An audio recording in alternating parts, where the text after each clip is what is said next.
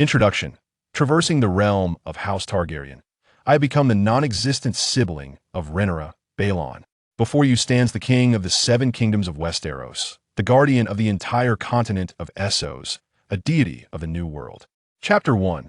The watershed of life, indeed, is amniotic fluid. Westeros, Dragonstone. The sea breeze swept away the dense fog, howling past the towering black stone castle on the island, stirring a cacophony from the stone drum tower. Baelon was roused from his slumber by the clamor, and a translucent system panel materialized before his eyes. Character: Baelon Targaryen. Health: 100,100. Hunger: 2040. Mental state: 200,200. Magical power: 100,100. Inventory: 15 slots. 10 days prior, on the day of his 4th birthday, the essential external aid for ThronesThe system finally arrived. It was reminiscent of a survival adventure sandbox game he had immersed himself in before his crossing, a modified version of Starvation. After several days of exploration, Baelon discovered that the modified version of Starvation boasted 3 essential functions. First, the system panel could monitor his physical condition and review the basic attributes of items, akin to possessing a rudimentary identification spell. Second, there existed a 15-slot inventory, with each slot capable of stacking up to 99 identical items. Items could only be collected through physical contact. Thirdly, slain creatures would yield drops alongside the crucial item synthesis function.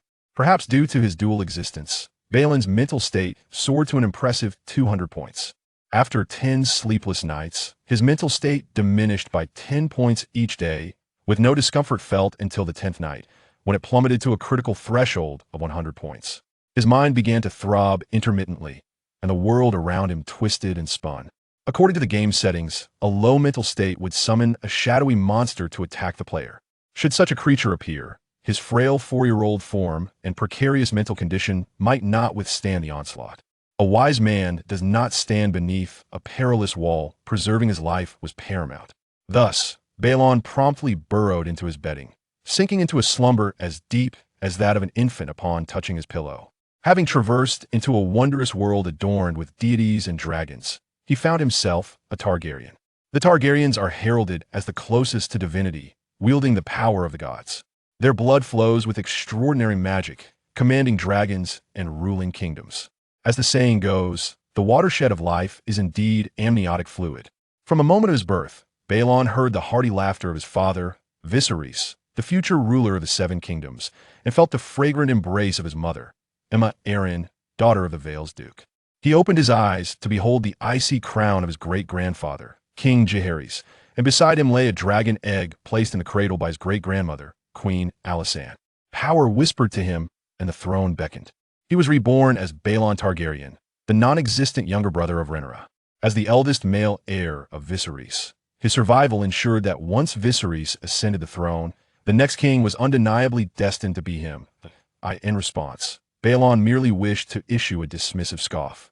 Alas, in the realm of power struggles, having just traversed through time, he sought not an abundance of authority, but rather an abundance of love.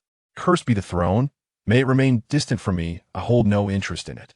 With such an exceptionally fortuitous beginning, Baelon had not yet fully savored his fortune, and thus he was unwilling to meet his demise.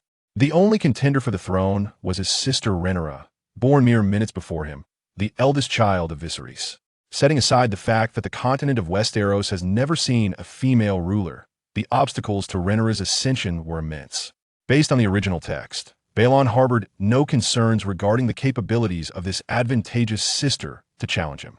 In the original narrative, Rhaenyra, despite competing against her half-brother Aegon, the son of the queen, ultimately faced defeat. Their infighting led to a brutal civil war, the Dance of Dragons.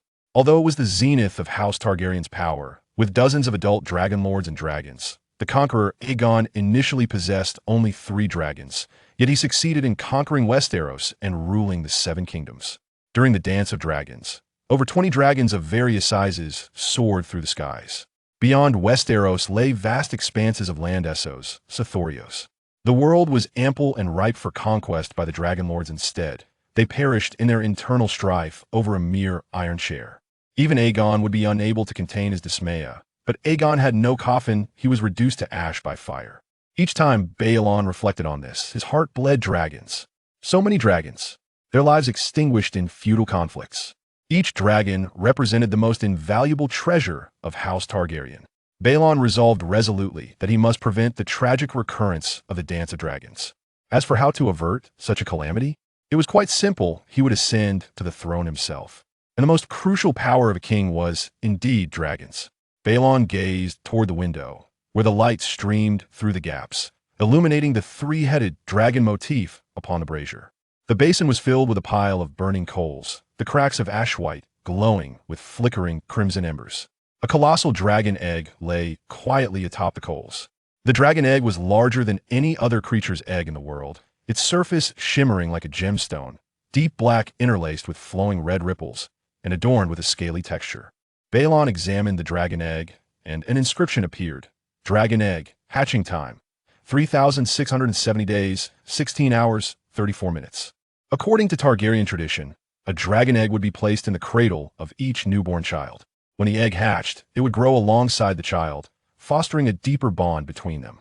Baelon cradled the egg, which had been heated throughout the night until it was scalding hot. The Targaryens revered the blood and fire as one, being more heat-resistant than ordinary folk, yet they were still flesh and blood, susceptible to burns from extreme heat. The sole exception, known as the unburnt, would not appear until 183 years later, in the form of the last Targaryen princess, Rhaenyra, the mother of dragons. Baelon's palm was searing, yet he felt no pain as he silently counted in his mind. 28.29.30.60, but after a mere 120 seconds, a searing pain radiated from the palm of his hand, accompanied by the sizzling sound of meat being roasted, as an enticing aroma wafted through the air. Life points diminished by 1. The warning chime echoed ominously. Baelon hastily released his grip, causing the dragon egg to tumble back into the fiery basin, splattering a layer of charred ash. Looking down, he beheld his palm, now swollen and blistered in shades of dark red and black. A soft chuckle escaped his lips indeed. After binding to the system, his body had become partially data-driven. Not only did a full satiation gradually restore his health, but injuries would only manifest physically after accumulating to a certain extent. While the scalding dragon egg would typically inflict burns upon contact with an ordinary person, Baelon found that he could withstand it for a time, only feeling the repercussions once his life points began to dwindle. He even speculated that his current body might lack vital areas, such as the neck or head.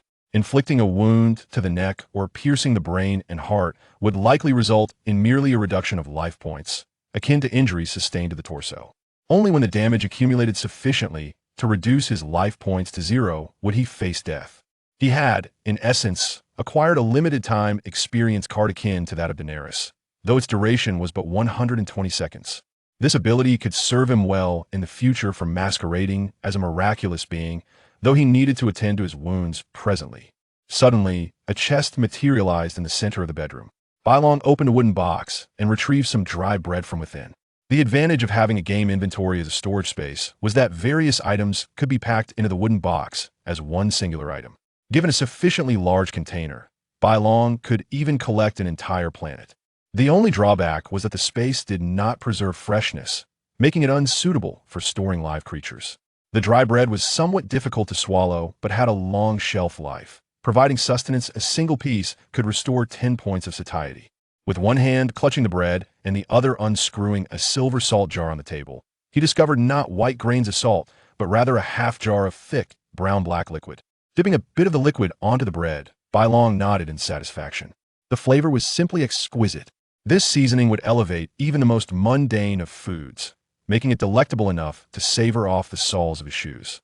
No wonder it was the result of his 3 sleepless nights of effort. As Baelon gazed at the salt jar, he envisioned a mighty golden dragon approaching. Life points, 100,100. Satiety, 4,040. As his health fully recovered, the blister on his palm shrank visibly, drying and scabbing over, before finally falling away. In mere moments, his palm returned to its fair complexion, without a trace of the previous injury. Baelon marveled at the phenomenon truly. What a remarkable boon! In his previous life, he often found narratives with excessive advantages to be unappealing.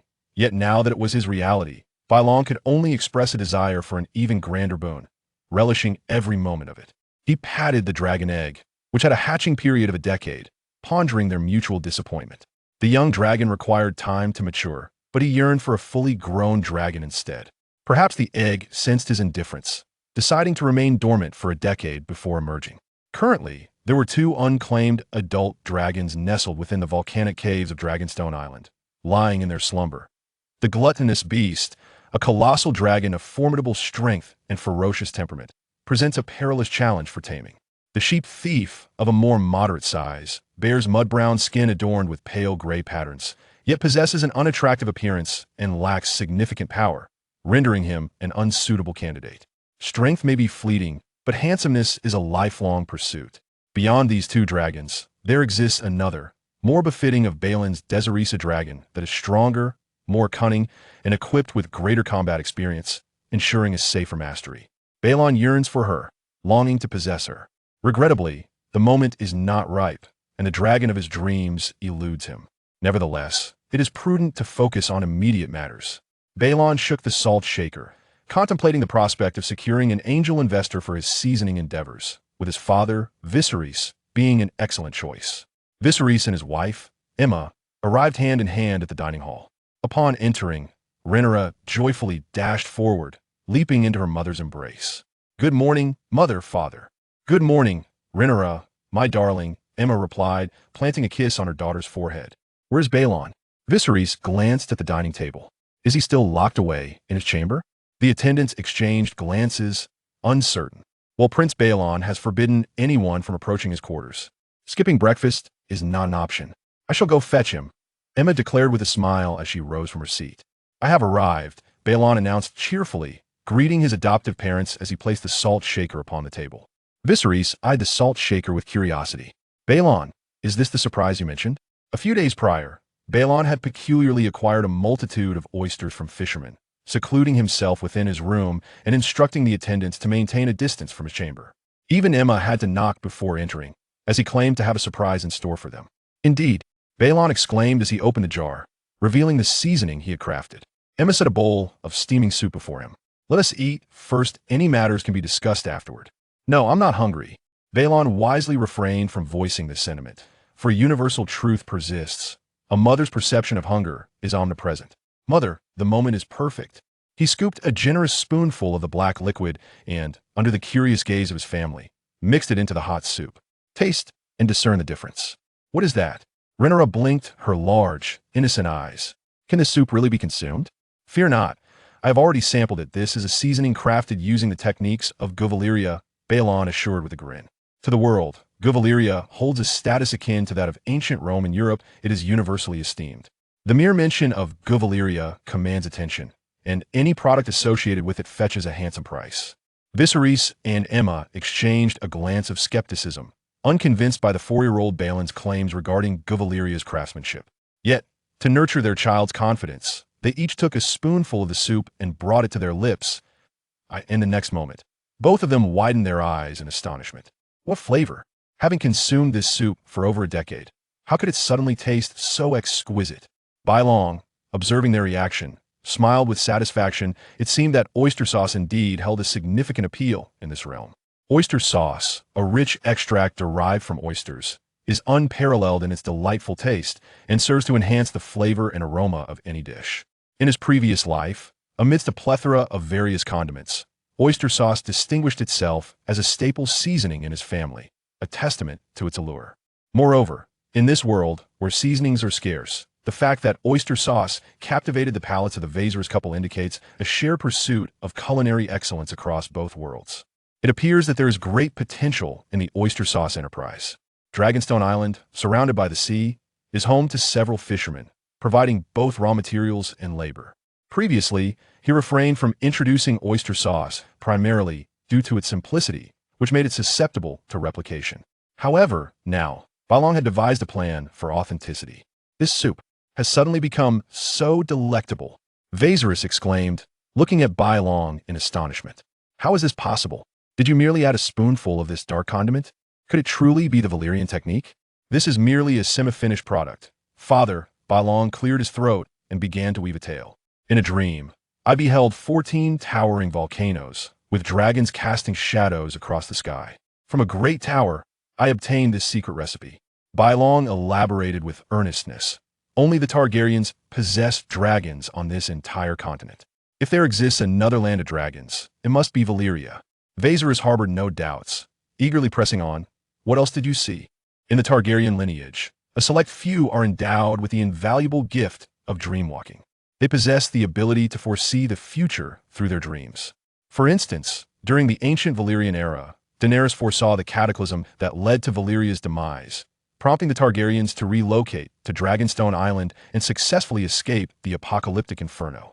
Viserys himself was a dreamwalker. He dreamt of his son being born crowned with Aegon's iron crown, accompanied by the thunderous sound of hooves and the collective roar of dragons, placing his son upon the Iron Throne.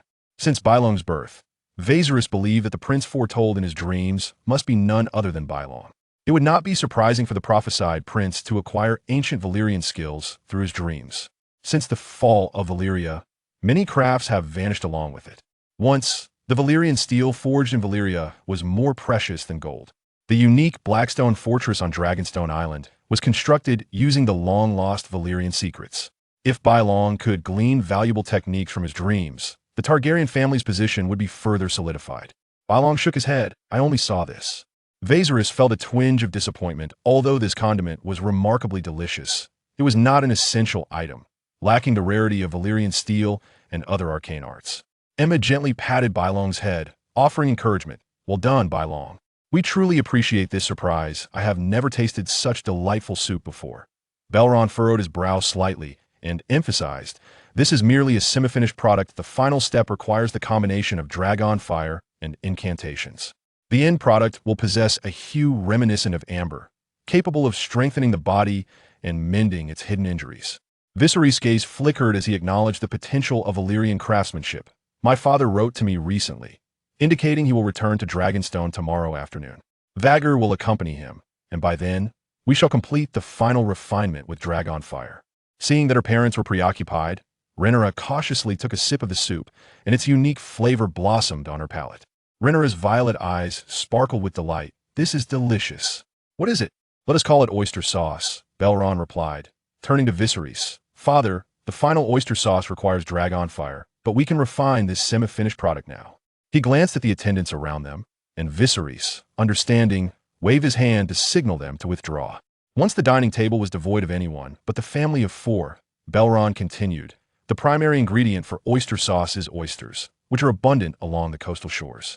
We can produce oyster sauce and sell it across the continent of Westeros, undoubtedly amassing great wealth.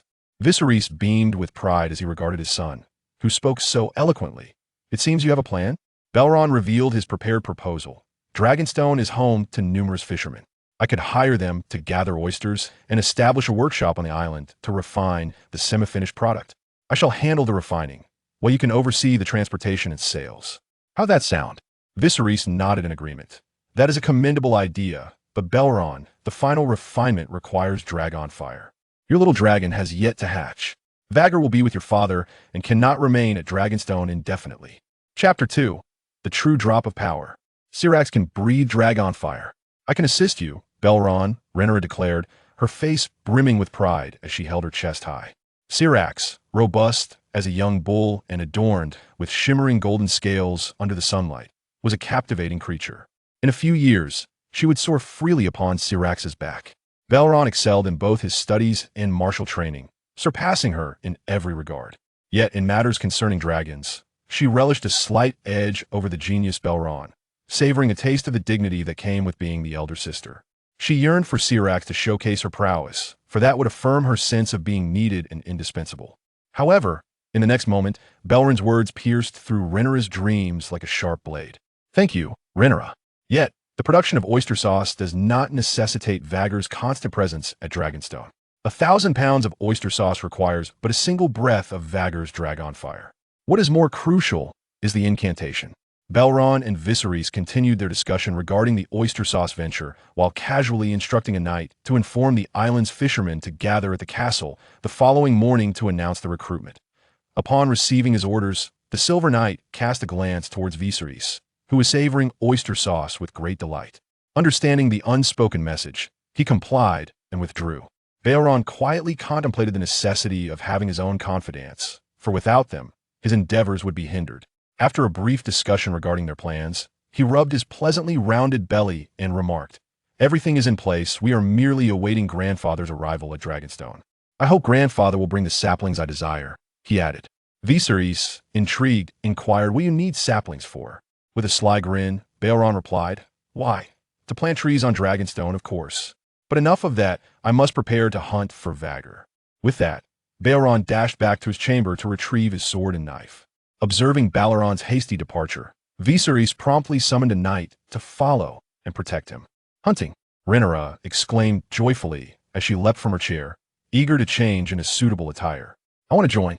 However, Emma interjected, "No, Rhaenyra. Why not accompany me to my chamber to read instead?" "Father," Rhaenyra pleaded, casting a hopeful glance at Viserys. Just as he was about to intercede on her behalf, Emma's disapproving gaze fell upon him. "Rhaenyra is a girl. How could she always be wielding swords and dancing with blades?" "Very well." Viserys conveyed a look to Rhaenyra, indicating his inability to assist her. Unbeknownst to Baelon, events were unfolding in the dining hall after his departure. At that moment, he was drawing his bow, his gaze sharp and focused on a few panicked sheep fleeing in all directions. On the dark stone beach, over a dozen sheep with dull gray wool scattered like headless flies in disarray. With a swift motion, a gust of wind tousled a strand of Balron's silvery golden hair. At the very moment he released the bowstring, the arrow shot forth like lightning, piercing the sheep's neck with a spray of crimson. The sheep emitted a haunting cry before collapsing heavily onto the ground. Baelon observed a piece of purplish red meat and 3 portions of gray fleece abruptly detached from a sheep's body. Magic value 1. He surveyed the surroundings, noting the knights and attendants who had brought the sheep, their expressions as calm as usual. It appeared that the fallen items were visible only to him. But what was the meaning of this reduction in magic value? Thoughts swirled within him like a tempest, yet Balron's face revealed no hint of disturbance. A subtle smile graced his lips as he fluidly nocked another arrow, dispatching another sheep with precision. Clap, clap, clap. A round of applause erupted. "Your archery skills are truly becoming exceptional, my prince," one knight complimented. Baelon casually thanked the knight for his praise, then strolled over to examine the carcasses of the sheep one by one. The bodies were intact, and he commanded the attendants to shear the wool from the remains. To his delight, one sheep yielded double the spoils, a most unexpected fortune. After a thorough exploration, Balron's inventory was filled with 3 slots, comprising 8 substantial chunks of meat, 8 portions of wool, and 5 bottles of fragrant goat's milk, each encased in crystal-clear glass. Large meat, consuming it raw, increases satiety by 25 points. Wool can be fashioned into warm clothing. Goat's milk, consuming it raw, boosts mental vitality by 10 points and restores 5 points of health. Magic points, 92100. Having hunted 8 sheep, his magic points diminished by 8. Did this mean that taking life would deplete his magical essence? Upon reflection, the notification indicating a loss of magic did not sound upon the sheep's injury, but rather after the loot was revealed, suggesting that the vanished magic points transformed into the dropped items. Could it be that this alternate realm adhered to scientific principles, upholding the law of conservation of mass? Despite his transdimensional journey, this felt decidedly unmagical. According to the law of conservation of mass, matter cannot be created or destroyed, it merely transitions from one form to another. If the law of conservation of mass applies, gravity must also exist. Thus, might steam engines and electromagnetic induction be equally applicable in this world? Indeed, mastering physics and chemistry would make traversing alternate realms less daunting. Baelon furrowed his brow, recalling that his previous studies were in the humanities. After the college entrance examination, he selflessly returned all knowledge to his teachers so that they could impart wisdom to the next generation. During his university years, his appetite and quality of sleep skyrocketed, while his knowledge and intellect plummeted. He vaguely remembered that the first industrial revolution was marked by the invention of the steam engine, and the second by the discovery of electricity. Varian? Was it Vash? He recalled that it was a name of 2 syllables. Regardless of who the inventor was, in this world, all great innovations were attributed to the illustrious Baelon. However, how might one harness steam? "Oh, creative mind, illuminate my thoughts." Baelron's expression grew increasingly grave. Truly, the realm of countless travelers was profound, with the limitations of intellectual property laws even reaching into this alternate existence. With his remarkably sharp intellect, he found himself unable to glean even a modicum of knowledge. Never one to court unnecessary hardship, Baelon resolved that even if he had the answers in his heart, to replicate them would be tantamount to cheating. As a traveler and chosen one, he sought to rely on fortune with integrity. Yet, a pressing concern lingered. The advent of the steam engine and scientific advancement might not bode well for the rule of the Targaryen family. Most individuals do not resent privilege itself, but rather their own exclusion from it. Baelon, acknowledging his own base nature, had no desire to be the gravedigger of the Targaryen dynasty. Instead, he aspired to ascend to the exalted throne. To wield power over the world while indulging in the embrace of beauty, such was the fulfillment he sought from his extraordinary journey. Suddenly, Baelon's body stiffened. It appeared he need not ponder such a grand matter. Perhaps, with his level of knowledge acquired since graduating from university, the invention of a steam engine remained an enigma. These past few years, the bachelor's flattery had nearly led him to believe he was indeed cut out for scholarly pursuits, overshadowing the true child, Rhaenyra. Shaking his head to dispel such thoughts, Baelon descended into contemplation and instructed his attendants to bring the remaining sheep, pressing them onto the uneven stones, while commanding others to fetch a large wooden tub to be placed beneath the sheep's necks. With his long sword in hand, he gestured, feeling the blade was too slender, far less effective than the slaughtering knife from his previous life. Following the practice of butchering a pig, Baelon approached the first sheep, raising his blade and striking down the sharp edge, pierced the neck at an angle, and with a swift pull, he created a gaping wound the size of an adult's palm. As he withdrew the sword, blood gushed forth like a fountain, flowing obediently into the wooden tub. Before the last sheep, Baelon did not hasten to act, but instead drew a small knife from his waist and handed it to an attendant. "You do the killing." Though the attendant was perplexed, he respectfully accepted the dagger, bending slightly before plunging it into the sheep's neck. The sheep convulsed and struggled. It was evident to all that this creature would not survive. Yet Baelon, in an unnecessary display, delivered an additional blow before it perished. Magic value 1. In the next moment, the anticipated drop materialized. With a sense of delight, Baelon executed a graceful flourish with his sword, shaking off the bloodstains. Subsequently, he extracted a single silver stag from his pocket and tossed it to the attendant who had slain the sheep. It seemed he would now receive drops upon claiming victories. "Take this sheep's blood to the kitchen, shear the wool, and soak the meat in seawater." The Targaryen family traditionally fed their dragons by leading live sheep close to them, allowing the dragons to incinerate the sheep with their fiery breath before indulging in the charred remains. The blood and wool would also be reduced to ash, a considerable waste. However, dragons possessed an astonishing appetite. An adult dragon could devour a sheep in a single bite, consuming dozens in one sitting. To process the sheep entirely before presenting them would be labor-intensive, a luxury the Targaryens could not afford. Baelon surveyed his surroundings, noting the towering volcanoes, steep cliffs, and jagged rocks. Dragonstone held profound significance for the Targaryen family, being rich in dragonstone resources and serving as the domain of the heir to the Iron Throne, akin to the prince's palace. While the island could not be described as teeming with life or vibrant growth, it could also be characterized as barren and desolate. As the saying goes, to achieve prosperity, one must first cultivate the land. Yet on Dragonstone, even grass was a rarity, let alone trees. The efficacy of the famine system was severely limited. The only 2 trees upon the island were artificially planted within the castle courtyard, neither being jujube trees. Under the relentless assault of the sea breeze, these trees grew in odd shapes, their trunks twisted and branches sparse, reaching a height no more than that of a shrub. King's Landing is indeed a forested realm. Yet this year marks 101 AC. This year his rather unremarkable grandfather, Prince Baelon of Spring Dawn, ventured out for a hunt, only to be suddenly plagued by a sharp pain at his side. After enduring 5 days of torment, his abdomen ruptured, leading to his bizarre demise.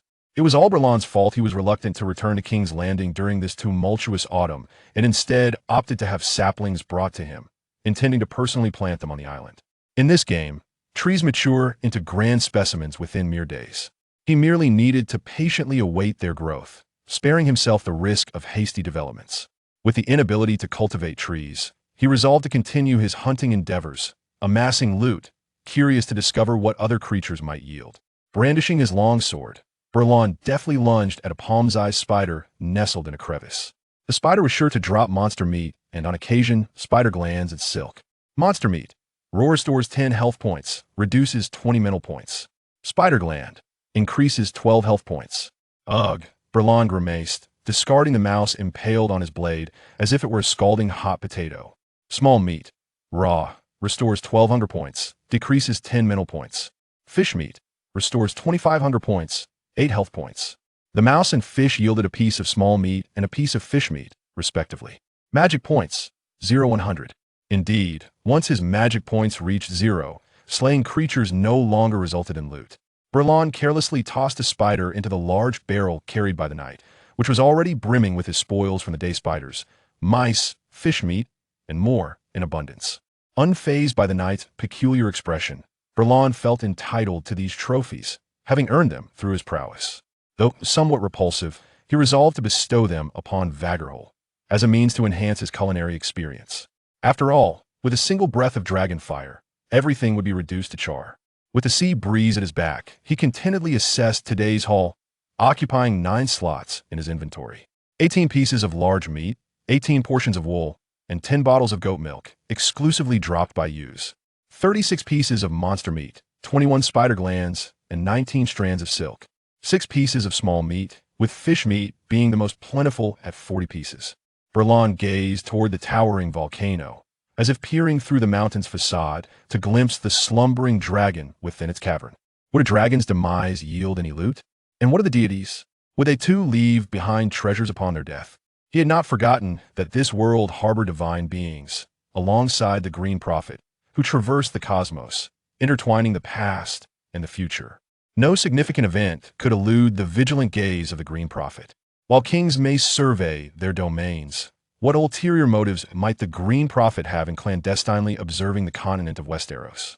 Such actions verge on an invasion of privacy, a blatant violation of human rights. By the bedside, how can one allow others to slumber peacefully? As a king, no. As a future guardian of the realm, Baelon vowed to protect his subjects, steadfastly opposing the human rights violations perpetrated by the Green Prophet. Baelon, a familiar feminine voice called out. Turning around, Baelon was greeted by none other than Rhaenyra. At that moment, Rhaenyra, clad in a fitted outfit and wielding a long sword, rushed towards him with palpable excitement. "You've snuck out again?" Baelon remarked, noticing the empty space behind her and furrowing his brow.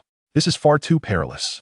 The island still harbored 3 colossal dragons. A careless misstep could lead Rhaenyra into their territory." Pouting slightly, Rhaenyra replied, "I want to hunt too. I didn't sneak out, Mother simply won't let me go." "Very well, you may accompany me, but you must not wander off." Baelon sighed in resignation. "All right." Rhaenyra's eyes sparkled with enthusiasm as she eagerly inquired, "What shall we hunt?" Chapter 3. Vagarhol. The sea wind howled, dark clouds rolled ominously, and the air was thick with a stifling atmosphere, heralding the approach of a storm. Rhaenyra excitedly aimed at a sheep, yet disdainfully remarked that hunting these domesticated creatures was devoid of meaning. When faced with danger, they fled like timid rabbits, scurrying away with little speed. "In the future, I shall ride Syrax to hunt the shadowy lynx. That would be truly exhilarating. But you must wait for the dragon to grow," came the retort. Baelon, too, found no interest in hunting sheep. His magical energy had dwindled to nothing, and slaying sheep yielded no spoils, an utterly pointless endeavor. He was merely accompanying Rhaenyra for the sake of her amusement. Shooting at sheep was indeed tedious, prompting Baelon to shift his gaze to the seabirds circling above. Beneath the ominous clouds, the black seabirds appeared like drops of thick ink against the iron-gray sky. A silver arrowhead targeted one of the birds. Baelon inhaled deeply, fingers firmly gripping the bowstring, his eyes fixated on the soaring creature, silently awaiting the opportune moment. Gradually, the world morphed into a monochromatic ink wash, with only that bird remaining vivid, standing out in stark contrast. Baelon's breath intertwined with the sea breeze, and he felt as though he could discern the subtle movements of the bird's wings. Now was the moment. His focus sharpened. As he released his grip, the arrow tore through the sea wind, tracing a deadly arc through the air, irresistibly piercing the delicate skull of the seabird. Remarkable. Truly, Prince Baelon is extraordinary. The raucous cheers jolted Baelon from his trance. His hand still trembled slightly on the bow, yet he felt an overwhelming sense of exhilaration envelop him. It was as if every pore of his body had opened, every muscle danced joyfully, and a profound satisfaction coursed through him. He took a deep breath, seizing the moment. Swiftly knocking another arrow, striving to re-enter that state of unwavering focus. The knight dashed forward to retrieve the fallen seabird, his face glowing with excitement like a ripe apple. Prince Baelon had struck the bird's eye. In the next instant, another seabird plummeted like a kite severed from its string, landing at the knight's feet. "Silverbow Prince," cried a young attendant among the group, passionately praising him. "Master Marksman Prince Baelon," echoed the others, their cheers rising and falling like a tide, creating a cacophony that felt as though it could fill 100 voices. It seemed that the people of this world had an affinity for nicknames. Following the prodigious Baelon, another moniker had emerged. Given the naming conventions of this realm, one could only be thankful he was not dubbed the Seabird Slayer Baelon. Suddenly, a cry of pain pierced the air. Baelon snapped back to reality, hastily lowering his bow to see Rhaenyra beside him, her finger red, swollen, and misshapen from the strain. Amidst the clamorous cheers, Rhaenyra bit her lip, stubbornly pulling the bowstring taut, resolutely aiming at the fluttering seabird. If Baelon could achieve this, then surely she could as well. At this moment, Baelon suddenly realized that his fingers were tingling with pain, and droplets of blood rolled down the bowstring. As he observed Rhaenyra on the verge of repeating his mistake and injuring her fingers, he intended to intervene, but the words caught in his throat. He knew that if he did not allow Rhaenyra to try, she would never easily concede. Baelon retrieved a shimmering silver stag from his pocket and handed it to the knight, additionally producing several gleaming golden dragons. "Today, I am in good spirits. Take this and share it with them to spread some joy." The moment the golden brilliance appeared, the knight's already flushed face turned an even deeper shade of crimson, his expressions of gratitude resonating like thunder. It is worth noting that the ransom for a noble knight amounts to a mere 300 golden dragons, while an ordinary knight's annual earnings average only 50 golden dragons. One golden dragon could sustain a typical family of 4 for over a decade. "Thank you, Your Highness." As the crowd received the cold coins, their cheers became more genuine and heartfelt. The servants within the castle vied to attend to Prince Baelon, drawn by his generosity, which often brought rewards. Yet, Rhaenyra was merely a 4-year-old child. Her arrows traced arcs through the air, failing to even touch a bird's feather. "Enough, Rhaenyra." Baelon gently restrained her from attempting further. "You are still too small. Persisting will only lead to injury. I am the elder sister. I do not need your interference." Rhaenyra's small face tightened, resembling an irate little beast. Baelon spoke softly. "Rhaenyra, I do not wish to confine you. However, if you return home injured and your parents discover it, they will only tighten their vigilance over you. Next time, we shall find it difficult to sneak out and play." "It was I who sneaked out, not us. Have you not always gone wherever you please, Baelon?" Unwilling to engage further with the 4-year-old, Baelon replied, "Regardless of what happens, both your parents and I love you deeply. Can we not discuss things amicably?" His gentle demeanor only served to amplify Rhaenyra's feelings of injustice, overwhelming her like a tide. Her voice gradually choked. "Why can I never do what I love? Why is it that, despite sharing the same blood, you can do anything you desire?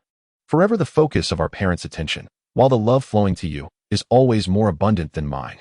Even these servants favor you." Baelon frowned slightly. As a prince and princess, they ought to care little about the affections of the servants, as long as those servants could fulfill their duties. Moreover, those individuals did not truly love him. They were merely fond of his wealth. The adage that money can move mountains holds true in any world. To ensure that those beneath one serve wholeheartedly, one must be willing to part with their riches. Rhaenyra, the affection that everyone holds for you is equal to that which they have for me. Each year on our naming anniversary, you receive as many gifts as I do. But I do not cherish those jewels and gowns. I yearn for your daggers and swords. Why can you excel at everything, surpassing me in all things?" Rhaenyra whispered through her sobs. Baelon's body stiffened. Perhaps his accustomed excellence cast a shadow over Rhaenyra that she found difficult to escape.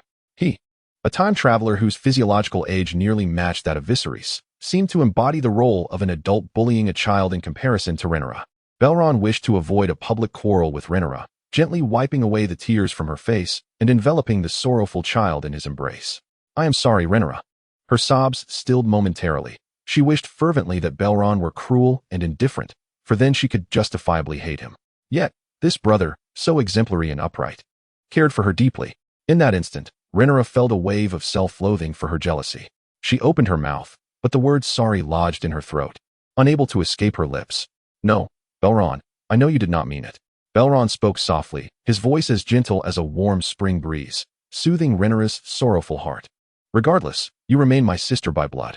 Rhaenyra embraced Baelon in return, their closeness reminiscent of returning to their mother's warm womb. After a lengthy moment, Baelon gently patted Rhaenyra's shoulder, embodying the tenderness and reliability of a devoted brother. It looks like rain. Shall we return home together? Yes, Rhaenyra replied, her emotions gradually calming, and she shyly rubbed her eyes.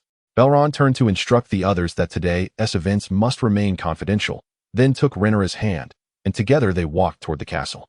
As he led the way, his figure appeared particularly tall in Rhaenyra's eyes, obscured from view. Today had indeed been fruitful. Baelon reveled inwardly, having not only displayed his prowess but also acquired a resounding nickname, which would undoubtedly amplify his renown. Silverbow Prince, Marksman Baelon, he mused, pleased with the appellation and promising to reward himself later. Before long, these titles would spread throughout King's Landing and even across the continent of Westeros, unbeknownst to him. Furthermore, before Rhaenyra and the servants, he successfully established an image of a respectful brother. More importantly, the knight would surely relay today's events to Viserys. Even if he did not, eager servants seeking rewards would undoubtedly approach Viserys to report on the day's occurrences.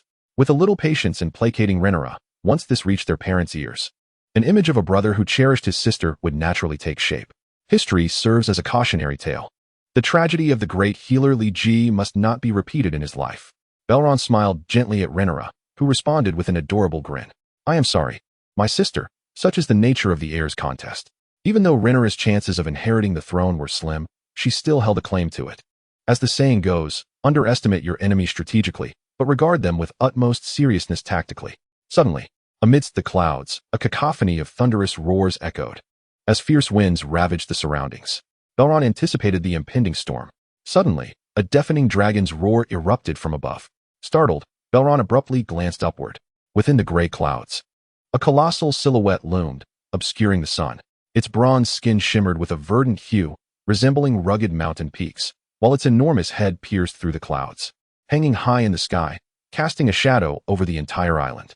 The dragon unfurled its mighty wings, and with each powerful flap, the winds rallied in a fervent cheer, while dust and debris danced in jubilant celebration, as if welcoming the arrival of the sovereign of the skies.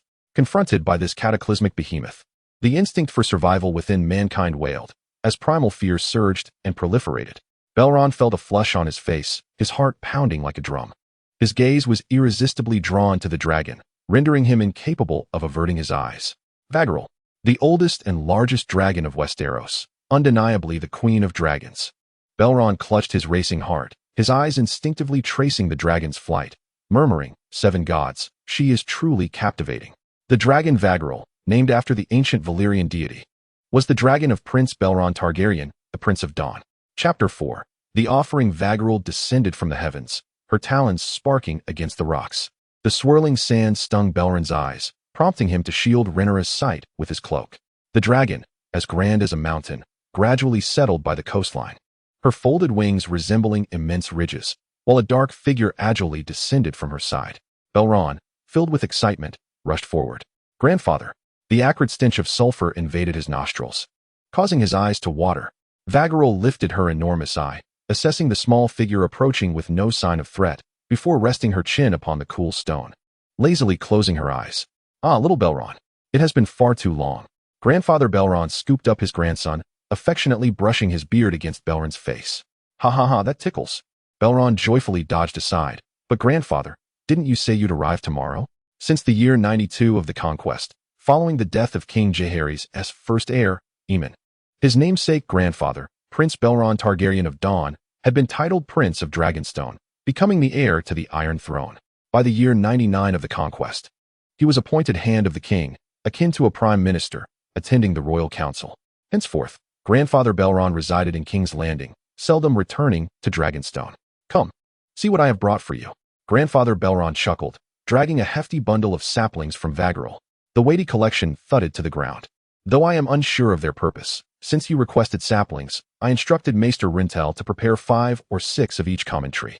A sapling, thick enough to be embraced by a person, fell with a thud, its roots encased in a spherical clump of soil. Grandfather Baelon drew his sword from his belt, the blade glinting as he severed the ropes binding the saplings. The tightly bound saplings suddenly scattered, and when it comes to planting trees, the sooner the better for their survival. As soon as I had dug up the saplings, I hurriedly brought them here. "Thank you, grandfather." "Splendid. These trees have arrived just in time." Baelon smiled with delight, secretly rejoicing that he could finally cultivate trees and amass wealth, realizing his grand ambitions. Rhaenyra, the scholar? Baelon inquired with curiosity. Isn't the scholar Errol? Errol had unfortunately passed away from a stroke some time ago, and the new faction of the Academy sent Rhaenyra in his stead, who only arrived in King's Landing 2 days prior. Big Baelon's smile was radiant, his Targaryen silver-gold hair and violet eyes captivating. Although over 40, he still possessed the handsome visage characteristic of House Targaryen, complemented by a physique honed through years of hunting and jousting. At that moment, he was the designated heir to the Iron Throne, commanding a loyal retinue of subordinates and advisors, recognized by both the nobility and common folk of Westeros, who believed he would become the next benevolent ruler. Who could have imagined that he would meet his demise this very year? A pair of strong hands grasped Baelon's small hand, and with a smile playing on his lips, Big Baelon playfully winked. You've been staring intently at Vagirl. Do you wish to touch her? Baelon was taken aback by Big Baelon's perceptiveness and nodded enthusiastically, his eyes sparkling with excitement. Under Big Baelon's guidance, Baelon's hand slowly reached out to caress the skin near Vagirl's wings. A warm sensation surged from the coarse skin, and instantly, his depleted magical energy began to rise. The notification of Magic Energy 11 echoed repeatedly, but Baelon paid it no heed. Heavy, scorching breaths mingled with a foul odor resonated in his ears. He tilted his head back, eyes wide, firmly locking gazes with Vagirl's enormous, window-like eyes. His heart felt as if gripped tightly by an invisible hand, and his breathing quickened. He expected to feel fear. However, at that moment of meeting her slender, slit-like pupils, exhilaration ignited within him like a wildfire, spreading through his veins like molten lava. To his astonishment, he found himself observing the color of Vagirl's eyes. They were a bright hue, reminiscent of molten bronze, closely matching the verdant bronze of her skin, but more profound and luminous. Another world, entirely different from the magicless realm of his previous life, unfolded before him. Dragons, without a doubt, symbolized the most formidable magic. Baelon gazed deeply into those eyes, seeing his own reflection mirrored within them, and could not help but exclaim inwardly, Heavens, she is truly beautiful. Even the wrinkles of age that sagged beneath Vagirl's chin exuded a distinctive, primal, and powerful beauty. With deliberate slowness, Baelon extended his hand toward Vagirl's enormous maw, capable of swallowing a horse, and with a flicker of thought, a spider's gland materialized in his palm as if by magic. Waghar's pupils suddenly constricted, and Baelon instantly comprehended that the dragon could indeed perceive the dropped items. He had always known that dragons were no ordinary beasts. Interacting with them could restore one's magical energy, and thus the items generated from that energy were certainly within the dragon's sight. As for why the spider's gland was chosen, among the various items in the game's inventory, only the spider's gland could restore 12 points of health. Waghar, the oldest living dragon, had endured countless battles since the era of the conqueror Aegon. Numerous wounds marred its wings, and in an age where the court's healing methods consisted solely of mead and leech therapy, it was inconceivable that an injured dragon could receive proper treatment. After a century of warfare, Waghar's colossal form concealed innumerable hidden injuries. It seemed Waghar sensed something unusual about the spider's gland. It opened its cavernous maw and lunged toward Baelon's hand. Startled, Baelon quickly shouted to halt it. The 2 rows of razor-sharp teeth slowly parted, each longer than Baelon himself. A foul, putrid odor assaulted him, as if the dragon had not brushed its teeth in a century, nearly making him retch. As Baelon shouted, the teeth drew ever closer. With a determined throw, he accurately tossed the spider's gland into Waghar's mouth. Waghar paused abruptly. The gland dissolved upon entry, transforming into a refreshing stream that flowed down its throat, nourishing its battered body. The dragon's vertical pupils gradually widened as it relaxed upon the ground. Under Baelon's puzzled gaze, he continued to wave his arms, tossing more spider glands.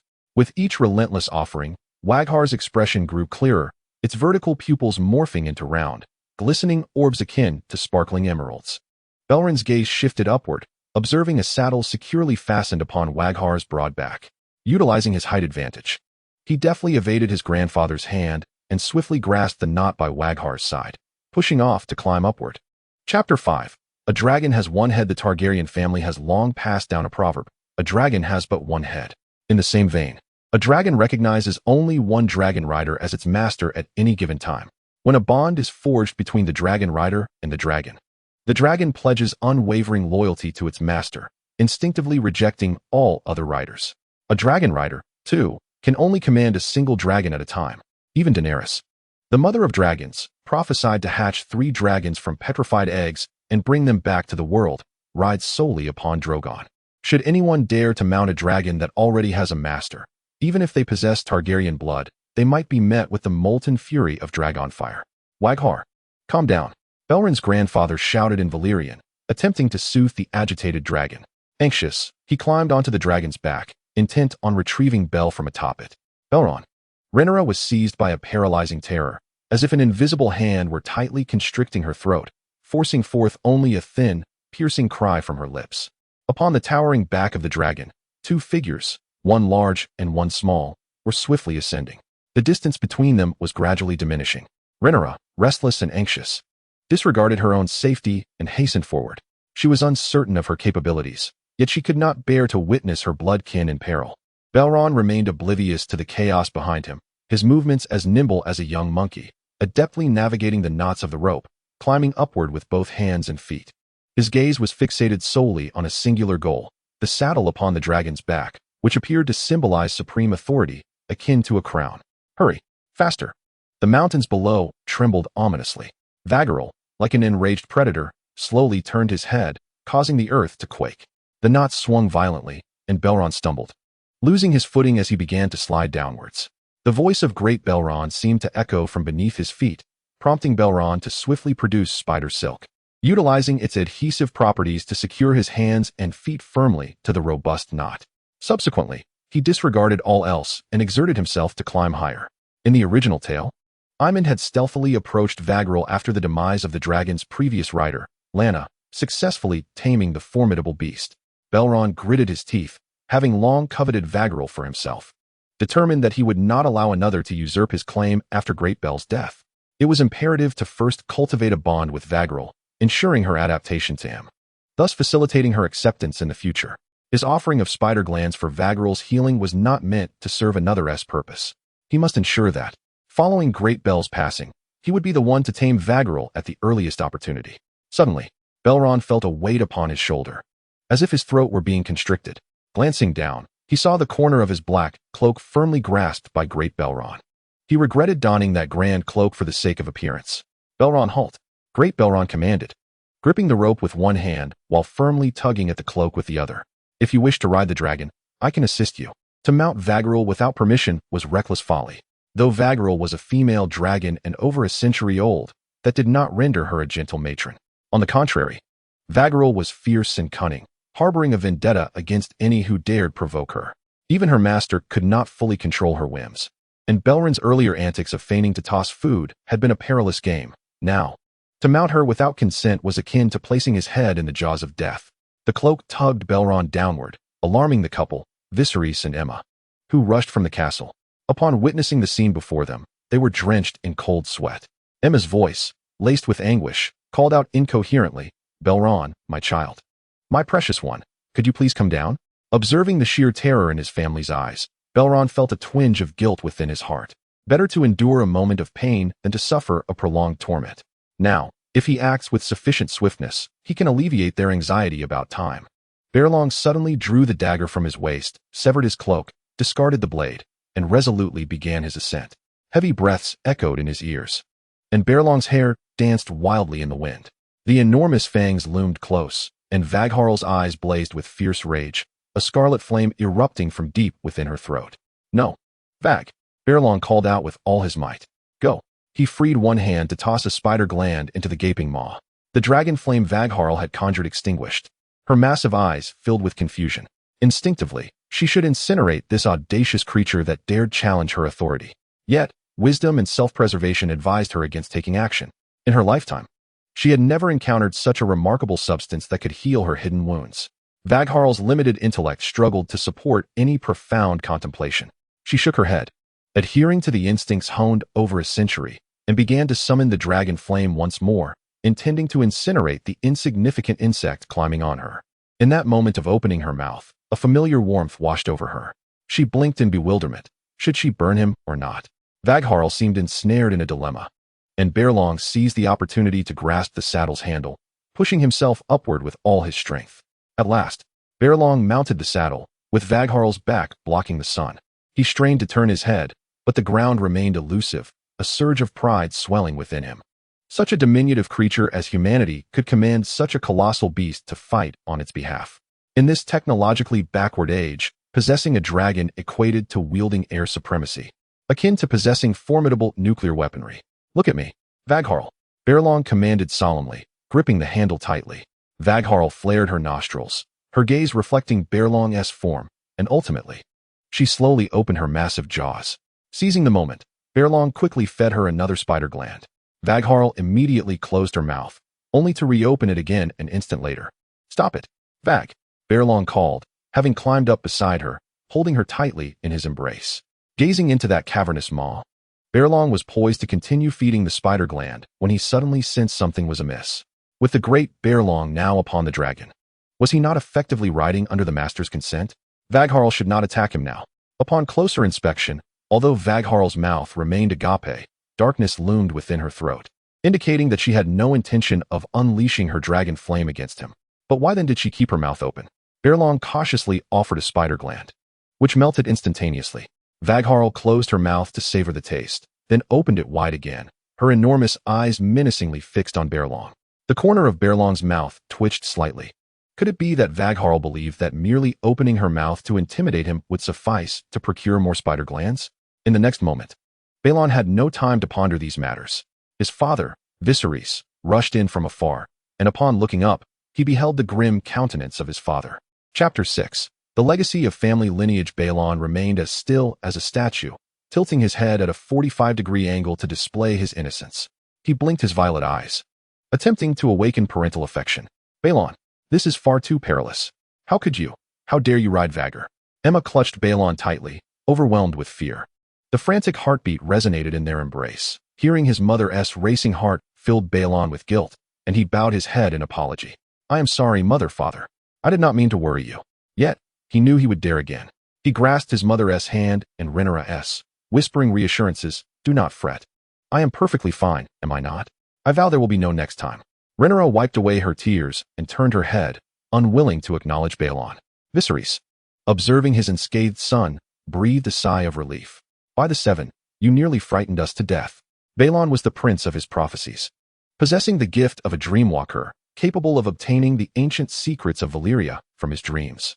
He firmly believed Baelon would ascend to the Iron Throne, spreading the glory of House Targaryen alongside the thunderous sound of hooves. As a Targaryen prince, he could not tolerate Baelon in peril, but as a father, he could not accept the threat to his son's life. Baelon gazed at his father, explaining his actions. "The blood of House Targaryen flows through my veins, and with my grandfather by my side, Vagr poses no threat to me. Moreover, the spider glands I fed her are not without purpose. This ride, though seemingly dangerous, was in truth devoid of peril. Forgive me this once. I swear I shall not err again." Baelon's eyes were sincere as he earnestly fixed his gaze upon his parents. However, circumstances are often unpredictable. Viserys' tone was unusually resolute as he turned to issue commands to those around him. "From this day forth, you must closely follow Baelon.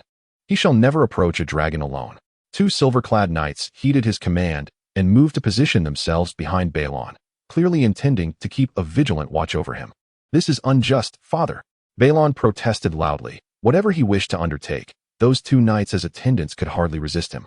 Yet, being so closely monitored was undeniably unpleasant. "What is unjust?" At that moment, Viserys' accommodating demeanor vanished, and he firmly enacted the knightly arrangement. "But father, you once said that at merely 9 days old, you rode on Melisandre. Are you deceiving me?" Baelon pressed. "If you could ride a dragon at 9 days, why can I not at 4? Viserys was momentarily at a loss for words. His mother, Alicent Targaryen, was a valiant and fearless lady. After the conquest, just 9 days post-delivery, she swaddled Viserys and secured him to her chest before mounting the Red Queen, Melisandre. According to Alicent, Viserys exhibited no fear in the air and was always smiling. De Baelon was soothing Vagr, perplexed by the sight of Vagr's jaws opening and closing as if biting at the air. Upon hearing this, de Baelon sighed. It was indeed true. "However, Baelon, it is different.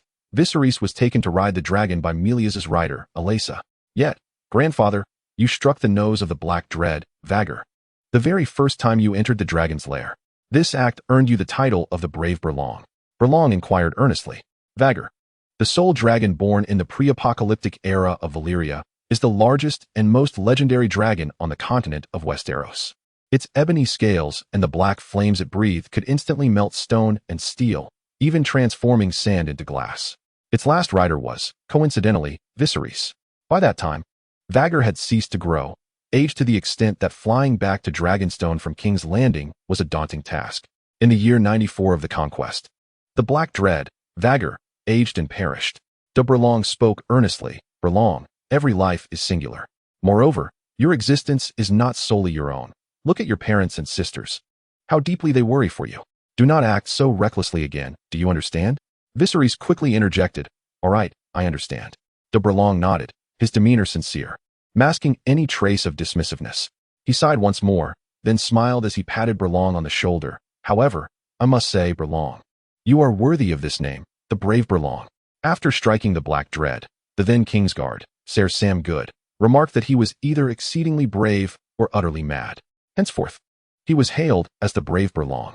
Today, his grandson Burlong too bears this noble title. Indeed, he is my grandson, ha ha ha. De Burlong's laughter resounded, robust and hearty. Burlong glanced at the Viserys couple, noting their calmer demeanor, understanding that this matter had passed.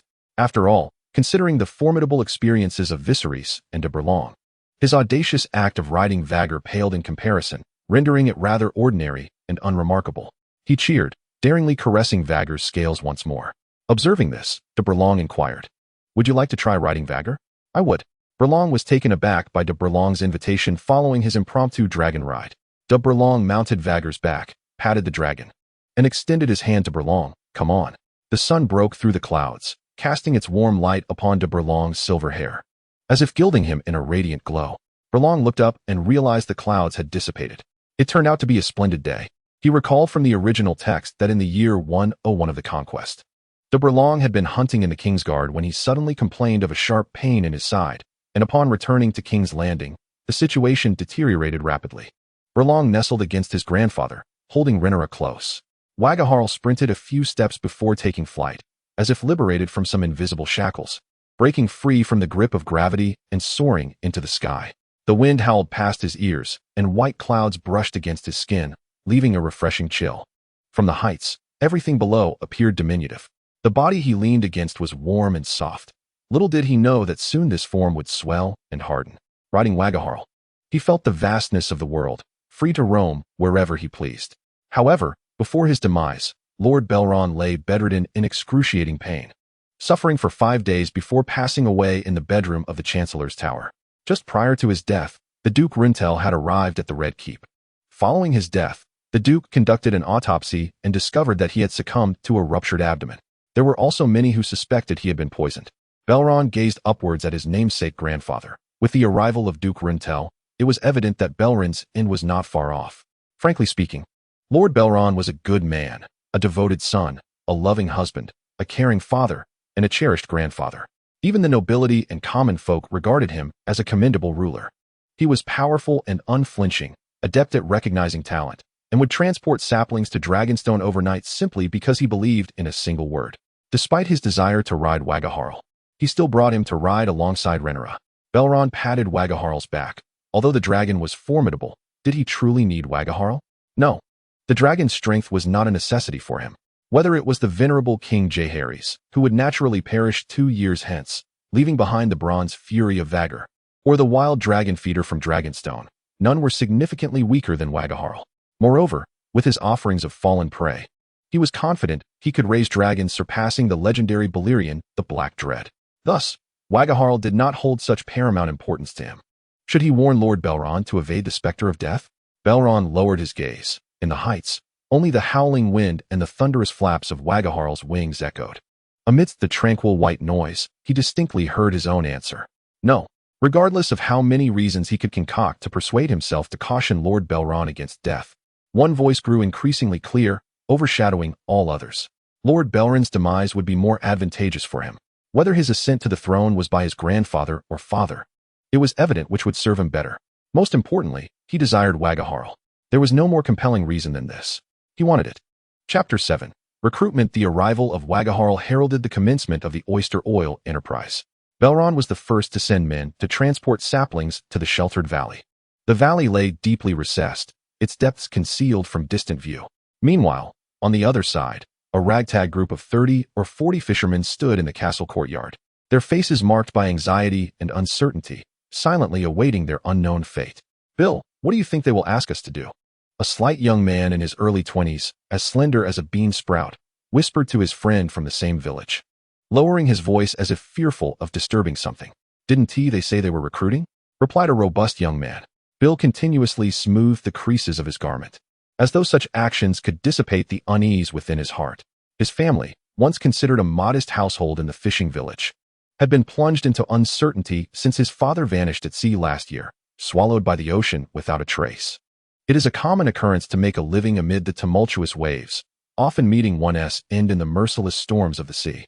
Bill found himself too preoccupied to mourn his father's passing, as he had to care for his gravely ill mother and several younger siblings who relied on him for sustenance. He toiled day and night, casting nets in search of fish, yet the meager catches barely sufficed to keep his family afloat. Fishing was the sole rhythm of his existence, each passing day seemingly leading to an inevitable conclusion. A sense of trepidation gripped Bill, having been delayed from setting out to sea that day. He feared the pantry at home might be nearly empty. If only he could conclude his duties sooner, perhaps he could salvage some fish to bring back. When the soldiers, clad in armor and wielding swords, arrived at the fishing village, he dared not show any signs of relaxation, hastily donning his most presentable attire before rushing to the castle. The castle was indeed magnificent. Bill marveled inwardly, its grandeur a stark contrast to his dilapidated home. Curiosity bubbled within him, and his eyes darted around, taking in the surroundings. Since he could remember, the fishermen had lived on Dragonstone Island, where the ruling Targaryen family collected only a modest tax on their catches each year. Gazing up at the sun, hanging high in the sky, a flicker of secret hope ignited within him. Life had already been so arduous. Could there possibly be worse fates awaiting him? If he could win the favor of the noble lords, perhaps a sliver of their grace might trickle down to him, enough to alter the circumstances of his family. Time slipped away, and beneath the harsh glare of the sun, the fishermen began to murmur anxiously. The once quiet courtyard now filled with a clamor. The creaking of the door announced the arrival of two knights. One carried a large basket overflowing with freshly baked bread, while the other held a document. Accompanied by their guards, a silver-haired child with violet eyes ascended the slightly elevated steps before the crowd. Yet, at that moment, the fisherman's gaze was solely fixed on the basket of bread. The aroma of the warm loaves was intoxicating, and Bill inhaled sharply, saliva pooling in his mouth. What a delightful scent!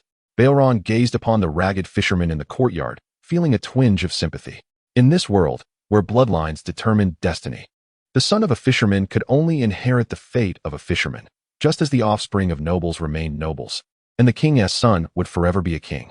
In the game of power, only the aristocracy held the privilege to participate, while the ordinary populace drifted along like flotsam, mere pawns and cannon fodder in the grand scheme of things.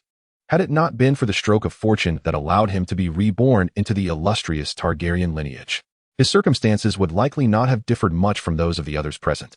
Under the watchful eyes of the assembled crowd, he found himself inopportunely reminiscing about his past life, before his fortuitous transmutation.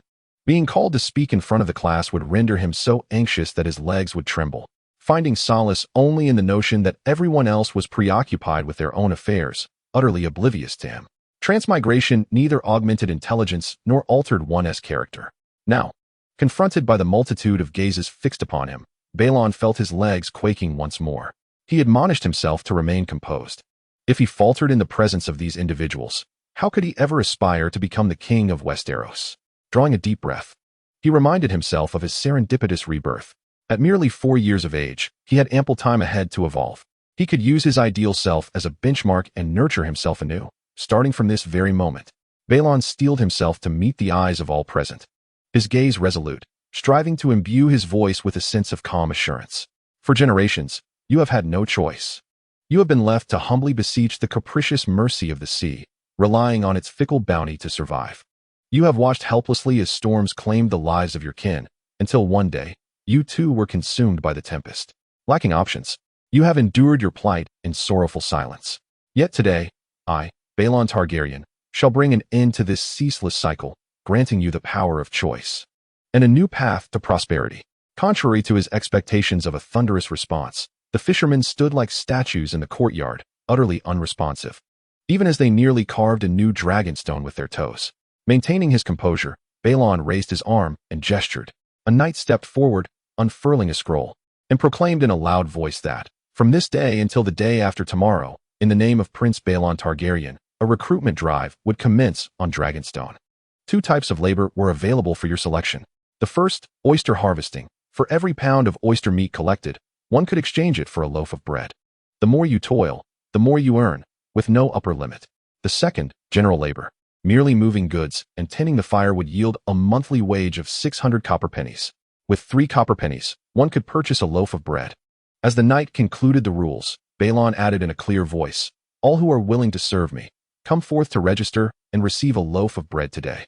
Those who wish to decline may leave now. The choice is entirely yours." The soil of Dragonstone was barren, incapable of sustaining crops, and the island's fishermen subsisted on their catch and the sheep they raised. For the impoverished fishermen, the allure of a single loaf of bread was substantial. During the previous oyster procurement, he had learned that wild oysters were unevenly distributed across the mudflats and shallow waters, making manual harvesting a labor-intensive endeavor. In this era, the most abundant resource was human labor. A skilled fisherman, even in a bountiful area, could gather only 100 to 400 pounds in a single day. The oyster shells are heavy, with the flesh comprising only 10 to 20 of their weight. This indicates that a skilled worker, laboring tirelessly throughout the day, can collect a maximum of 40 gene, approximately 44 pounds. Furthermore, one must account for the time spent prying open the oyster shells. These fishermen, working 8 hours a day, manage to gather 20 pounds of oyster meat, which allows them to procure 20 loaves of bread, a testament to their industriousness. The loaves are as thick as a man's arm, and 2 of them suffice to satiate an adult male. As for the wages of a grocer, 1 silver deer equals 56 copper stars. Thus, 600 copper stars amount to a monthly salary of 35 silver deer. A single loaf of bread typically costs 13 copper stars, while a small bottle of inexpensive wine is merely 6 copper stars. In the courtyard, the fishermen whispered amongst themselves, none daring to act impulsively. No one was willing to be the first to step forward for the bread, although the aroma of the bread was enticing. The swords wielded by the knights were a formidable deterrent. Baelon's initial tension had dissipated, his gaze sweeping over the weary, numbed expressions of those around him. Why were they all so docile? He had expected the inhabitants of Dragonstone Island to resemble the rabble of King's Landing. Suddenly, a distinctive gaze caught Baelon's attention. Among the weary souls, one individual stood out like a naive university student amidst a crowd of battered workers, their eyes sparkling with hopes for a brighter future, rendering them remarkably conspicuous. Baelon's eyes lit up with delight. It seemed he had found his opportunity. He called out, you. Step forward." The conditions for employment were laid out, and Billy's heart raced with excitement. Collecting oysters seemed such a simple task. The tidal flats and coastal rocks were teeming with oysters, easily accessible without the peril of venturing into the sea. One merely needed to bend down to gather them. Moreover, he could receive bread for free. Billy swallowed hard, his eyes fixated on the bread. However, seeing everyone else remain still, the flame of his enthusiasm was doused, as though doused by a bucket of cold water. Though he did not comprehend profound philosophies, years spent at sea had taught him that there is no such thing as free bait in the underwater world. Yet, the rich aroma clung to his heart like an invisible hand, leaving him in a state of indecision. The fragrant bread was tantalizingly close. At that moment, Prince Baelon unexpectedly pointed at himself. Billy's heart sank, accompanied by a subtle, unacknowledged hope. Trembling, he stepped forward under the varied gazes of the fishermen. "Prince Baelon, greetings. What is your name?" The prince inquired. "I am Billy, known to all as Fisherman Billy. In this world, surnames are the exclusive privilege of the nobility. Only noble families and certain knightly lineages possess the inherited surnames passed down through generations." "Very well, Billy." Baelon gazed intently into those eyes brimming with anticipation. "Are you willing to work for me?" he inquired earnestly. "I promise you, as long as you are willing to exert yourself, you shall never go hungry again." "I am willing," Billy replied, his face flushed and his voice quivering with excitement. The prince's direct inquiry had dispelled any lingering doubts from Billy's mind. "Excellent." Baelon smiled, nodding in satisfaction. He retrieved a loaf of bread from the barrel and presented it to Billy. "This is yours." Billy accepted it with trepidation, feeling somewhat dazed as he returned to the fisherman, as if ensconced in a dream. Bread, indeed, had been so effortlessly acquired. The fishermen, witnessing the tangible promise of sustenance, erupted in fervent enthusiasm. They rushed forward to register, each fearing that even with ample bread in the barrel, they might miss out if they delayed. Fortunately, the knights, with their swords drawn, managed to maintain a semblance of order amidst the eager crowd. Baelon glanced at the ledger and, as anticipated, every individual chose to gather oysters without hesitation. Dragonstone Island, surrounded by the sea, was a desolate place where fishermen led a meager existence. Here, the absence of commercial development left them entrenched in a barter system. Copper stars held no value for the fishermen, while bread could truly satiate their hunger. Each fisherman received a loaf, with some devouring it ravenously on the spot, while others prudently tucked it away in their garments. When the bell tolls tomorrow, gather your tools and assemble before the castle to collectively harvest oysters on the beach. Payment will be dispersed for the bread on the same day. Lunch and dinner will be provided. Baelon commanded with authority.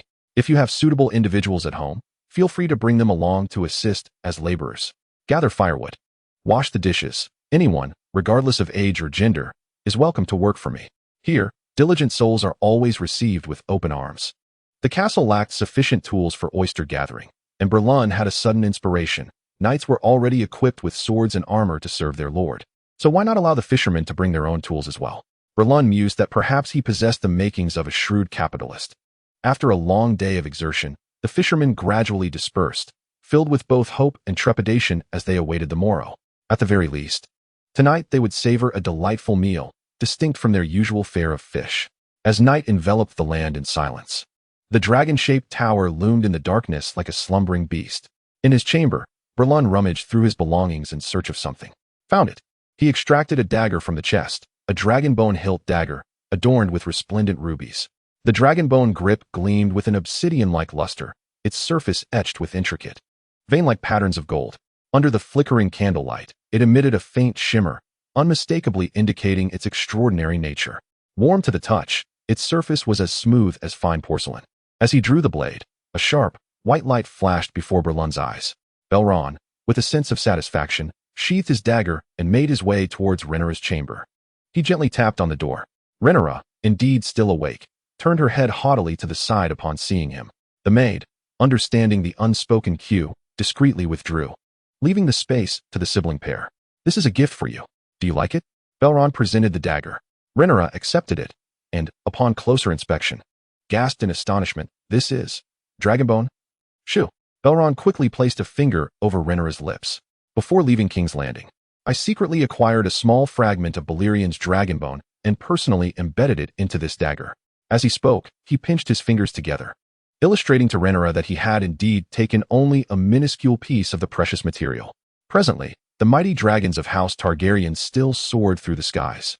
Since Lord Torrhen Stark submitted to Aegon the Conqueror, it appeared that no other house possessed any dragonbone artifacts. Even if they did, none dared to use them openly. He had painstakingly polished the dragonbone, ensuring it was tightly affixed to the dagger, yet there was a slight disappointment. Though the dagger was sharp, it was not made of Valyrian steel, thereby not truly befitting its dragonbone hilt, and could only suffice for practical use. "Baelon, Rhaenyra's eyes widened in disbelief at her brother's audacity. "Do you not like it?" Rhaenyra grasped the dagger firmly and swung it a few times. Unlike other daggers, this one felt remarkably light in her hand. She struck towards the bedpost, and the blade effortlessly sank into the ebony wood, with Rhaenyra feeling no recoil whatsoever.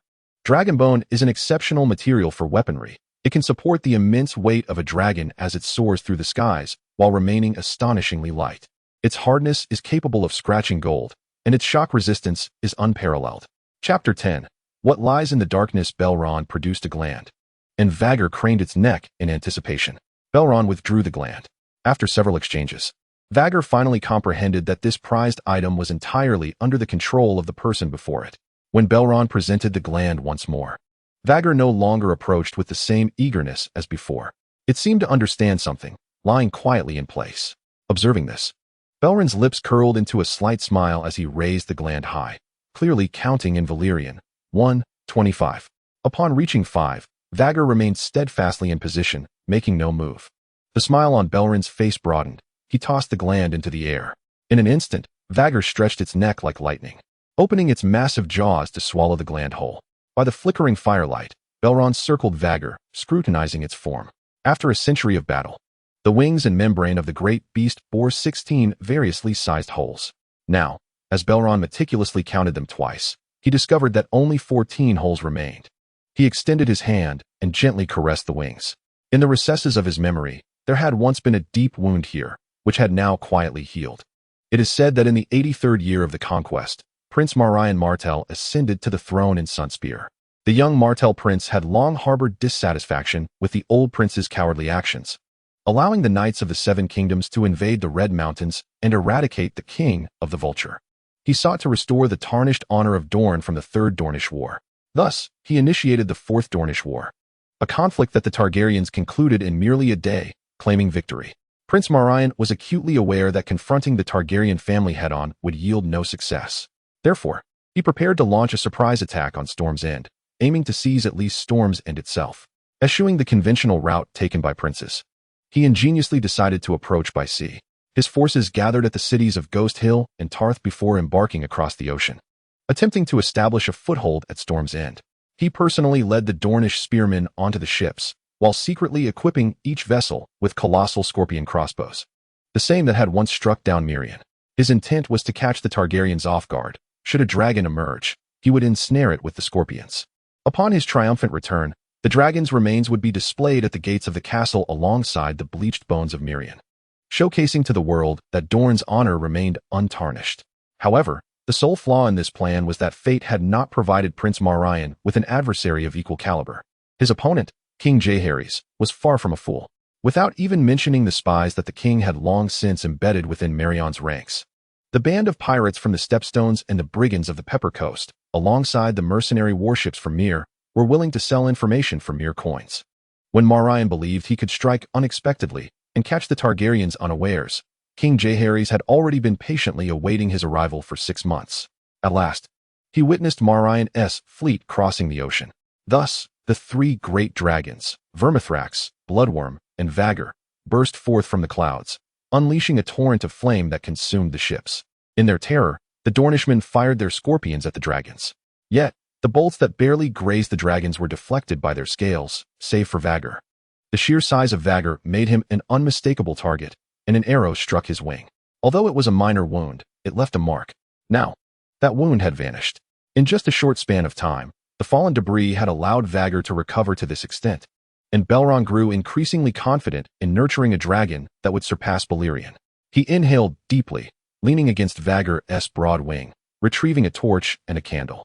With a forceful toss of his left hand, he cast the torch into the sea. Flames spiraled through the air, akin to a meteor plunging into the ocean, extinguished in an instant. In the game of Famine, players must possess a source of illumination at night or remain in well-lit areas. Otherwise, a mysterious entity lurking in the shadows would mercilessly claim their lives.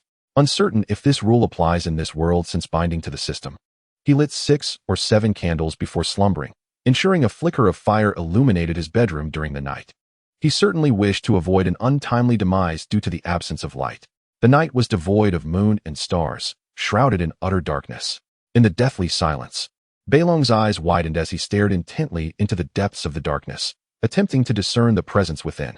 Gripping his firestarter tightly, he resolved that if a monster were to appear, he would ignite the candles immediately if even a dragon, a magical creature, could not withstand it. Should a creature emerge from the shadows, Baelon would accept it. Having reaped the benefits bestowed by the system, he must also embrace its inconveniences. At worst, he would carry a few candles with him in the future. It was said that Valyrian steel could break magic, and he ought to find a way to procure a Valyrian sword. Targaryens, after all, possessed 2 Valyrian steel swords. In the arduous wait, Baelon could only hear the howling wind and the breathing of Vhagar.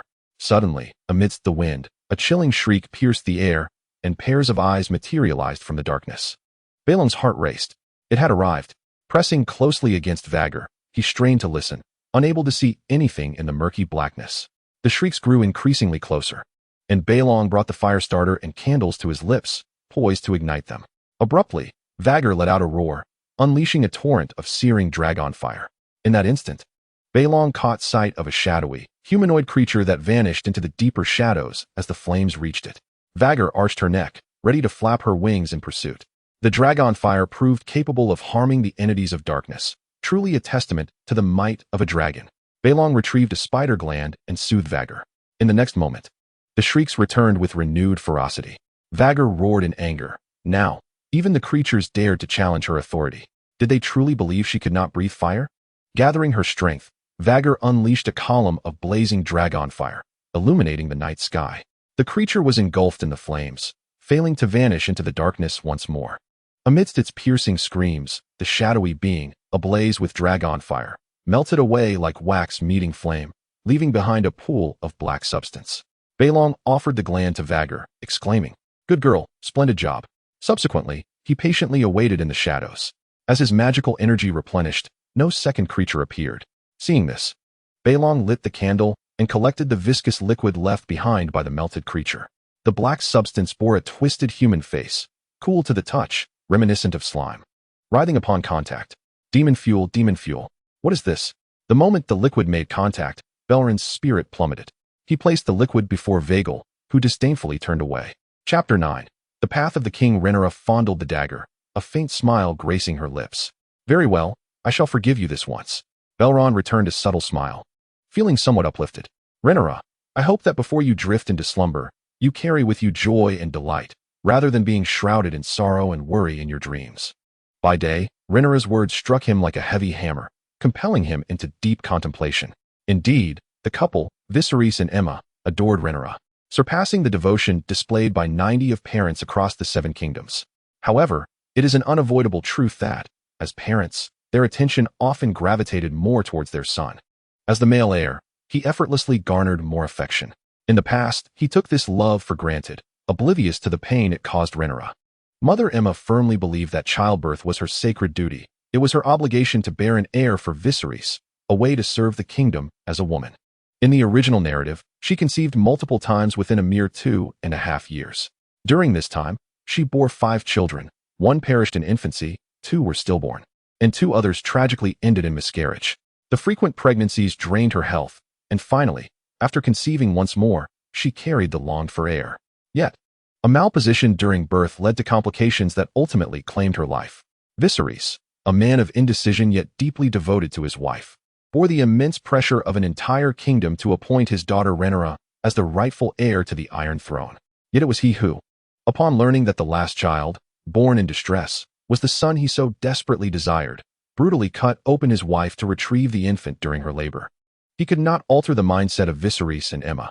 He could only extend more care to Rhaenyra. After all, she had treated him kindly.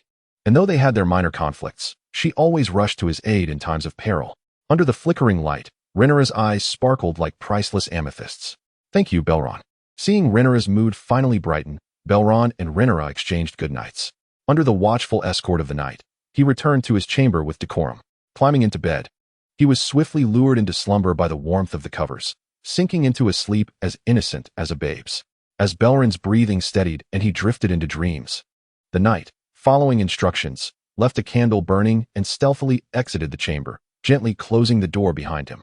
With the soft click of the door, the flame on the bedside flickered uncertainly in the breeze. Baelon suddenly opened his eyes, clarity washing over him, banishing any trace of drowsiness. Sleep? How could he possibly sleep at his age? In this life, endowed with such advantageous conditions, he must devote himself wholeheartedly and toil relentlessly. Failing to do so would be a disservice to the system and the deity of transmigration. Only by persevering through hardship can one forge a radiant future. With agility, he extricated himself from the confines of his bed, and from beneath it, Baelon retrieved a coil of rope and a torch. The moment the oil-soaked torch met the flickering flame of a candle, it ignited with a vigorous blaze. One end of the rope was secured to the bedpost as Baelon flung open the window, casting the rope into the abyss below. The rope vanished into the enveloping darkness, gradually disappearing from sight. As he unwrapped the cloth binding his fingers, the wounds from the bowstring had healed completely. The characteristic of rapid self-healing when well-fed could catch enemies off guard during combat, a tactic he intended to keep concealed. His injury had been witnessed by too many. Thus he had resorted to bandaging his fingers for appearances. Donning deer-hide gloves, he perched on the windowsill, the evening sea breeze relentlessly howling and rushing past. The flames flickered precariously yet steadfastly continued to burn.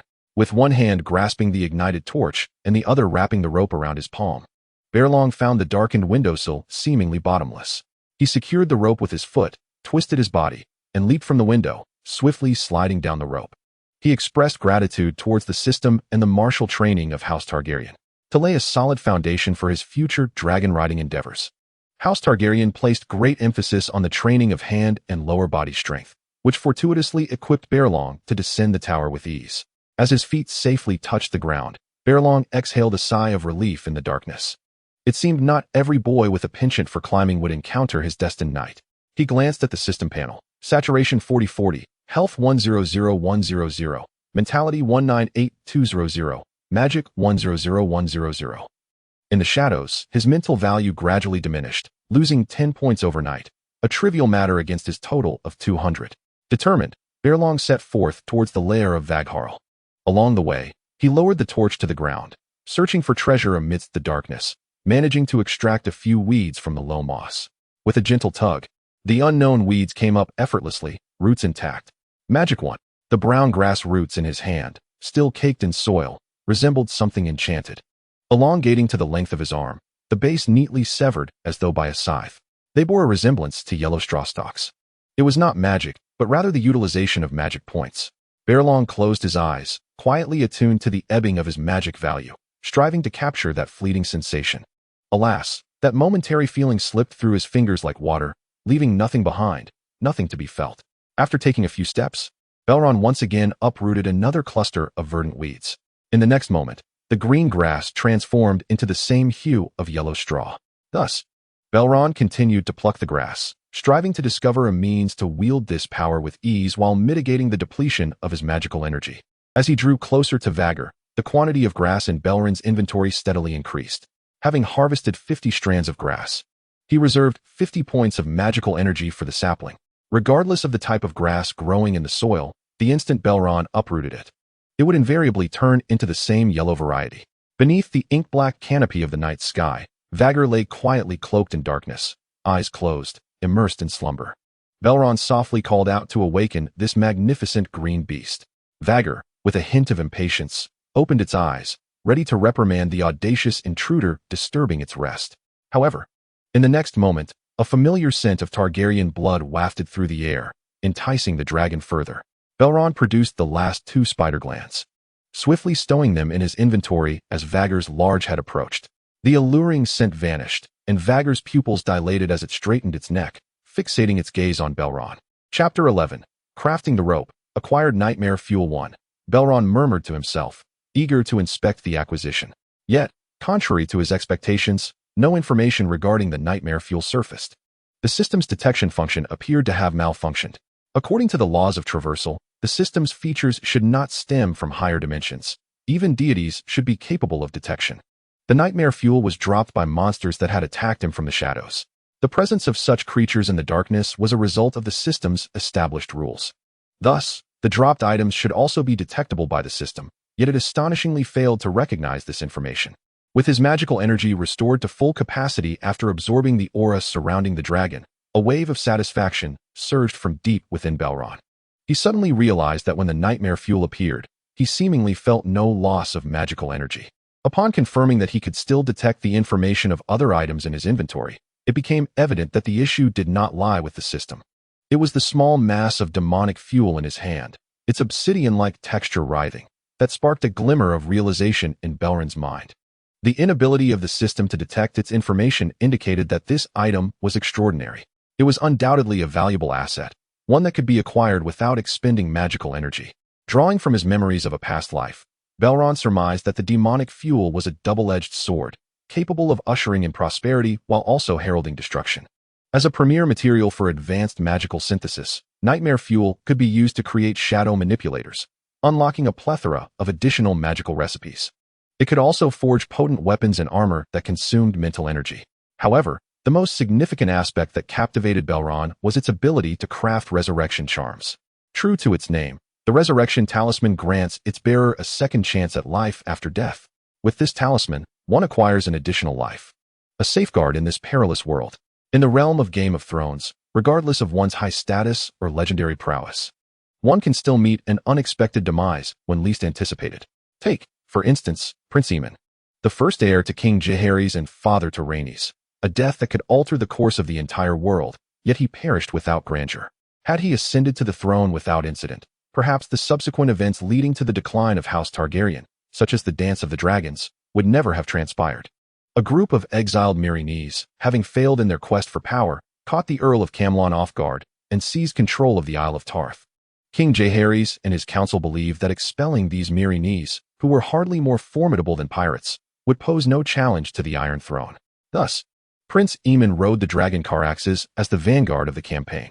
His son-in-law, the Sea Snake, led the Valyrian fleet southward, while Duke Beaumont commanded the Stormlands army to embark across the sea.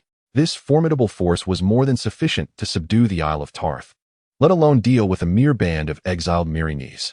Everyone regarded this as a straightforward conquest. Caraxes soared ahead, surpassing the fleet of the Sea Snake and landing on Tarth at dusk. By this time, the Earl of Camlon had established camp in a secluded valley along the central ridge of the island. As Prince Aemon and the Earl conferred on tactics, Caraxes devoured 6 goats nearby. Regrettably, the Earl's camp was not as concealed as he had presumed. Caraxes, breathing fire upon the roasted meat, sent up a plume of smoke that attracted 2 Meereenese stealthily ascending the mountain. Enshrouded in twilight, the Meereenese recognized the Earl of Camlon, who strode confidently across the camp towards Prince Aemon. Hiding behind rocks, they readied their crossbows, taking aim at the Earl, who stood 100 yards away. The dim light and distance caused their arrow to miss its mark, instead striking Prince Aemon. The iron tip fortuitously pierced his throat, delivering a fatal blow. Thus, in a twist of fate, Prince Aemon met his end by the cold arrow of an unnamed Meereenese soldier, originally intended for the Earl of Camlon. His death was abrupt, epitomizing the perilous nature of the Game of Thrones. Balron understood that after successfully taming a dragon, he would inevitably step onto the battlefield, seeking glory and renown. In accordance with the realm's established narrative, even clad in Valyrian steel armor, he might still fall victim to a stray arrow that could pierce through at the most inopportune moment, mercilessly claiming his life. Of course, even without entering the fray, the chance of losing one's life in an inexplicable manner is never entirely negligible. Thus, the Resurrection Talisman, a second chance at life, held profound significance for him. To forge a Resurrection Talisman, one must first create the Spirit Particle Disassembler, akin to a Level 3 synthesis platform, colloquially known as the 3-book system. However, the creation of this 3-book system is predicated upon the prior establishment of a Level 1 synthesis platform, or 1-book. The materials required for crafting the 1-book are relatively easy to procure. The pressing question now is how to synthesize the items. Baelon furrowed his brow, his mind whirling in contemplation. He attempted to combine several grasses to form a rope, but met with failure. Since acquiring the system, his use of magic had been a passive, organic process. Now, however, a competitive spirit surged within him. He refused to believe that such a meager amount of magic could elude his control. Baelon clenched the grass tightly, clearing his mind as he strived to recall the sensation of channeling magic. The sea breeze, laden with saltiness, caressed his face, and suddenly, he felt enveloped in warmth. It was coming. He opened his eyes to find the grass lying unchanged in his palm. Looking up, he was met with the imposing nostrils of Vagrel, towering like a mountain. With a sigh, he reflected on their time together, having grasped Vagrel's needs. He no longer felt as precarious in the presence of this magnificent bronze behemoth. Baelon bent down, carefully extracting 2 clumps of weeds from the mossy ground. Pressed down by Vagrel's enormous form, he gently placed the 3 grasses atop one of the clumps and closed his eyes once more. Grasping the grass firmly, he yanked it suddenly. Magic value 1. Instantly, the sensation in his hand transformed. When Baelon opened his eyes, he was astonished to find a tightly woven grass rope had miraculously appeared in his palm. Success! He retrieved another 3 grasses, placed them atop a different clump, and, to his delight, another identical rope emerged. Overjoyed, he leapt up and slapped Vagrel's sturdy wing. Startled by the sudden gesture, Vagrel whipped her head around, her gaze fierce enough to unleash dragon fire. Breathing heavily through her nostrils, she regarded Baelon with palpable irritation. She had permitted him to linger by her side. Yet this man was ungrateful, persistently disturbing her slumber, an audacious breach of boundaries. Calm yourself, Vagrel. The awareness of being watched by a top predator jolted Baelon from his exhilaration. Without the need for dragon fire, a mere shift in Vagrel's slumbering form could reduce him to a mere pancake, crushed beneath a single toe. Even though he understood that Vagrel was unlikely to act against him, the proximity of such a creature capable of effortlessly claiming his life instilled an involuntary tension within him. Vagrel possessed intelligence, yet she remained a beast. He had become overly complacent of late. Vagrel rose to her colossal stature, her unwavering gaze fixed upon Baelon. Baelon's heart raced fiercely, for he possessed the blood of House Targaryen. Yet, facing a dragon was not akin to wielding a golden ticket to immortality. Many Targaryens had perished to dragon fire. Chapter 12. Burden training. Waghar's massive head resembled that of a Tyrannosaurus rex, distinct from other dragons in that it lacked the spines and sharp horns typical of its kin. Nevertheless, this did little to disguise the terrifying aura that enveloped Waghar. Under the shadow of Waghar's colossal form, Baelon felt his breath quicken, succumbing to an overwhelming sense of dread akin to a fear of the monstrous. His throat grew parched, and instinctively, he yearned to retreat. Yet, his foot halted abruptly. He could not flee. To panic at the first sign of trouble and merely seek escape would render him no different from who he had been before his transmigration. Having been granted the rare opportunity to traverse worlds, he yearned to achieve something monumental.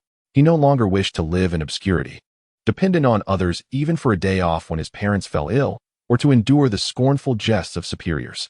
Clenching his fists tightly, he compelled himself to lift his gaze and meet the glimmering, devilish eyes that shone in the darkness.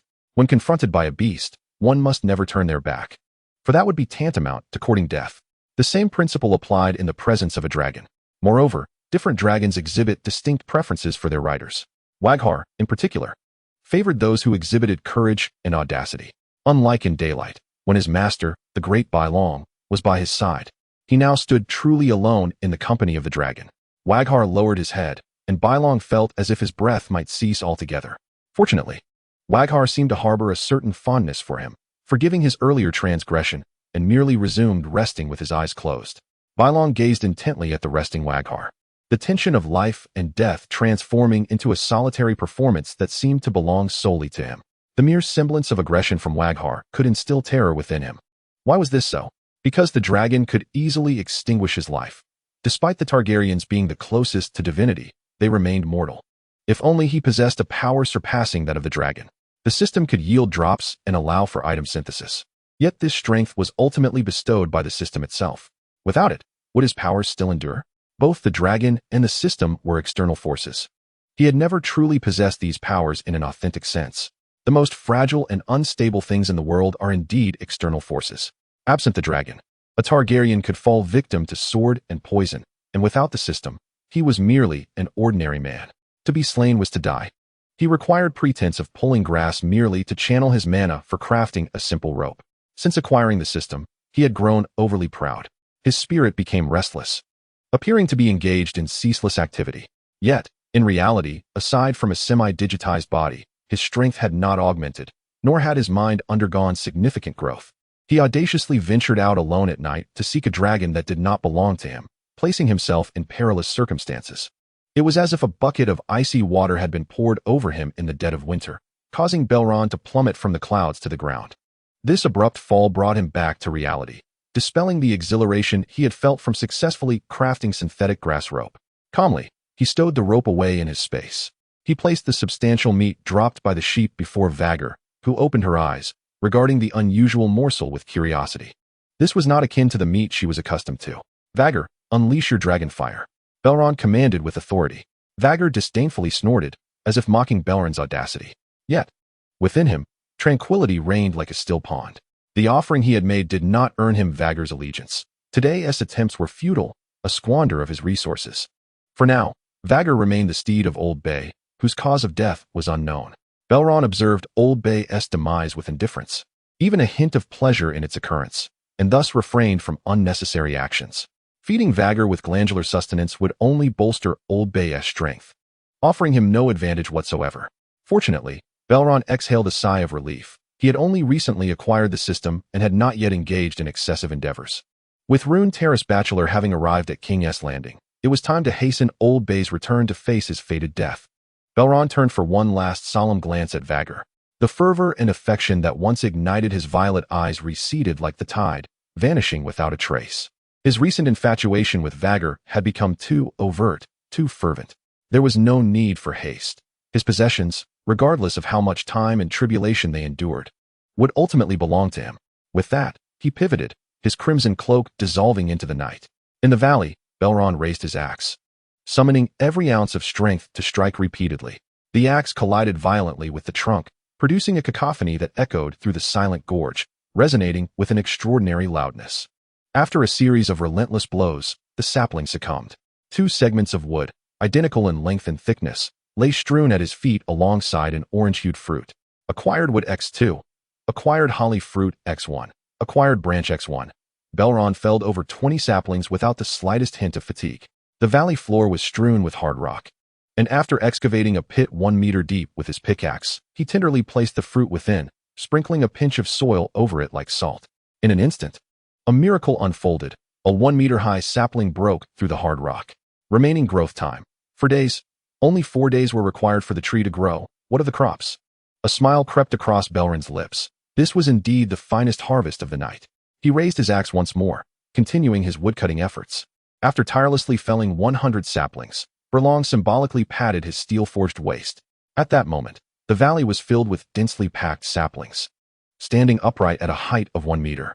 Each sapling, regardless of its size, yielded varying amounts of wood, yet each was guaranteed to drop a branch. These branches were essential materials for crafting weapons, axes, shovels, and other tools. Instead of hastily synthesizing items, he retrieved paper and pen from his pocket to document his findings. The growth environments for seeds were classified as 1. All rocky, 2. Covered with thin soil, 3. No soil cover, 4. Covered with 1 layer of soil. The results indicated that conditions 2 and 4 sprouted without any detrimental impact on growth duration. Regardless of quantity, as long as there was soil, the trees could flourish under the system's rules. Tomorrow, he planned to fetch some wheat from the kitchen to experiment with crop cultivation. Climbing to the top of the valley, Baelon, having exhausted his magical energy, did not retreat to rest in his room. Instead, he drew his sword from his waist, removed his cloak, and sliced it into 4 pieces of fabric. He then wrapped stones in the cloth and secured them to his wrists and ankles with ropes. The ropes he crafted were remarkably resilient. Baelon struck them with his sword several times, and they remained unscathed. Subsequently, he struggled to lift his sword, recalling the movements of his knightly instructor. Under the added weight, his once proficient actions became clumsy, his strikes slow and unsteady. Facing the sea breeze, Baelon practiced earnestly, delivering one strike after another. Chapter 13. The Scholar. As night descended, the world seemed to be submerged in an abyss of darkness. Billy rose from his slumber in the dim light, fumbling to dress himself. He quietly opened the door, its aged wooden frame creaking ominously in the stillness. The chill penetrated his thin garments, yet a faint glow emanated from the kitchen, where a frail figure busied itself before the fire. The pot gurgled, releasing the enticing aroma of boiling bread that wafted through the air. "Why did you boil the leftover bread?" Billy inquired, lifting the pot lid, and a thick steam dispersed into the wind. Indeed, the pot contained the remnants of last night's half-loaf. Thanks to the prince's kindness. When they returned yesterday before darkness enveloped the sky, he had gathered some scattered seafood and a few small fish from the shallow waters. Upon returning home, under his mother's watchful gaze, he briefly mentioned the job opportunity. When he spoke of a barrel of bread, his younger siblings eagerly gathered around him. Amidst their expectant gazes, he retrieved the bulging loaf from his cloak, and the room erupted in a cacophony of excitement. His younger sister tore a piece of the bread and added it to the fish soup as the family gathered around the table, eagerly slurping and devouring their meal with their heads nearly buried in their bowls. The remaining half-loaf was initially intended for the family's consumption. "You must eat something good before you go to work in the morning," his younger sister said efficiently, pouring the entire contents of the pot into her elder brother's bowl. "There's too much. The prince said he would provide lunch and dinner, so save it for later," Billy instinctively protested, attempting to pour the excess back into the pot. "Do not worry. I have taken the pot away. Please do not waste the food by spilling it on the ground." With a swift motion, the second sister moved the pot aside. "Go ahead and eat. Mother has insisted you fill your belly. Be careful not to wake her. She suffered through a painful night and has only just fallen asleep." Billy, unable to refuse, bowed his head and began to eat. The steaming warmth enveloped his face, blurring his vision. After consuming a bowl of hot noodles, Billy wrapped himself in his clothing and set off on his journey. He felt a comforting warmth spreading through him, dispelling some of the morning chill. As he traveled, he encountered several fishermen along the way, all of whom kept their heads down in silence. Although the prince had said to gather after the bell rang, who would dare keep a prince waiting? The lives of the common folk belonged wholly to the lords. Even their very existence was but a commodity to the nobility. Upon arriving at the castle, Billy looked around and realized he had not arrived too early. The majority of the fishermen were already bundled up, squatting in corners with their meager provisions. Before long, the indigo sky began to brighten into a deep blue, heralding the first rays of dawn. Seabirds started to circle above, and Baelon sheathed his sword. He understood that he needed to sneak back to his chamber before the others awoke. Suddenly, amidst the flurry of birds, a raven flew purposefully through the flock. Heading towards the castle, ravens served as the primary means of long-distance communication across Westeros. Each scholar emerging from the citadel was trained to rear these birds, allowing them to transport messages between designated locations for the Lord's service. It seemed there was news once again. Baelon cast a glance at the raven before lowering his gaze and diverting his attention. Regardless of the news, he could simply inquire with Old Bay and his father. Slipping into his chamber, Baelon hid the rope beneath his bed. Upon his return, he noticed a row of mushrooms at the castle's corner. Upon closer inspection, he discovered they were fishermen, nearly revealing his presence. He hadn't anticipated their early arrival. Pushing open the bedroom door, he found 2 knights standing at attention, impeccably dressed, one on each side like sentinels. He noticed the servants passing by the doors of Viserys and Old Bay walking on tiptoes, their trays making no sound. Occasionally, the floor would creak, but even that quickly ceased. Baelon surmised that the occupants of the room had not yet awakened. Bright lights illuminated the kitchen, and as he approached the door, a wave of warmth greeted him. Several figures busied themselves within. The soup in the pot was boiling, and the cook wielded her knife with deft precision, creating a continuous rhythm of chopping. A robust woman, her hair wrapped and sleeves rolled up, surveyed the kitchen with a stern expression, occasionally reprimanding the chefs. As soon as the kitchen staff noticed his presence, Baelon instinctively raised his hand, signaling the flustered cooks to continue with their tasks. The head cook, navigating through the crowd with an obsequious demeanor, approached Baelon. "Your Highness, what brings you to the kitchen? Do you have any orders?" she inquired. "I merely came to see how the preparations for my requested items are progressing." Baelon has no habit of offending the cooks. Though these individuals would not dare to poison the food, a mere spit would suffice to create a most unpleasant atmosphere. Preparations were nearly complete.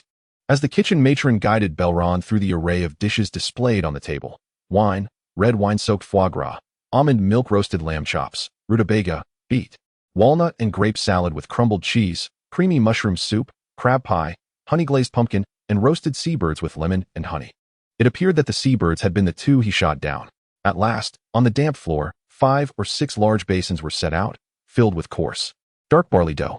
The dough was interspersed with a generous amount of bran and a scant quantity of wheat flour, and a pungent sour aroma wafted up when approached. In another large barrel on the ground lay some mutton, which Baelon surmised was the result of his and Rhaenyra's hunting expedition the previous day. Estimating the quantity, he concluded that it could yield several hundred loaves of bread, sufficient to cover the wages for today's oyster gathering. As for the provided meal, it consisted of 2 loaves of bread accompanied by a bowl of meat soup. To have laborers work, one must ensure they are well fed. In my opinion, the peasants hardly deserve such generous provisions. The prince is exceedingly merciful. The kitchen matron smiled widely, stumbling over her words. No need for further discussion. Show me the other items. Baelon felt a slight flush. Had this been his previous life, he would have been branded a heartless capitalist. Although he provided the workers with dark bread mixed with bran, the matron's words were not entirely flattery, compared to the bread mixed with sawdust and stones. The bread made with only bran truly was a delicacy for the common folk. Hearing this, the matron eagerly led him to inspect further. Baelon knocked on a clean jar, instructing a few individuals to transport the items to the seaside. To prepare oyster sauce, large vats and firewood were indispensable. As he surveyed the kitchen, passing by the sacks of wheat, Baelon casually plunged his hand into the pile. The golden wheat rose past his wrist. Acquired wheat seeds 99, without revealing his actions. He filled 1 slot of his inventory before withdrawing his hand and wiping off the wheat dust. "You have done remarkably well." After confirming that everything was in order and only the oyster meat remained, Baelon produced a silver stag and placed it in the matron's rough palm. Her smile widened. Her face flushed with gratitude as she repeatedly praised Baelron's generosity. Amidst her compliments, Baelon exited the kitchen. It was time to rouse the fishermen to their tasks. "Go ring the bell to summon the workers," he commanded. The knight hesitated, noting that both Prince Baelon and Prince Viserys were still in their chambers.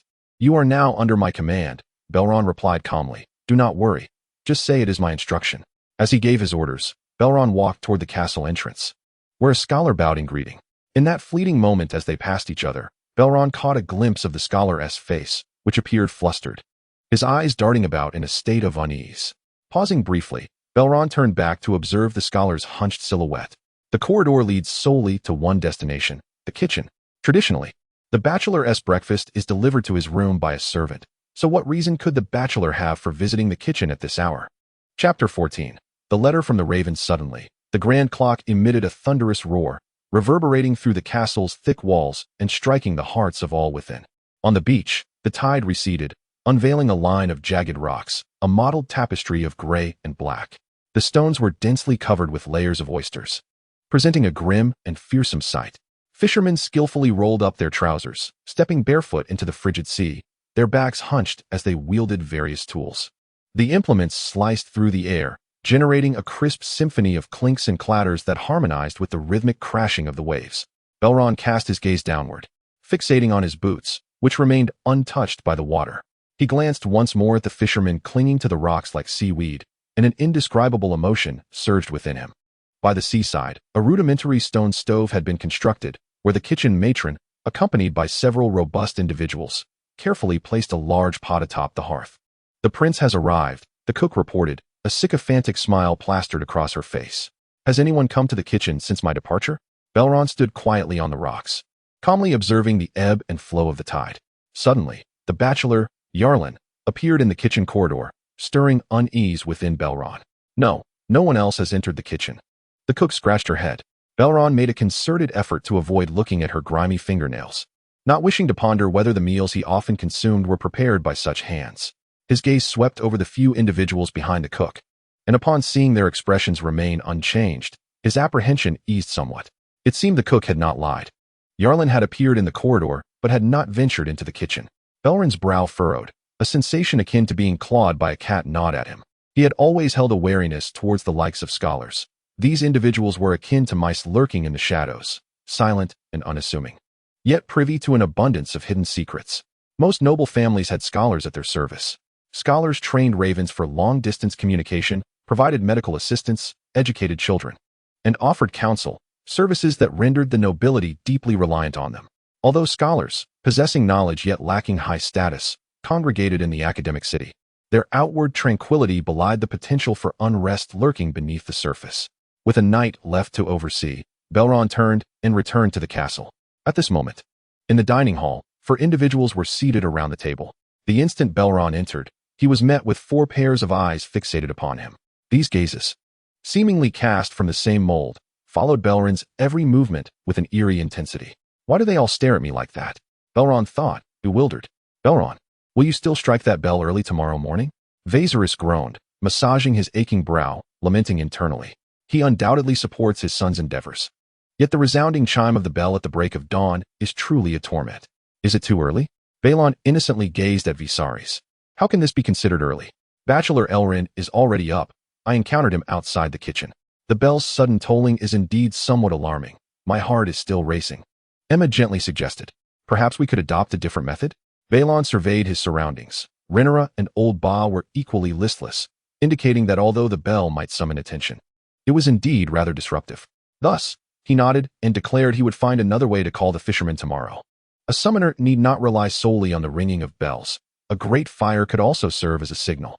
I have heard that when the Hightower family of Old Town summons their vassals to war, a green flame is ignited atop their towering spire. Grandfather, have any messages arrived from King's Landing? Baelon took a bite of honeyed seabird, savoring its sweetness. He endeavored to suppress his thoughts, steering clear of the image of the cook's dusty apron and blackened nails.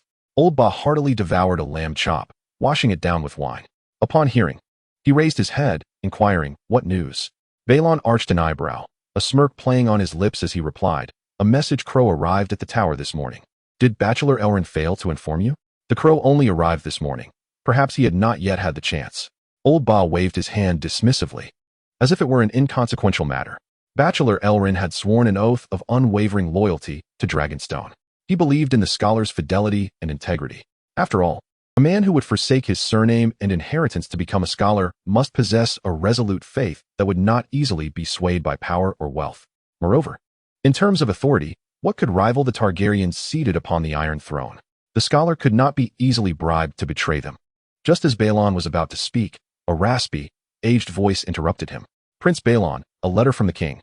Elrin swept past Baelon like a gust of wind.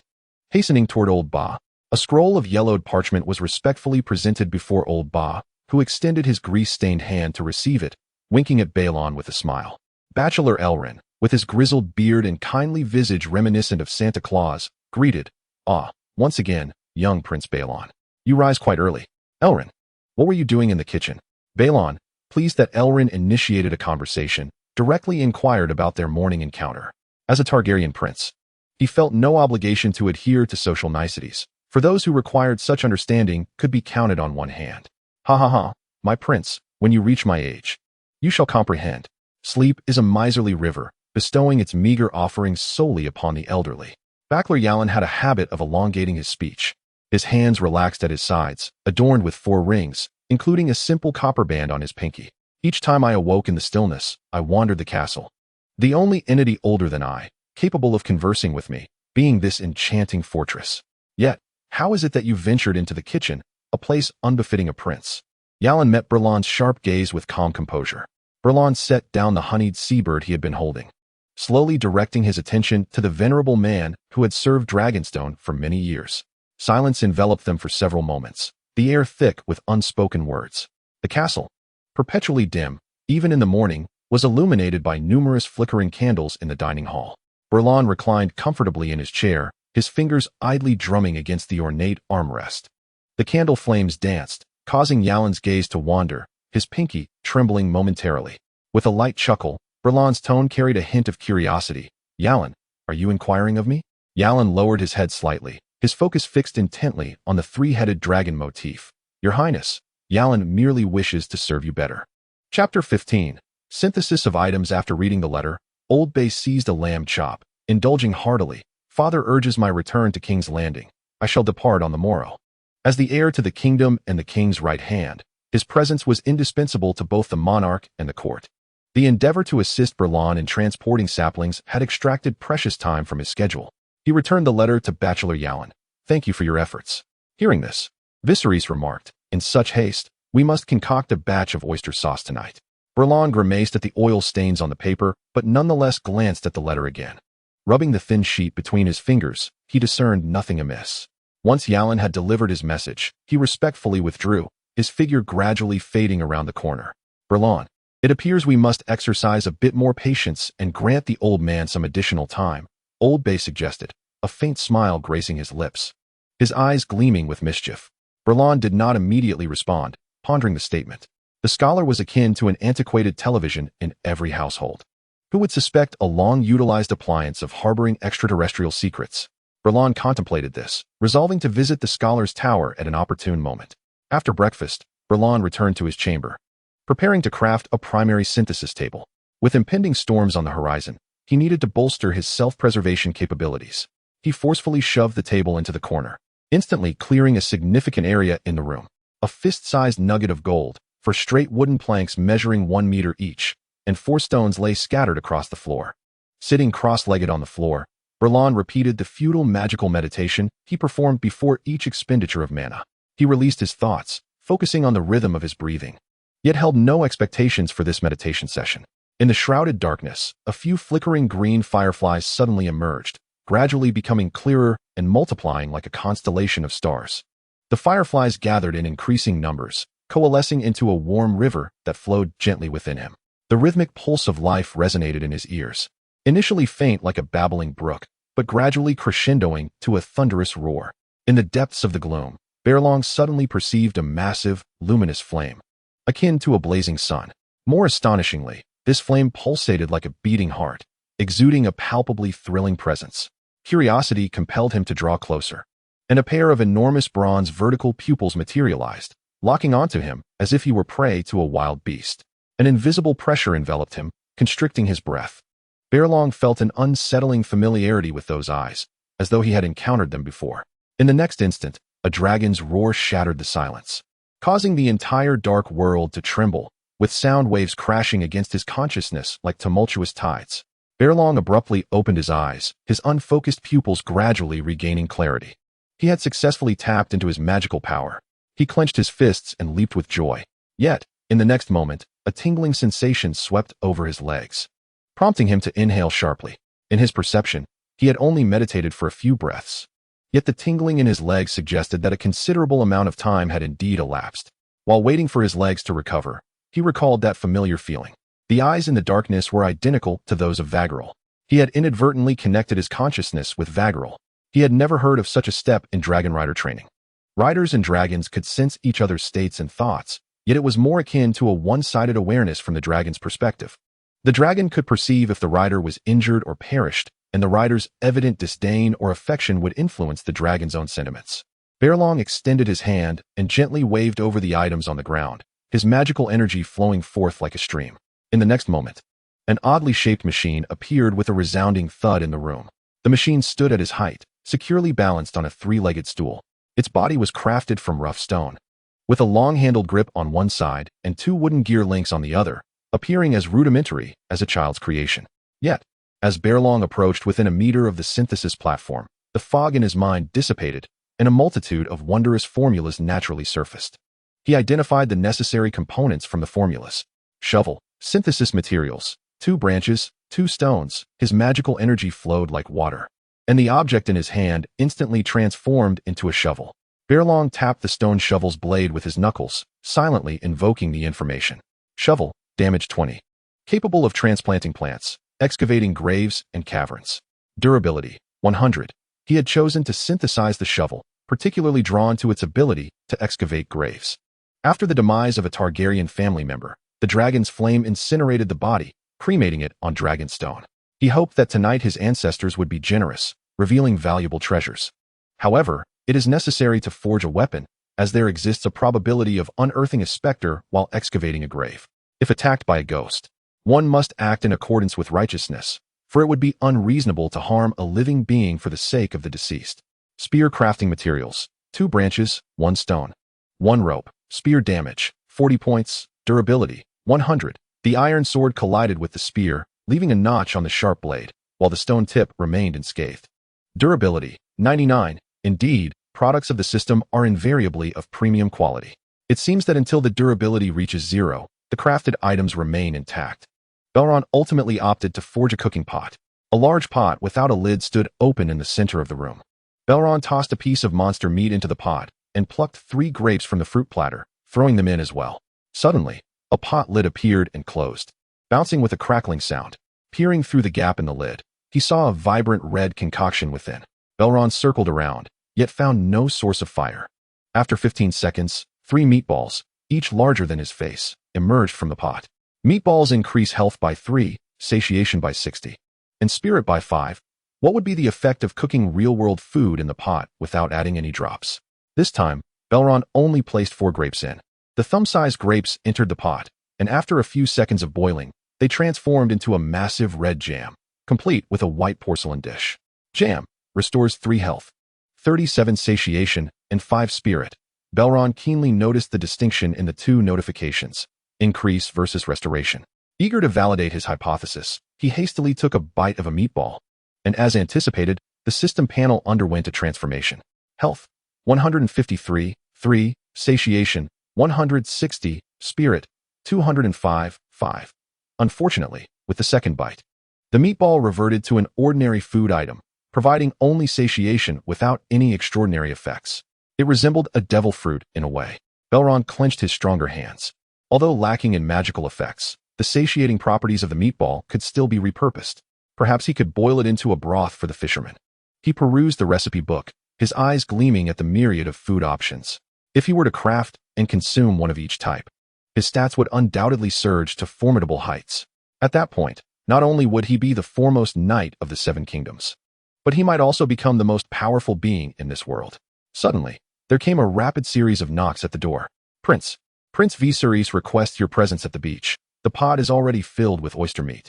How astonishingly swift. It seems that during meditation, one's perception of the passage of time diverges significantly from reality. Baelon glanced at the monster meat in his inventory. The key to the Valyrian secret technique relied on this very substance. Chapter 16. The finished oyster sauce at the beach as Prince Baelon arrived. A circle of attendants bowed in deference. Word had spread that Prince Baelon was crafting Valyrian seasoning, and those with idle time flocked to the beach to witness the spectacle. Among the crowd, Baelon spotted Bachelor Yalan. He did not dismiss the onlookers. The news of his recruitment for oyster gathering on the island was impossible to conceal. Yalan, though aged, possessed keen insight, and this world was never short of clever minds. Once the oyster sauce was completed, it would be evident that oysters were its primary ingredient. Fortunately, the final process required dragon fire and Valyrian incantations, effectively thwarting any attempts at imitation by others. After exchanging greetings with Viserys, Baelon commanded the fire to be lit beneath the cauldron. The sea breeze swayed the flames erratically. Once the oyster meat was thoroughly rinsed in seawater, it was poured into the pot along with fresh water and simmered gently. Bubbling softly, after approximately an hour, the oyster meat shrank into a small mass, prompting Baelon to instruct the cook to remove it entirely. The remaining broth continued to simmer, presenting a greenish hue that was far from appetizing. This step was a meticulous endeavor, requiring constant stirring to prevent sticking to the pot. As dusk approached, the liquid in both pots thickened gradually. Regrettably, it remained green. So Baelon fetched a basin of flour water from the kitchen to thicken the broth.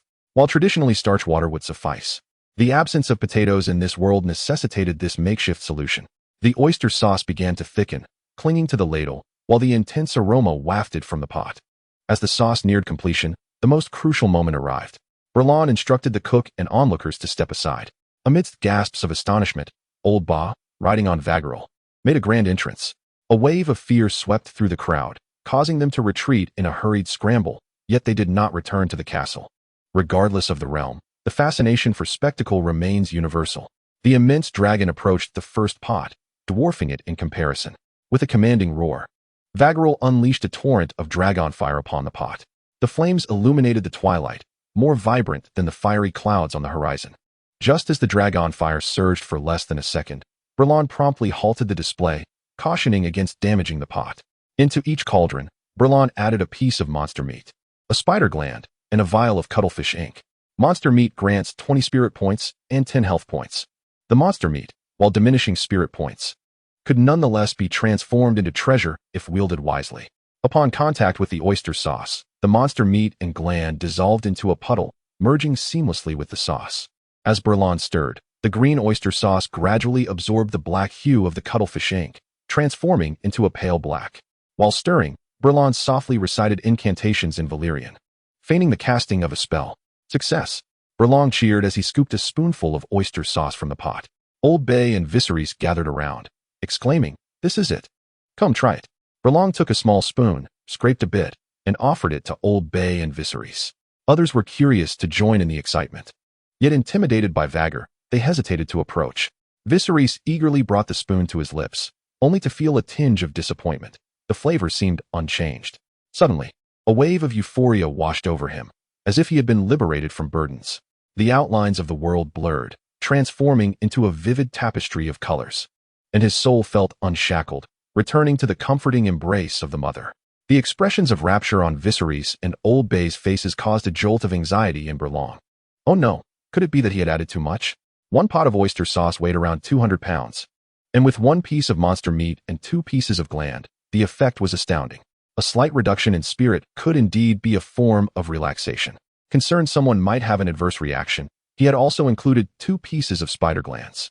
A pot of oyster sauce diminished spirit by 10 points while restoring 14 points of health. While the flavor and appearance fell short of his past life, its efficacy far surpassed expectations. As he observed the entranced expressions of the two, Baelon felt assured about his oyster sauce venture. Truly, it was the craftsmanship of Valyria. Old Baelon mused, now completely convinced of the prophecy his son Viserys had mentioned. How could a mere seasoning be so wondrous if not for Valyrian artistry? He longed to know the splendor of Valyria before the cataclysm of destruction. As Old Bay prepared to return to King's Landing the next day, Baelon and the fishermen, along with the cooks, worked tirelessly throughout the night, simmering 4 pots, yielding approximately 900 pounds of oyster sauce. With the dawn of a new day, the sun rose above the horizon. Old Baelon, carrying some oyster sauce, mounted Vagar, cloaked in golden radiance, and set forth towards King's Landing. Baelon and Viserys stood together, gazing at the receding figures of man and dragon. Perhaps this was to be their final encounter with Old Baelon.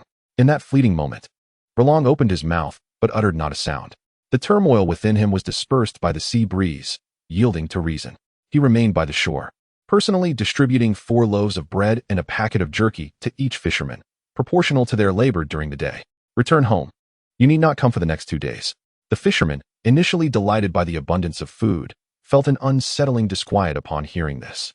Although today had been arduous, they had faced no mortal peril, and their efforts had borne fruit. Yet, the bounty of the sea was not guaranteed on every outing. Such fortune might not come again. Had they displeased the prince with their performance today? A wave of anxiety swept over them. In the midst of their anxious thoughts, Prince Baelon's voice resonated in their ears. Rest for the next 2 days, and when the third day dawns, gather at the castle once more to continue gathering oysters. What rest? The crowd momentarily froze, pondering how one could rest while laboring. Baelon paid no heed to the astonished fishermen and turned his gaze towards the kitchen maids assisting in the preparation of oyster sauce.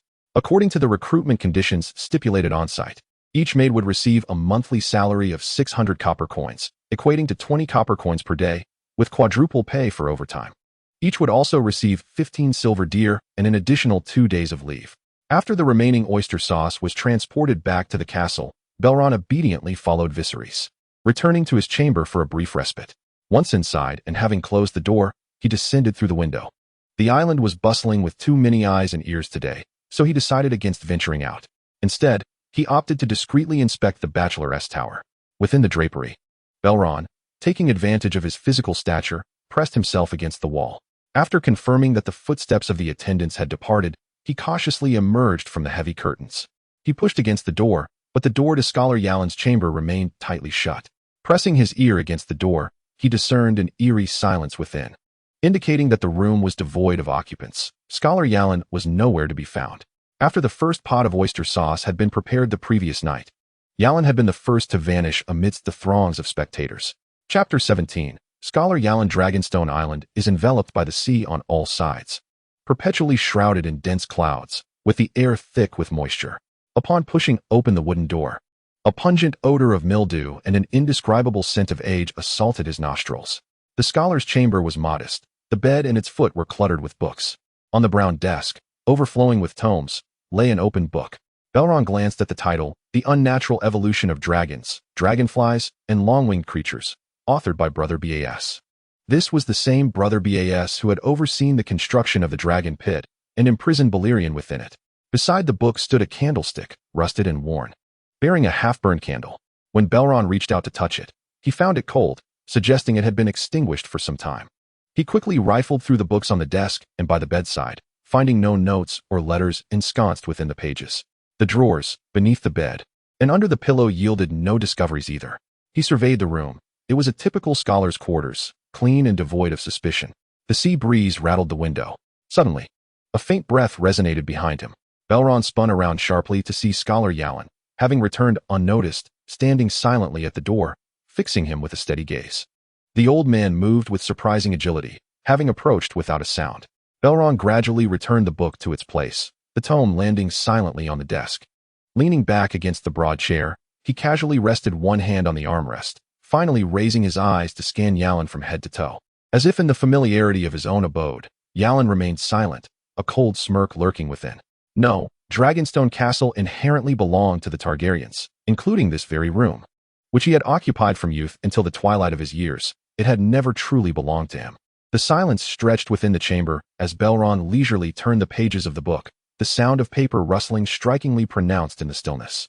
After a considerable pause, Yalon could no longer contain himself, breaking the silence with, "My prince, is there something you require? I believe picking locks is not an act befitting a prince." In terms of patience, he, being an elder, would naturally not be outdone by a child. However, the disparity in their social standing compelled Yalon to speak first. "Scholar Yalon has instructed me for a few days, so he is indeed my teacher." Baelon smiled gently and said, "Scholar, there is no need to be so reserved. Please, come in and take a seat." With no hint of embarrassment regarding the dilapidated lock in his hand, Baelon instead took the initiative to invite Scholar Yalon to sit. Yalon quietly settled onto the bed. Rather than responding to Yalon's inquiry, Baelon, with keen interest, asked, "Are you intrigued by this book? I have heard that the academia has refuted the claims of Brother Bas, asserting them to be rife with errors. What is your perspective?" Yalon fixed his gaze upon the book in Baelon's hands and spoke in his customary slow manner. "Brother Bas presents quite a novel viewpoint. It is widely believed that dragons embody the divine power, invincible. Yet, this book posits that dragons did not emerge from natural evolution, but rather are monstrous creations birthed from the blood magic of Valyria. Dragons ought not to be a part of nature." Baelon nodded thoughtfully. "So, you suggest that dragons are indeed miracles. If it is true that the Valyrians have fabricated a new species of dragon, then creating life resides within the realm of the divine. Dragons are indeed the remnants of deities." He caressed the spine of the book. marveling at the extraordinary nature of such beings. Changing the subject, he inquired, "Do you believe that dragons should not exist?"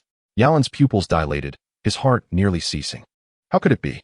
The existence of dragons is beyond my control. Your Highness, even the mightiest of dragons can be tamed by the Targaryens, by you. How have your dragon eggs fared lately?" Upon mentioning the dragon eggs, Baelon furrowed his brow, a hint of sorrow creeping onto his countenance. "Still the same. Uncertain of when they might hatch. Perhaps they may never emerge. You can still tame other dragons." Baelon did not linger on the topic, allowing Yalin to exhale quietly in relief, though a sense of foreboding still stirred within him. Beneath his white brows, his aged eyes fixated sharply on Baelon. Yalin's fingers, resting on his knees, twitched slightly, his gaze falling upon the brass candlestick, flickering with the light of the flames. "No, I must not act." At that moment, Baelon sighed. "But how long must we wait for a suitable dragon?" "There is a suitable dragon on Dragonstone," Yalin suddenly interjected, a spark of inspiration igniting in his mind. Baelon appeared somewhat astonished. "Scholar Yalin, you can speak so swiftly. Yet the wild dragons on the island are far too perilous." Yalin's heart gradually settled, for he was not referring to the two adult dragons, but rather to a smaller one, Grey Shadow. Its hue resembled the morning mist, pale gray, akin to a shadow. It favored fish and was seen residing in a smoky cave on the eastern slope of Dragonstone. A benevolent smile graced Yalin's face as he kindly suggested, "Your Highness, you could lure it out with fish and then tame it. But my father and mother would not permit me to approach that volcano, let alone tame a dragon." A flicker of interest crossed Belron's expression. Yarlin continued to encourage, "You can first tame it and ride the dragon back to the castle. At that time, everyone will take pride in you." Baelon, taken aback, found himself at a loss for words. He had assumed that Scholar Yarlin possessed a cautious and seasoned demeanor, but this persuasion felt rather crude. Did he truly believe him to be a mere child of 3? Playing along with the charade, Baelon chose to overlook Yarlin's poor rhetoric, hesitatingly voicing, "Isn't this a bit too perilous? You possess the pure Targaryen bloodline. If you cannot tame a small dragon, who could?" After much contemplation, Baelon was ultimately swayed by Yarlin's words. "Very well, I shall quietly attempt to tame the dragon tonight." A glint of mischief flickered in Yarlin's eyes, for he knew that every Targaryen, in their youth, harbored such audacious arrogance, even believing themselves to be deities of this world. Baelon's eyes darted with a hint of apprehension. "However, I am somewhat fearful, Scholar Yarlin. Will you accompany me tonight?" Yarlin was about to decline, but Baelon interrupted, "If you do not accompany me, I dare not venture forth alone." "Very well, I shall join you," Yarlin replied dryly. "Splendid. Scholar, let us convene this evening." Baelon leaped from his chair, preparing to depart. There was no rush for the ring inspection. They would have ample time later. "Prince, this shall be our secret," Yarlin quickly interjected. "Let us keep this under wraps. And upon our return from taming the dragon, we shall surprise everyone." "Agreed." Baelon nodded in affirmation. "Until this evening, Scholar Yarlin, do ensure you rest well.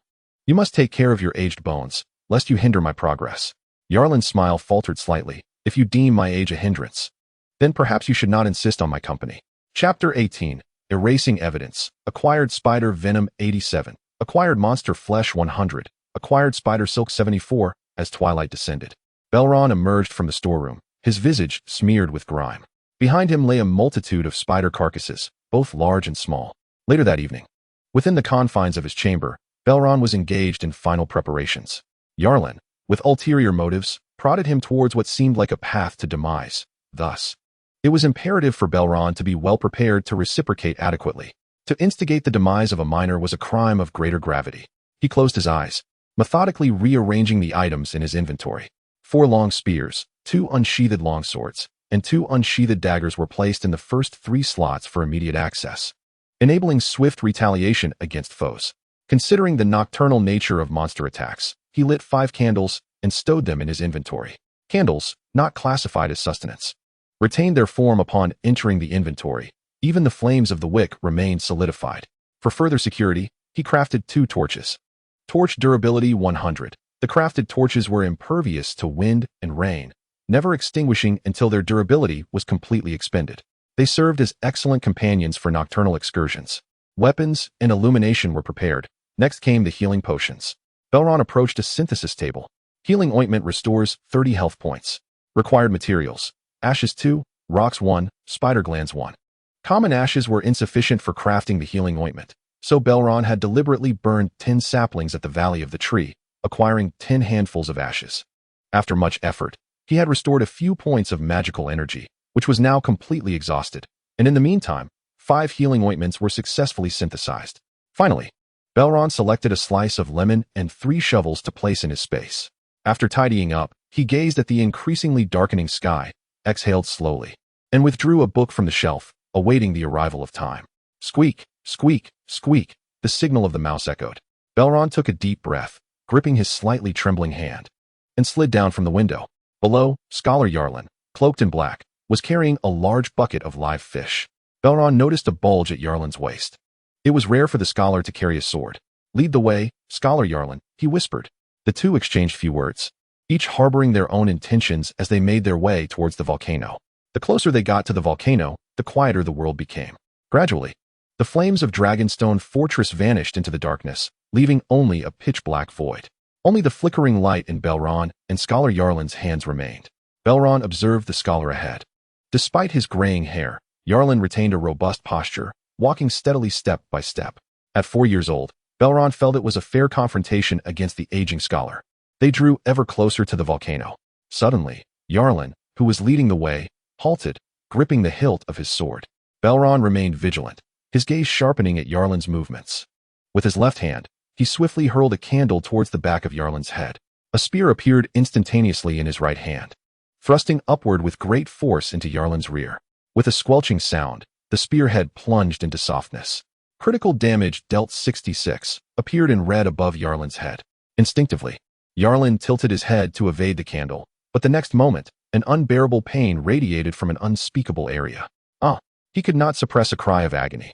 In that instant, Baelon released the spear, and a flash of white light revealed a blade in his hand. With a swift and decisive strike, Baelon severed Yarlin's throat, granting him a release from his suffering. At that moment, Yarlin had completely lost the will to resist, his gray beard soaked in his own blood.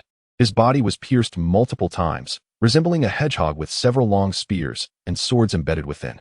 Baelon kicked Yarlin's sword away to ensure he posed no further threat, then extracted a spear and plunged it into Yarlin's neck. The metallic scent of blood thickened in the air as the life force gradually ebbed away.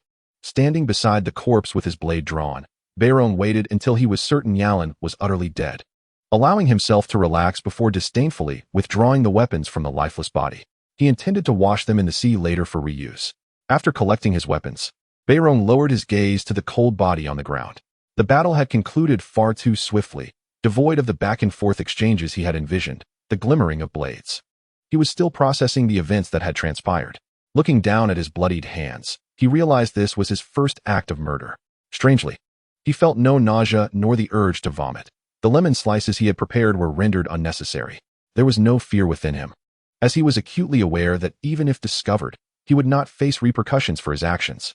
A faint sigh was carried away by the sea breeze. He crouched down and pried a ring from Yarlin's hand.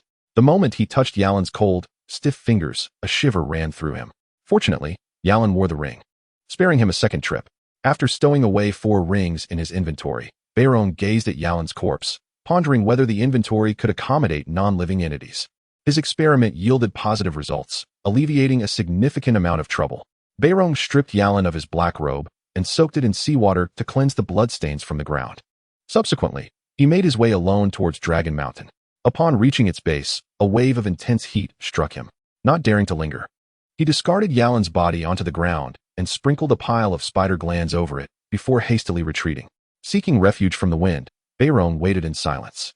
In the distance, a powerful dragon's roar echoed, and cautiously, he peered out. The spot where Yarlin had fallen was now engulfed in bright yellow flames. Dragonfire annihilated everything in its path. Baelon lifted his gaze to the sky, sensing that a torrential rain would soon arrive. Yarlin had requested fish from the kitchen and, under the cover of night, ventured to Dragon Mountain alone. Poor Yarlin, the scholar, had succumbed to the folly of age, his mind clouded, foolishly attempting to feed a wild dragon and sealing his own fate. Chapter 19. The Wraith of Egwene beneath the illumination of Dragonfire. The area at the foot of Dragon Mountain lay shrouded in darkness, appearing utterly desolate. It was only when a pair of eerie green eyes flickered to life in the shadows that Baelon realized the truth. Drawn by the spider glands, the dragon that emerged was the Devourer. Cloaked in darkness as if forged from coal, it blended seamlessly with the night, becoming one with the shadows. The glutton is the most formidable of the 3-headed wild dragons, feasting upon its own kin. The remains of colossal dragons, newborn hatchlings, and dragon eggs all serve as its sustenance, rendering it ferocious and brutal, hence its name. In the original tale, no one has ever tamed this giant dragon. The lair of the glutton is heaped with the bones of numerous Targaryens, those who aspired to become dragon riders, only to meet their demise in the dragon's fiery breath. The dragon possesses a keen instinct for the benefits of spider gland, indulging voraciously in its feast. Nearby, a mud-brown giant dragon, known as the sheep thief, hovers, reluctant to depart.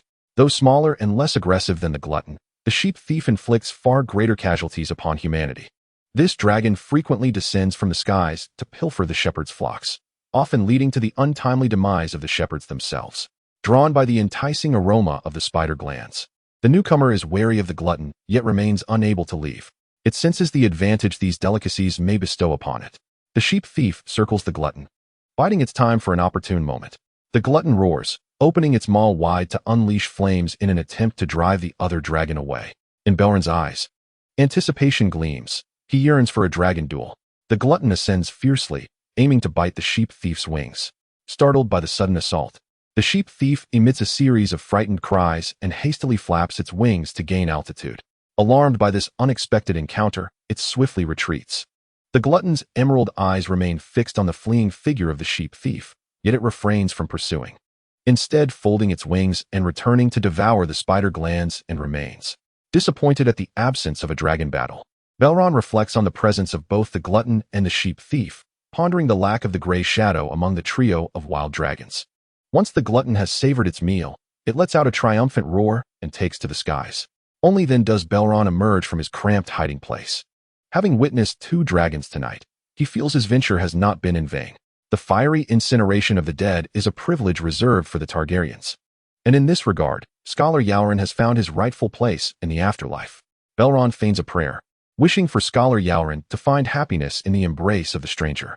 In stark contrast to the prevalent practice of earth burial in Westeros, Targaryens typically opt for cremation, with the ashes interred upon Dragonstone. Upon reaching the burial site, Baelon plants a torch into the ground and selects an appealing gravestone to commence his treasure hunt.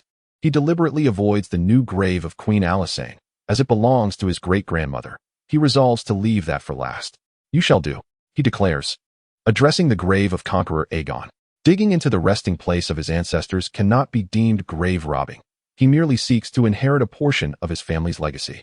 Baelon feels no pangs of guilt as he deftly plunges his spade into the soil. The spade sinks into the soft earth, and with a firm grip, he lifts the handle with determination. A small hole was pried open in the mound before the grave, from which a fist-sized ruby tumbled out, emanating a ghastly pale light. Before Baelon could approach to investigate, a spectral figure, resembling a ghastly beast draped in a sheet, drifted forth. Baelon did not attempt to retrieve the excavated ruby. Instead, his spear materialized in his grasp. Could it be? A ghost truly emerged.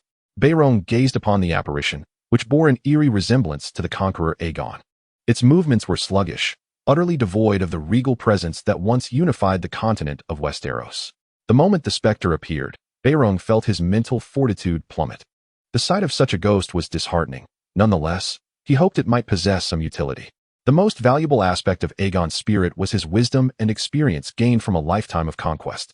If the ghost retained any of its former intellect, Baelon could withstand the decline in his mental state while keeping Aegon's essence close at hand. Moreover, the ghost's ability to pass through walls and remain unseen by ordinary folk rendered it an unparalleled asset for intelligence gathering. It was as if he had an ancient, venerable guardian accompanying him. How could one traverse through realms without a wise old companion?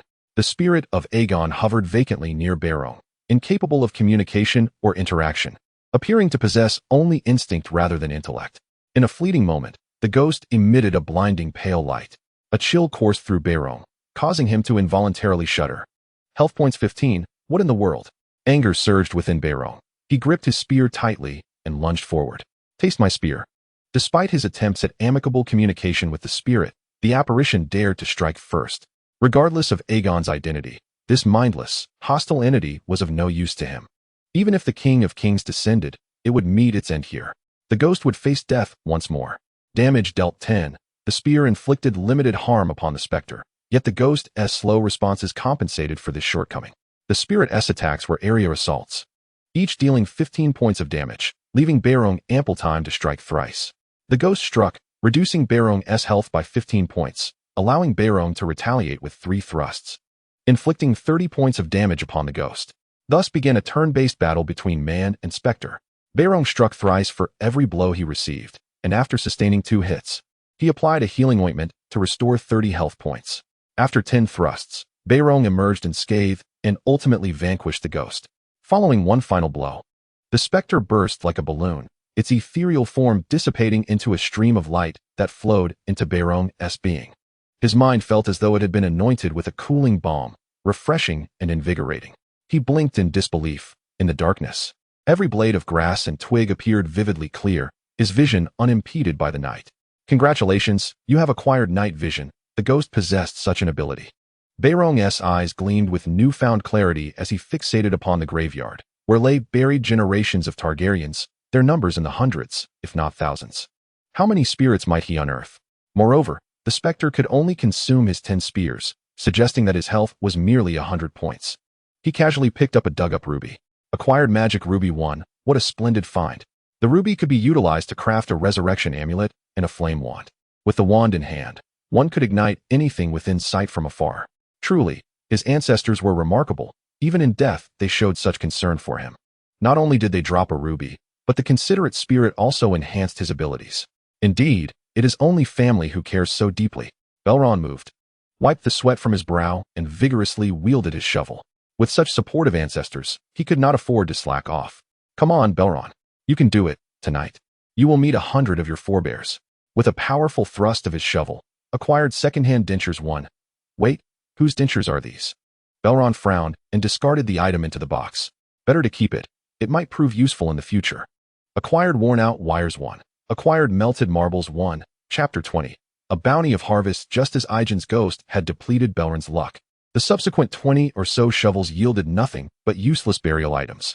Dragon bones, jewels, gold coins. Baelon wiped the beads of sweat from his forehead and continued digging.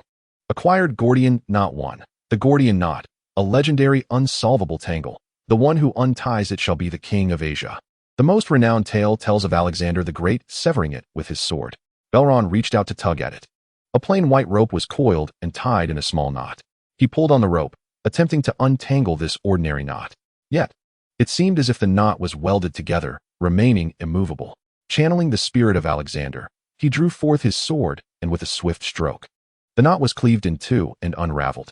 Satisfied with his curiosity, Baelon resumed his excavation. After several dozen shovels, he finally unearthed another spectre. Unsure which ancestor it was, Baelon grasped his spear and engaged in yet another turn-based battle.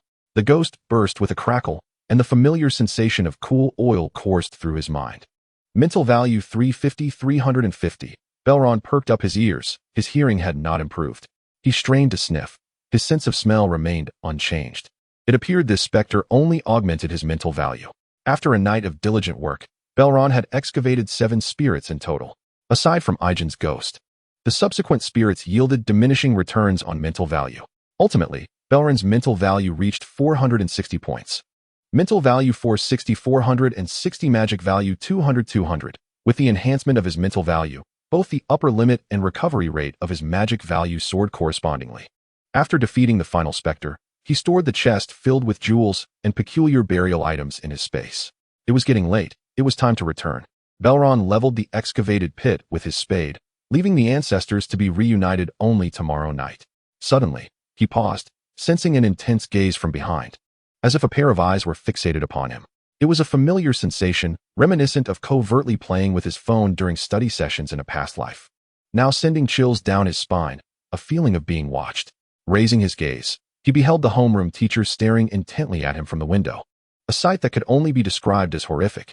Yet, the graveyard was vast and empty, with only tombs surrounding him. Surely, there could not be a teacher lurking within a grave. Moreover, he had already dispatched numerous specters this evening, never having felt such an unsettling sensation before. Baelon remained on high alert, feigning nonchalance as he proceeded toward the castle. Throughout his journey, the prying gaze seemed to follow him like a shadow. Upon reaching a high stone, he glanced back, only to find the desolate night enveloping him. Yet, the feeling of being scrutinized intensified. Was it merely an illusion? Impossible. He trusted his instincts, bolstered by his impressive mental fortitude of 460 points. Furthermore, past experiences of being caught by his teacher assured him that this was no mere figment of imagination. Eventually, Baelon returned to his bedroom unscathed. Before closing the window, he inadvertently looked up at the sky. Early rising seabirds tirelessly circled above, and among them was a raven, larger than the others. Could it be that bird causing his unease? He shut the window, severing the seabird's line of sight. Indeed, the feeling of being watched vanished. Baelon furrowed his brow, pondering the notion of shapeshifters, humans endowed with unique abilities who could control animals and transfer their consciousness into the bodies of creatures or other humans. Ordinary shapeshifters could typically inhabit a single being, observing the world through its eyes, manipulating it, or even usurping its form. However, shapeshifters were primarily found north of the Wall.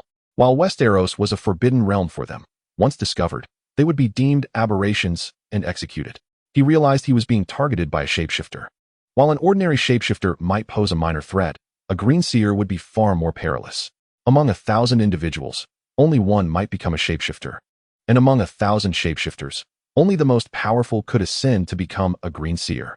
The green seer possessed the ability to traverse time and space through heart trees, merging with all things. If it were indeed a green seer, he would need to exercise greater caution. However, he loathed the sensation of being watched. Baelon drew his bow, nocking an arrow, and in a swift motion, pushed the arrowhead through the window. The arrow shot forth, slicing through the air, targeting the raven. The raven, sensing impending danger, cawed loudly, darting into the flock. The arrow struck a seabird instead. The raven maneuvered skillfully among the birds, utilizing their cover to escape further into the distance. This display of cunning confirmed that the raven was no ordinary beast. With his first missed shot, Baelon lowered his bow, acknowledging his error. Having traversed through time, he diligently practiced archery. After experiencing a remarkable state during his last shooting session, his skills advanced exponentially. It would not be an exaggeration to say he had achieved a perfect harmony with his bow, effortlessly hitting his targets with precision. Just last night, he easily vanquished Scholar Yarlin and a multitude of specters, which left him with a semblance of pride. However, the emergence of the Wayfarer, from which a raven escaped his arrow, made him realize that it was not merely a common raven. This revelation led Baelon to ponder the insignificance of his achievements. Slaying an old man and a handful of defenseless spirits hardly warranted any boastfulness. There are always greater beings beyond mere mortals. Baelon's gaze remained fixated on the distant raven, committing its image to memory. Exhaling deeply, he retrieved a ring he had taken from Scholar Yarlin. He first examined the most recently acquired ring, which was copper in color and devoid of any gemstones. Appearing rather unremarkable, holding it to the light for a meticulous inspection, he noticed a circular, tightly sealed gap on the inner side of the ring. Finding no mechanisms, Baelon produced a dagger and pried it open with sheer force. The circular metal lid yielded, revealing a hollow cavity within the ring. Baelon placed a piece of paper on the table and gently tapped the ring against it. A small amount of cinnamon-colored powder tumbled from the opening, blending seamlessly with the ring's hue, resembling mere fragments of the ring itself. The quantity was scant, barely a gram. Scholar's gift, a slow-acting poison that causes one's abdomen to rupture and leads to death. The title Scholar's gift certainly embodied the naming conventions of this world, prompting Baelon to raise an eyebrow upon system detection. The poisons in this realm often bore geographical names, like Tears of Lys. However, Old Bael had already returned to King's Landing. If Yarlin intended to poison him, the deed would have surely been done by now. The remaining poison constituted evidence of a plot against the Crown Prince. Should there truly be dragons on the Iron Throne? Should the scholars' conspiracy against the prince be exposed, the entire academy would face annihilation. Yarlin, after administering the poison, chose not to destroy the remaining stock to eliminate traces, but instead carried it with him. Could it be that Yarlin's assignment to poison was still incomplete? With the throngs of people in King's Landing and the labyrinthine passages of the Red Keep, it was indeed a more favorable environment than Dragonstone for such a task. However, if he intended to act in King's Landing, why send poison to Scholar Yarlin, thereby increasing the risk of exposure? Unless, of course, this poison was not intended for Old Bael. Chapter 21. Returning to King's Landing in the courtyard, two peculiar trees danced in the wind, their roots sprouting patches of moss from the damp brick crevices. The moss was heavily compressed beneath a large black jar. Baelon and his men carefully positioned the hefty water jar beside the trees, the attendants lowering it as gently as possible. Yet, upon its descent, the thick ceramic base struck the ground with a resounding thud. Ripples cascaded across the water's surface, reflecting the serene white clouds of the sky. A three-tailed fish flicked its tail fin into the water, instantly shattering the tranquil tableau above. From the vast and boundless depths of the sea to the confines of a modest fish tank, the fish remained blissfully unaware of any danger, continuing their leisurely swim. Baelon rolled up his sleeves, deftly capturing a fish with a swift motion.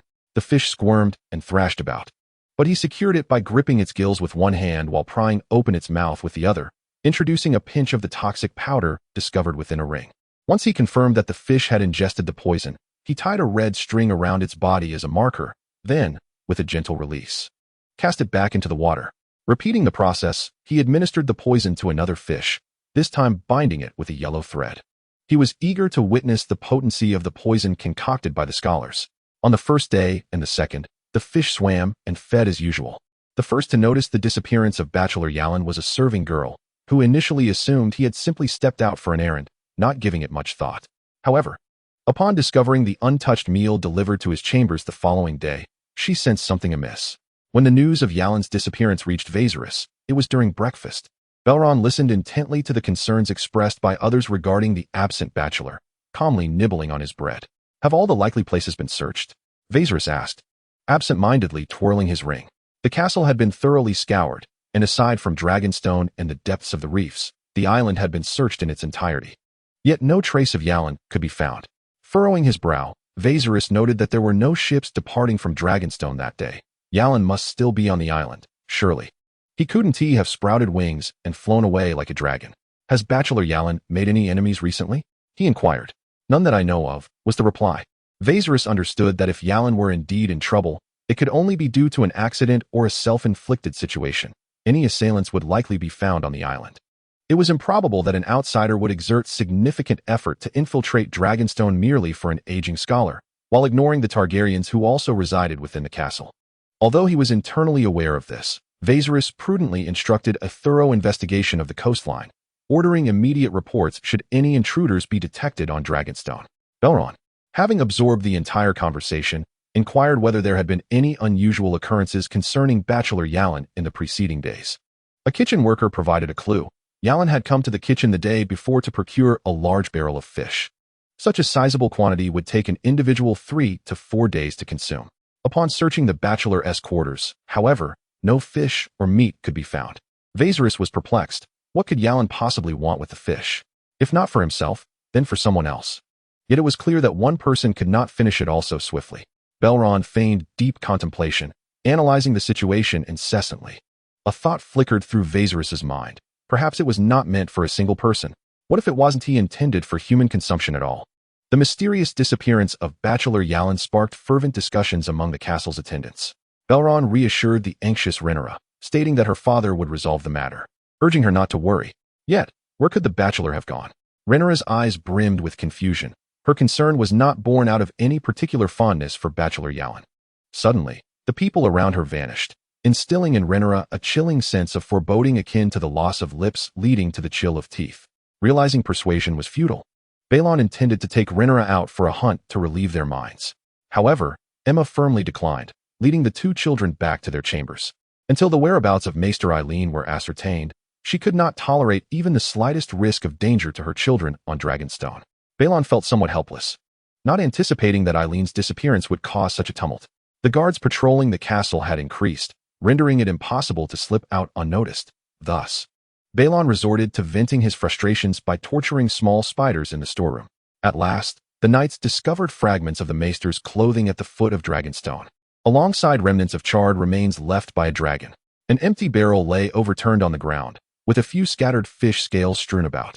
Viserys exhaled in relief. The situation was evident. Maester Aelin had perished at the jaws of a wild dragon. He approached Dragonstone with fish in hand, attempting to engage with the colossal beast. Aemma sighed, lamenting that the maester had paid the ultimate price for his recklessness. While she regretted the loss of a living soul, she found it difficult to sympathize with someone who had recklessly ventured into dragon territory, courting death. Viserys remarked that Aelin had resided on the island for decades and was well aware of the destructive power of dragons. It was unfathomable that he dared to approach Dragonstone. Perhaps he had truly lost his senses due to old age. Aemma was indifferent to the reasons behind Aelin's sudden lapse in judgment. Viserys did not delve further. merely sighing and instructing others to keep their distance from Dragonstone, acknowledging that Eileen had met his fate. He also needed to write to the Citadel to request the dispatch of another maester. The news of Eileen's demise at the Dragon's Maw relieved the stagnant atmosphere within the castle.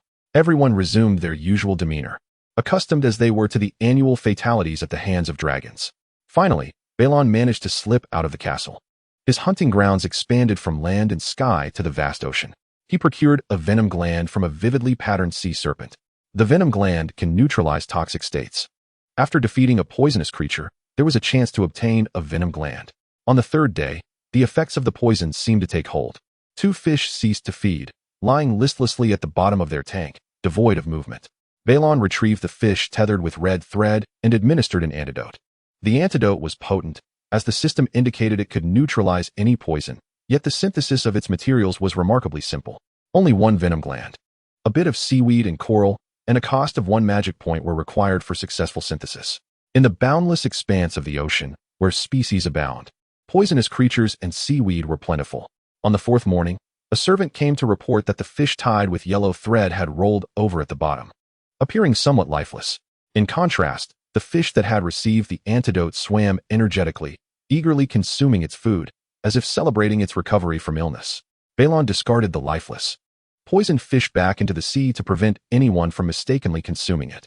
2 remaining live fish were delivered to the kitchen, allowing these 2 companions to reunite in the same tank. As brothers swimming in the same waters, it was comforting to have each other on the journey. Consequently, the dinner table that night was graced with 2 roasted fish.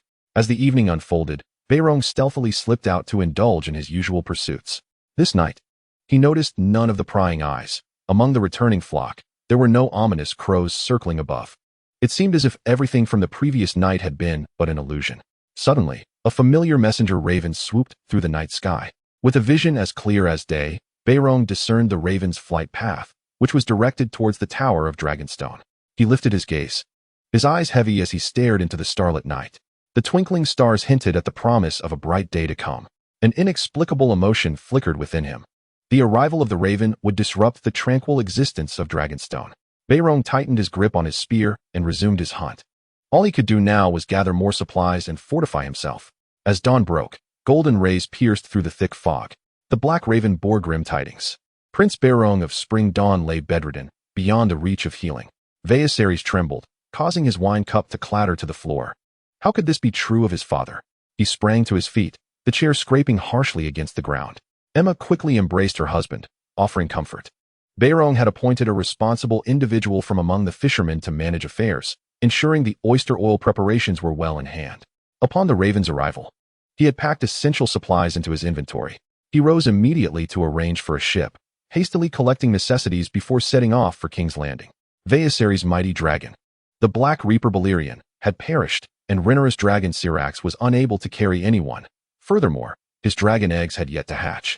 The family was devoid of a single usable dragon.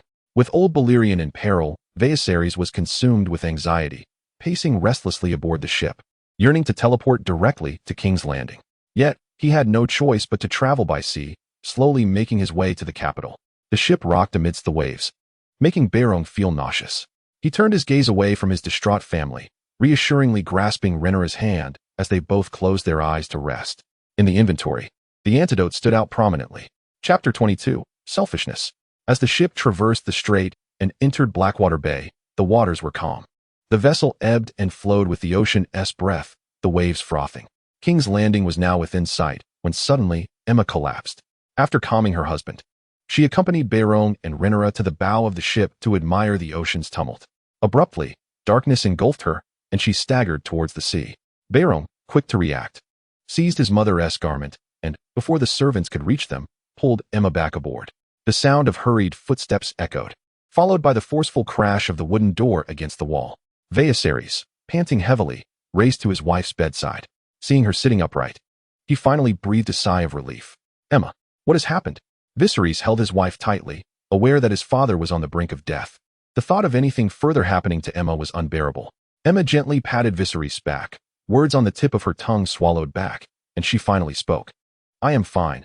Perhaps it is merely a result of inadequate rest, causing a slight dizziness.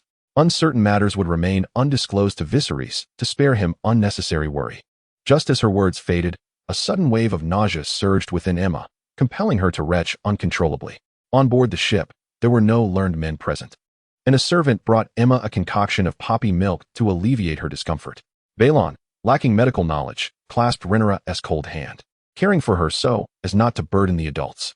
The series of recent events left the 4-year-old girl bewildered, her lips pressed tightly together.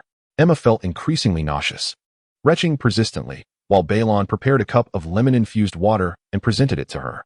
"Mother, sip this water. It will help ease your discomfort," he urged.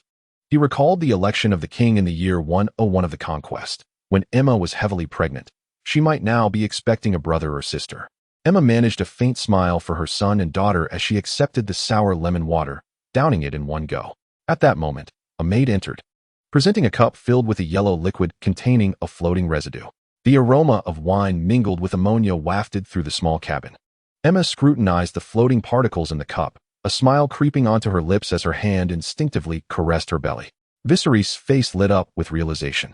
Placing his hand over hers, he exclaimed, "Could it be?" Emma nodded, affirming, "Yes, Viserys, I am pregnant. A new life is on the way." Summoning her children, Emma continued, "Baelon, Rhaenyra, you will soon have a little brother." Viserys felt immense relief, exclaiming, "Wonderful Emma. It is a blessing that you are well." The family embraced, the rocking of the cabin becoming gentler. Baelon wriggled free from the embrace, heading to the table, turning his back to the trio as he poured a cup of hot water. The green powdered antidote dissolved into the water, colorless and tasteless. He handed the water to Emma, expressing concern. "Mother, drink more hot water. It will alleviate your discomfort." "Thank you, Baelon," Emma replied, tenderly stroking Viserys' hair. This time, Viserys did not resist, allowing his mother to caress him. As Emma swallowed the hot water, Baelon shifted his gaze, quietly leaning against the embrace of his parents. A rare sense of guilt washed over him. He had not considered his mother's pregnancy when he had administered the poison. Understanding now, he knew he must ensure the poison was counteracted for the sake of the expectant mother, as anything less would be inhumane. Viserys scratched at his side where discomfort lingered, hoping they would reach King's Landing tonight, where the maesters could examine him thoroughly. Suddenly, he felt a sharp pain on one side of his body. King's Landing, the heart of Westeros, the stage for the Game of Thrones. This city lacked opulent architecture, boasting instead clean and tidy streets. The cobblestones that paved the roads had been laid down following King Jaehaerys' reign. Prior to that, King's Landing had merely been a collection of muddy paths. The carriage sped through the foul-smelling streets, its wheels traversing the chocolate river and landmines. King Jaehaerys devised an entire drainage and sewage system to transport waste and refuse to the river. The city's inhabitants habitually cast their excretions from windows into the streets, discarding garbage without a second thought. The stench of King's Landing is renowned far and wide. The Prince of Pentos from the Free Cities, Lord Tyros, once visited King's Landing and signed the Pact of Eternal Peace with Jaehaerys. Upon returning to Tyros, he publicly denounced King's Landing as a cesspool. Fortunately, as royalty, they could ride in a carriage, avoiding the necessity of traversing the filthy streets on foot. The carriage raced directly towards the Prime Minister's tower. Inside, people moved in and out, while old Baelon lay silently on the bed, his complexion ashen. Just days prior, he had been vibrant and robust, capable of riding dragons tirelessly between King's Landing and Dragonstone. King Jaehaerys sat at the bedside, his head drooping, obscuring his expression. His hands, lined with wrinkles, clasped old Bel's hand tightly. "Father." Viserys' legs buckled, nearly causing him to kneel beside the bed. He could scarcely fathom how his usually vigorous father could suddenly fall ill. Bel's second son, Daemon, was present in King's Landing, mourning alongside his father. With reddened eyes, Daemon supported his brother Viserys. Emma, holding her children on either side, quietly inquired about the scholar's current condition.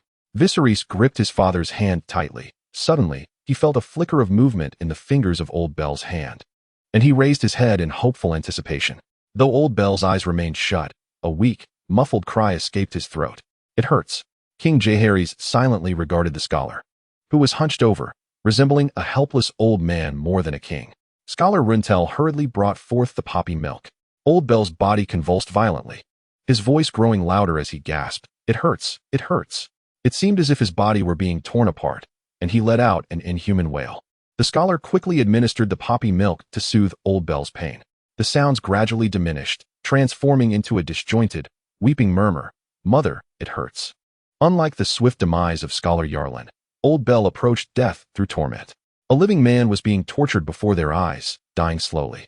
Baelon gazed into the void of old Bel's violet eyes, now unfocused and hollow. He lowered his gaze towards the antidote in the item list, a curtain obscuring his own violet eyes. If only he could effortlessly retrieve the synthesized antidote, he could liberate his grandfather from suffering and save his life. Baelon slowly approached Viserys from behind, his footsteps rousing King Jaehaerys. "Emma, take these children away," Jaehaerys rasped, his voice hoarse and wearied. As they exited the room, Baelon cast one last glance back at old Bel, who lay on the bed, his body twitching unnaturally. He broke free from Emma's grasp and rushed back to the bedside. Crouching next to Viserys, "I won't leave. At the very least, let me stay with grandfather." King Jaehaerys no longer persisted. Perhaps he had lost the strength to continue, tacitly allowing Baelon to remain. Emotionally, he wished to save old Bael, yet rationality held him back. Having lived for over 60 years, Jaehaerys noted that Baelon, at merely 40, was still in the prime of life. Should Baelon survive this perilous ordeal, how long could he secure the Iron Throne? When would Viserys ascend the throne? And when would it again be his turn? Yet, for the sake of the Iron Throne, must he permit the death of a loved one? Did he truly crave that iron seat? Not at all. He was confident in his ability to ride dragons and conquer a realm rivaling Westeros. However, by simply allowing fate to take its course and permitting old Bael to perish, he stood to gain the most. If one does not act for oneself, the heavens will punish, he mused. Baelon sighed inwardly, never having contemplated a change of heart. He bore no regrets for his decisions. Yet he understood he must accept the consequences. Every choice comes at a price, and now he must face his own. Before old Bael's death, Baelon would not leave that room. He could not stand idly by, profiting from the death of a relative. He had to bear the psychological burden that would ensue. He could not afford to scheme and end up losing more than he gained, turning old Bael's death into a personal torment that would haunt him. There was no need for evasion or self-deception. Witnessing his grandfather's painful demise for the sake of his own interests was a weight he had to carry. If he could not confront this reality, what right did he have to claim he had no regrets? What is the essence of life's conclusion? For the first time, Baelon discovered that death was remarkably subtle, more intangible than the wind. The faint sounds of weeping, the abrupt cessation of breath, a chest that no longer rose and fell. The warmth dissipated, skin turning cold and rigid. In the stillness of death, Baelon's stomach twisted in a spasm, yet ultimately, he stood quietly, his breathing steady. His gaze, both reverent and cold, meticulously scanned old Bael's lifeless form. Indeed, death is the most impartial of events. Whether noble or serf, all mortals must eventually meet their end. Perhaps one day, he too would succumb. Amidst the surrounding wails and cries, Baelon wept alongside those around him. The mournful roar of dragons echoed through the skies. Vhagar sensed the demise of her master and howled in anguish. Chapter 23, Collective Poisoning for the 11th time. The white-haired mourned the fate of the dark-haired. As a father, Jaehaerys had once again lost a son. As a king, he had seen two heirs depart this world in succession. Silently, he sat in place, his body hunched at the bedside, frozen like a statue. The 7 gods, in their mercy, had blessed him with 13 children, only to cruelly take them one by one. The last child remaining by his side, Baelon, was also claimed by the divine. The 2 remaining children, Prince Daemon and Princess Rhaenys, distant from King's Landing, could offer him no solace. The legendary king had been reduced to a helpless old man, helplessly watching his son's life slowly ebb away. Baelon caught a glimpse of Jaehaerys' weary and hollow gaze, and a sudden realization flashed through his mind. Jaehaerys may not have long to live. The death of old Baelor seemed to have drained all his vitality, causing him to age instantly. Indeed, old Baelor was the monarch that everyone had longed for. The room was filled with profound sorrow. Even the newly arrived Maester Runethel was moved to tears, resembling someone mourning a lost kin. Viserys knelt by the bedside. Unable to contain his tears, his abdomen began to ache, initially dismissed as mere grief, a phantom pain brought on by sorrow. However, as the pain intensified, a wave of agony caused cold sweat to bead on Viserys' forehead, leading him to collapse onto the floor. Brother, Daemon urgently assisted his crumpled sibling. The unbearable abdominal pain mirrored that of their father. Daemon was engulfed in turmoil. He had thought their father's death was accidental, but now it seemed otherwise. Daemon's expression darkened, his eyes nearly ablaze with fury. It felt as though a multitude of steel needles were piercing his insides, each wave of pain cresting higher than the last. Baelon's vision began to blur, cold sweat trickling down his spine, and a system warning tinged his sight. Health 1. Health 1. This poison was potent. Even a trace could lead to excruciating torment. Baelon marveled inwardly, acknowledging the maester's expertise. He resolved to keep some maesters for research in the future. The gasps of the onlookers echoed from a distance. Rhaenyra, come quickly. The sudden turn of events jolted King Jaehaerys awake.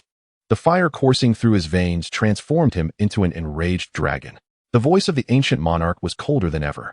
Rhaenyra's expression shifted as he hurried to examine the two. The sound of hurried footsteps resounded. Emma rushed into the room, cradling the unconscious Rhaenyra. Viserys. Rhaenyra. Suddenly, upon seeing the agonized father and son, her voice faltered. Both her husband and son had collapsed. Emma stood frozen, at a loss for what to do. Daemon took Rhaenyra from her, and with limited space on the bed, he settled her and Baelon onto a chair. Both his brother and children exhibited the same symptoms as their father. Such a coincidence. No, this was no mere coincidence. It was murder. Daemon seized the maester by the collar, dragging him before him with ease. Daemon's brow furrowed deeply as he spoke each word with unwavering intensity. Heal them. If anything happens to my brother, I assure you, you will join them in death. Despite the overwhelming pain coursing through him, Baelon's mind remained remarkably clear due to his semi-digitized form. He feigned unconsciousness with closed eyes, his lashes remaining still. Baelon found himself somewhat speechless. To Daemon, it appeared that only his brother mattered. He and Rhaenyra still lay beside them. Rhaenyra trembled as he prepared to employ his familiar medical techniques. Leeches, known for their blood-sucking prowess, suppress high temperatures and utilize the opium poppy for analgesic effects. Rhaenyra clasped his hands tightly, his knuckles turning pale.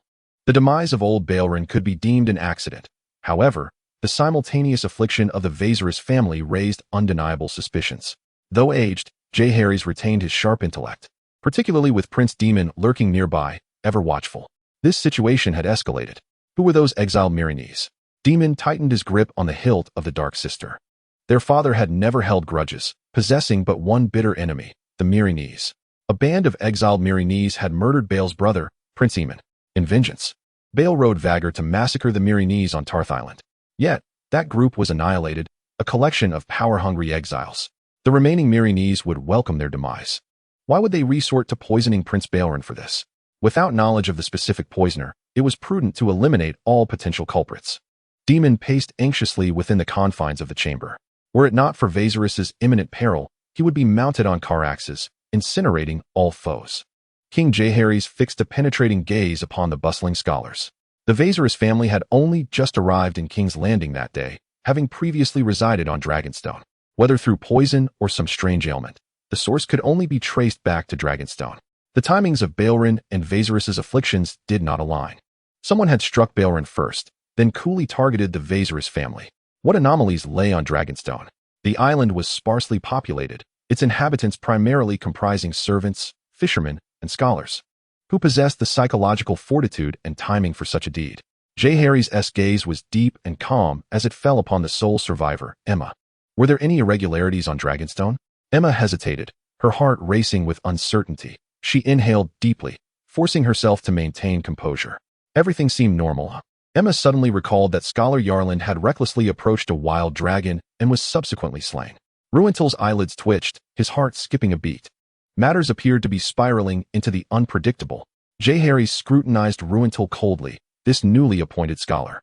Although the scholar had sworn loyalty to his lord, even the Kingsguard could betray their oaths. His uncle, Maegor, had seen 5 of the 7 Kingsguard, including Ser Olivar Baratheon and Ser Raymond Mallory, defect to Jaehaerys before Maegor's downfall, forsaking their lives in the service of the king. In Jaehaerys' dynasty, there was no place for oathbreakers. Even with the assistance of these defectors, he condemned them to death.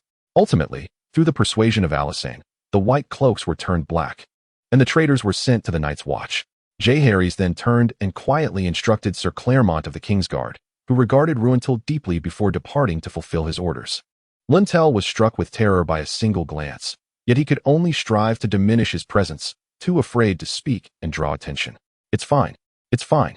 Even if they searched every inch, these white knights would never uncover anything in King's Landing. Time, fraught with anxiety, always trickled by slowly. Lintel felt as if he were living through years, until at last, Ciel Mint returned. Chapter 24, Blood and Fire. Ciel Mint leaned in to whisper something in Jaehaerys' ear.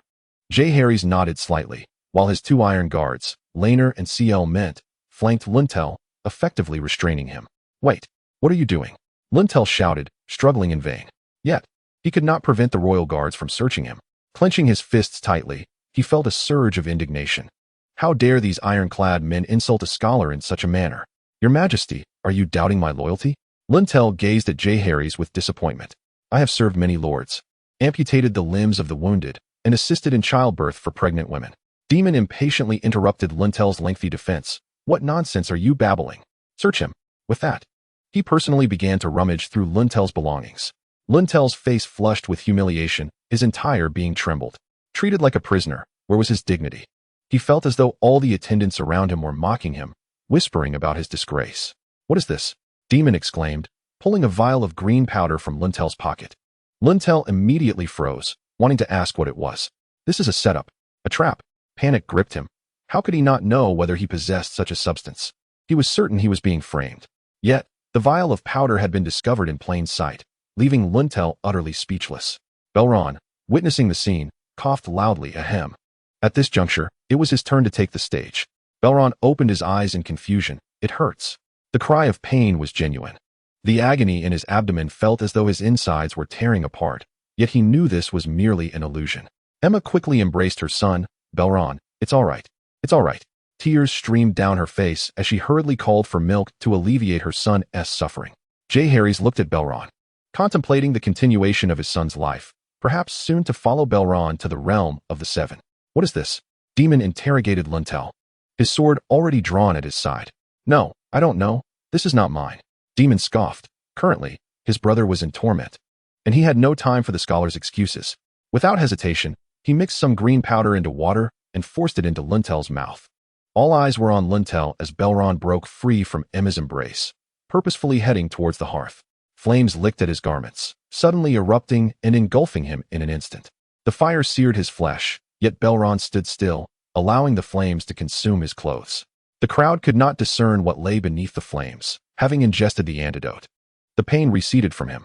The crowd was taken aback by the sudden turn of events, only reacting when Baelon transformed into a fiery orb. "Baelon!" Emma exclaimed, collapsing to the ground in a faint. Jaehaerys sprang to his feet, shouting, "Extinguish the flames."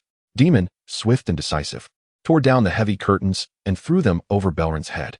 For a brief moment, the overlooked Lintel let out a sigh of relief, pondering if the young prince had succumbed to madness and immolated himself.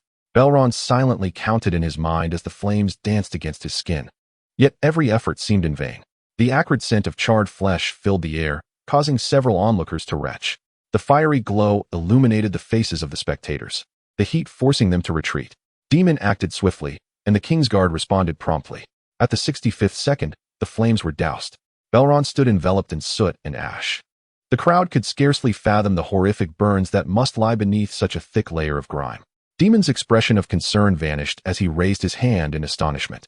His fingers were smudged with ash, but beneath it, Baelon's fair skin was revealed.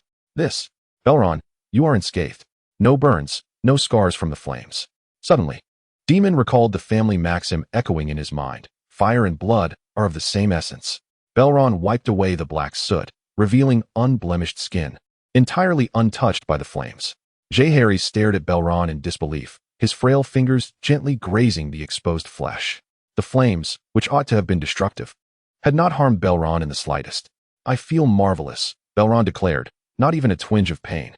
"In a dream just moments ago, I met an old man who told me that fire and blood are one.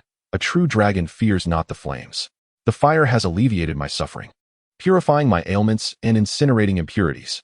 Baelon raised his hand, and the crowd's gaze fell upon it with a mix of astonishment and skepticism, clearly observing the intact skin. Even the silvery strands of hair by his ear remained unscathed. The miraculous scene enveloped the room in silence. Jaehaerys and Demon, seasoned by experience, found themselves momentarily bewildered. The Targaryens were known for their resilience to heat, but never had they witnessed such an extraordinary ability to detoxify amidst flames. How had they remained unaware of this? Yet, within the room, it was Lintel the scholar who struggled to accept this reality. "Impossible. How can one be unafraid of fire?" he shouted. The Targaryens could ride dragons through the skies, transcending the doctrines of the church and the prohibitions of close-kin marriages. Furthermore, they were immune to most diseases, never succumbing to smallpox or the plague, nor contracting scarlet fever, brown leg disease, or epilepsy. They were impervious to many complex ailments, such as wormbone disease and pulmonary acid bowel illness. Once, the Citadel had, like the rest of the world, believed that Targaryens possessed the blood of dragons, infused with fire that purified and incinerated plagues and maladies. Yet, the daughter of King Jaehaerys, the pure-blooded Princess Daenerys, had perished from tremors like any ordinary girl. In that moment, the Citadel abruptly realized that the Targaryens, too, were merely mortals. Without the dragon, one is no different from an ordinary person. Yet Baelon, emerging unscathed from the flames, witnessed a miraculous event that shattered Rintel's steadfast beliefs nurtured over the years. He murmured, "Impossible, impossible," as a force transcending scholarly understanding completely obliterated Rintel's convictions. After returning Emma to her chamber, Baelon inquired about the well-being of Viserys and Rhaenyra. Under Daemon's peculiar gaze, he recounted the tale and subsequently seized a vial containing a green powder. "This is what was extracted from the scholar. Perhaps I can discern its purpose," Baelon proposed, suggesting that the substance was either an antidote or a poison. "If I ingest this vial, I shall ascertain its nature." Jaehaerys promptly refused, wishing for Viserys' recovery without sacrificing another family member. "This flame can incinerate the toxins within me. If it is indeed poison, it cannot harm me." Daemon's gaze was sharp as a blade, cautioning against such risks, asserting that the scholar would eventually reveal the truth. "But I cannot stand idly by while my father and Rhaenyra suffer." Baelon's anxious gaze lingered on the two. "No," Jaehaerys resolutely declined. "I cannot endure the anguish of losing another loved one." Baelon. With a sigh, Baelon turned towards the despondent scholar. Chapter 25. Detoxification. Rintel's head hung low, obscuring his expression. He had meticulously selected the poison to ensure that the Targaryen prince would writhe in agony before the eyes of the public. This would demonstrate to the populace that the Targaryens were mere mortals, that the exception to the rules did not exist. Ultimately, they would come to understand that dragons were not invincible. But now all of this lay in ruins. The flickering candlelight cast dancing shadows, and beneath the wavering glow, awestruck expressions emerged on the faces of the crowd as they beheld Baelon, untouched by flames. Rintel scanned the faces around him. His anger was gradually siphoned away by despair, leaving him powerless and slumped upon the cold, rigid floor. The knights gazed up at Baelon with a fervent reverence that was almost overwhelming. The attendants averted their eyes in fervent devotion, scarcely daring to look upon the child. They nearly prostrated themselves at his feet in prayer, beseeching the seven gods for mercy. The cramped quarters of the prime minister transformed into his grand temple. Before the witnesses, a new legend was born. Targaryen would undoubtedly spare no effort in heralding Baelon's miraculous immunity to flames. The ballads sung by bards in praise of the prince would resound throughout the Seven Kingdoms, and under the weight of collective admiration, Baelon's legend would echo across the continent. Even a century or millennia after his demise, his tale would continue to be recounted. Baelon approached Rintel, and Ser Lane seized the scholar's hands, twisting them behind his back and forcing him down. Rintel's face flushed crimson, the necklace around his neck cascading to the ground, producing a soft rustling sound. Baelon remained silent for several moments, refraining from speaking hastily. The silence was thunderous, at times more profound than the loudest din. The room was enveloped in an oppressive silence, all eyes fixated upon Rintel, the air thick with tension, as if the very gaze of the assembly weighed heavily upon him. The flames crackled softly. Baelon spoke slowly. "Rintel, the scholar, the murderer of a prince, is tantamount to treason. If you divulge the mastermind behind this, your demise may be less agonizing. In this world, evidence held little value. Confessions were extracted through duress, and torture was the norm. There existed but one method to procure a confession: violence. Rintel was found in possession of a powder, and his continued existence was merely a testament to Daemon's experiments with the poison. Once the antidote was confirmed effective, Rintel would find himself with but two choices: death or a death of torment. Baelon scrutinized the scholar, whose hair was grayed and whose forehead glistened with sweat. He had presumed that one bold enough to poison a prince would have long since cast aside any fear of mortality. Yet, it seemed that Rintel's fortitude was lacking. Desperately, Rintel defended himself. "I did not poison Prince Baelon or Prince Viserys. That vial of powder was planted in my pocket by someone else." "Scholars aiding scholars," Baelon scoffed. "You did not wield the poison. It was Yalan who did." He knew there was little to be uncovered from Rintel, but Yalan would certainly reveal something. Rintel's face turned ashen, finally grasping the meaning of having a comrade akin to a pig. Yalan, whom he had believed to be a like-minded ally, was supposed to poison old Baelon on Dragonstone, and returned to King's Landing for the effects to manifest. Unbeknownst to anyone, even if Maegor turned King's Landing upside down, no one would be the wiser. The poison was being used for the first time against the Targaryen bloodline, and to guard against unforeseen circumstances, he had sent extra poison. Fearing the dragon's blood might possess some divine efficacy, rendering the ordinary poison insufficient. Yet, he could never have anticipated that Yalan, that fool, would poison the entire Viserys family. Baelon raised an eyebrow, observing the scholar collapsed upon the ground. To conspire against a prince required meticulous planning and an exceptional mindset. Rhaenyra ceased his struggles. As a scholar, he understood all too well the cruel laws that governed the lords. After enduring severe torture, he could hardly withstand the pain. Rather than divulging the true schemes of the Citadel under duress, it would be better to shoulder the blame himself. Ultimately, it was merely death that awaited him. Gradually coming to terms with his fate, Rhaenyra straightened his back with determination. Indeed, it was I who conspired with Yalan to poison. Let his death carry some weight. The moment he uttered these words, the room was thrown into shock. The scholar had betrayed his oath, conspiring against his lord. The accusations hurled at him were sharper than daggers, each word piercing through Rhaenyra. More perilous still was the wrath of House Targaryen. Jaehaerys gripped the armrest tightly, bellowing, "Kill him." He could not endure the sight of his son's murderer standing before him unscathed. Daemon's neck bulged with tension, and before Jaehaerys' words had fully escaped his lips, his sword was already drawn.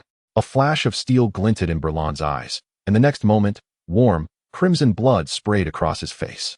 Rhaenyr's neck was severed, blood gushing forth as his head rolled to the ground, gray eyes wide open in shock, seemingly unable to comprehend his fate. Daemon raised his foot and crushed the head with a brutal stomp, a cold smirk curling his lips as he tossed it aside to feed the dogs. Baelon stepped back 2 paces, wiping the splattered blood from his face. With a single strike, the clean cut of the severed neck attested to the prowess of the Valyrian steel sword. Daemon, renowned as one of the 7 kingdoms' most formidable knights, exhibited an alarming speed in his lethal actions. It was a gruesome spectacle, the swift transition from a living man to a headless corpse occurring in mere seconds. Baelon found himself reflecting on his past, recognizing that his previous education had been too effective, binding him subconsciously. He had believed himself to be sufficiently ruthless and cold-hearted. Yet he now realized that in this world, he hardly ranked among the truly brutal. There was much to learn and room for growth. Jaehaerys' eyes widened, teeth chattering in agitation, as he glared at Rhaenyr's lifeless body, the ember of wrath still smoldering within him. A new test subject was brought forth, and the attendants, accustomed to such grim tasks, calmly began to clean the bloodstains from the room. As the test subject prepared to ingest the green powder, Baelon glanced at Jaehaerys' pallid face. With both his father and Rhaenyra in such agony, it seemed more prudent to administer the drug without delay. After all, the situation could hardly worsen. After a brief silence, Jaehaerys pondered the implications of the antidote. If it was indeed a remedy, all would rejoice, but if not, he could almost hear his son's anguished cries echoing in his mind. Ultimately, he nodded in agreement. If the outcome could not be altered, it was better to spare Viserys and Rhaenyra the suffering of a prolonged demise. With the assistance of the attendants, Baelon carefully helped Rhaenyra sit up, while Daemon gently supported his brother to administer the medicine. The detoxifying agent, mixed with warm water, was given, and fortunately, both still retained enough awareness to swallow. Viserys and Rhaenyra gradually opened their eyes. As Viserys regained consciousness, a sense of confusion enveloped him. "Daemon, I dreamt that something had happened to father," he exclaimed, relieved to think it was merely a nightmare. "Where's father?" Daemon fell silent, unsure of how to respond. In the stillness that followed, Viserys instinctively sensed something was amiss. He looked around, memories flooding back of the events preceding his fainting spell. It dawned on him that it was not a dream. From this moment on, he would be without a father. Viserys and Daemon collapsed into each other's arms, weeping. Rhaenyra, upon awakening, threw herself into Baelon's embrace, her tear-streaked face reflecting her fear. "I thought I was going to die. How could that be?" Baelon comforted, gently patting her trembling form. "You are safe now." Jaehaerys staggered to the table, his trembling hands gripping the vial of medicine, staring blankly out the window. Chapter 26. Rest in peace. Jaehaerys hurried back to the Red Keep, convening a council to discuss the recent poisoning incident. Otto Hightower of Old Town was appointed as Hand of the King, with the citadel located in Old Town, within Hightower's domain.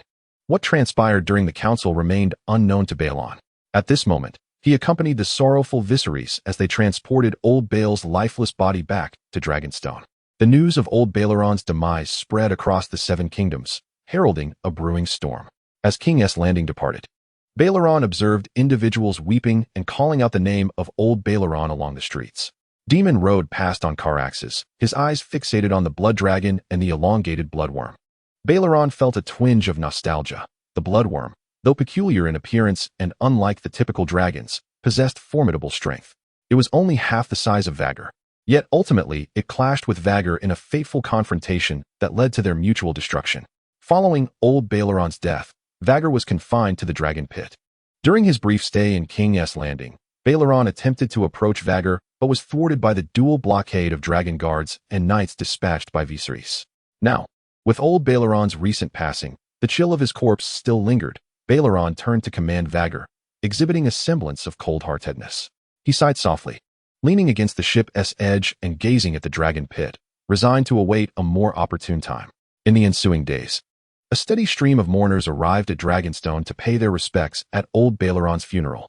Rhaenys commanded the Red Queen, Meleys, accompanied by her husband, the Sea Snake, Corlys Velaryon, and their 2 children. Jaehaerys rode the Bronze Fury, Vhagar. The 3 colossal dragons rested by the shoreline, a testament to Targaryen power for all attendees of the funeral. A pyre was constructed from 7 types of wood, including cedar, pine, and oak. In solemnity, Jaehaerys commanded Vhagar to ignite the funeral pyre, bidding farewell to his son. Smoke billowed upward, the aroma of fragrant wood wafting through the air, as Baelon stood beside his parents, inwardly exhaling a sigh. With the conclusion of old Baelon's funeral, the grand saga of the conquest year 101 truly began to unfold. The succession to the Iron Throne hung in uncertainty, while King Jaehaerys aged. The fierce contention surrounding the Iron Throne commenced. Baelon turned, his crimson-hued eyes piercing through the crowd, calmly regarding Rhaenys. Among the 14 heirs, only Viserys and Rhaenys possessed true competitive potential. Rhaenys maintained a stoic demeanor, her countenance devoid of sorrow. Old Baelon was her uncle, as well as the one who usurped her claim to inheritance. Rhaenys was the sole daughter of Prince Aemon. Following Aemon's death, Jaehaerys directly appointed old Baelon as the heir, an action that incited the second rift between the king and queen. Queen Alyssa mounted Silverwing and journeyed to Dragonstone, having been separated from Jaehaerys for 2 years. Even after Alyssa's passing last year due to chronic illness, she had steadfastly insisted that her granddaughter Rhaenys had been unjustly deprived of her rights. Corlys Velaryon, with keen perception, turned sharply, his gaze penetrating as if to unveil Baelon's innermost thoughts. Baelon met his stare with composure, offering a slight nod of acknowledgement before his gaze shifted to Corlys' daughter, Lena, who was originally the rider of Vhagar. The 8-year-old Lena nestled beside her father. With the funeral concluded, Dragonstone returned to its tranquil state. The deceased had departed, and the living must inevitably forge ahead. Baelon sailed back to King's Landing, having traversed the waters so frequently that he felt his seasickness was on the verge of being cured. The Red Keep, a palace nestled in the capital, resembles a sieve, allowing anyone to enter. Within its walls lies an intricate network of secret passages. Not even the king is privy to all of them. However, this proved advantageous for Baelon. For the next 2 months, Baelon diligently engaged in tree felling and hunting. Occasionally, Daemon would ride him back to Dragonstone to brew oyster sauce. This uniquely flavored oyster sauce became a sensation across the 7 kingdoms, drawing a continuous influx of gold dragons. It is said that among the merchant fleets, oyster sauce and spices like pepper are valued equivalently, and in the free cities across the narrow sea, oyster sauce is as precious as gold. During these 2 months, Baelon became quite familiar with Daemon. Daemon, known for his fiery temperament, exhibited kindness towards his kin, and apart from his attempts to take Baelon to Silk Street for amusement, he was indeed a likable uncle. At this moment, in the training yard, Daemon meticulously demonstrated sword techniques: twist the waist, engage the shoulder, channel power through the wrist, and strike from above. Baelon observed Daemon's every move with keen attention, determinedly wielding his sword. Although he had not yet reached the age for sword training, he had finally persuaded Viserys to allow him some practice, only to find the knight offering him a mere semblance of instruction, focusing solely on the basics. Sweat dripped from his lashes, stinging his eyes, yet Baelon remained fixated on Daemon. With Daemon's prowess ranking among the top in the 7 kingdoms, he seized the rare opportunity to learn a few techniques in Viserys' absence. Come, swing your sword at me with all your might. Daemon, armed with Dark Sister, positioned himself opposite Baelon. Taking a deep breath, Baelon concentrated, misstepped, and swung his sword downward. Daemon raised his sword before him, the blades clashing with a resonant sound. His wrist tingled from the impact. Daemon gasped at the force behind the strike. But where are you aiming, lad? Do you know how many women's happiness this concerns? Limited by his height, Baelon had no other choice. In that fleeting moment, he summoned his energy. With a flick of his wrist, his sword danced, creating a blur of motion as the blade rushed forth, forming a spiraling silver wheel. Daemon, shedding his initial condescension, adopted a serious defensive stance. The sounds of clashing steel echoed as Baelon changed his tactics, thrusting his sword upward with a glimmer of cold light. Daemon, skilled and agile, parried the strike. But in the next instant, Baelon's sword swept past and aimed directly at his thigh. Narrowing his eyes, Daemon deftly evaded to the side, the blade grazing his leather armor and leaving a faint white mark. Baelon smiled, his gaze fixed on the astonished Daemon. It appears luck is on my side. Thank you, uncle, for allowing me this victory. In truth, he was no match for Daemon's skill. He had merely capitalized on the adult's underestimation of a child to secure a fleeting win. Daemon chuckled, shaking his head. Well done, lad. You struck with cunning precision, targeting the vulnerable spots of a man, despite knowing your prowess pales in comparison to mine. You've certainly learned well from your uncle. Baelon swept his damp, shoulder-length silver hair back.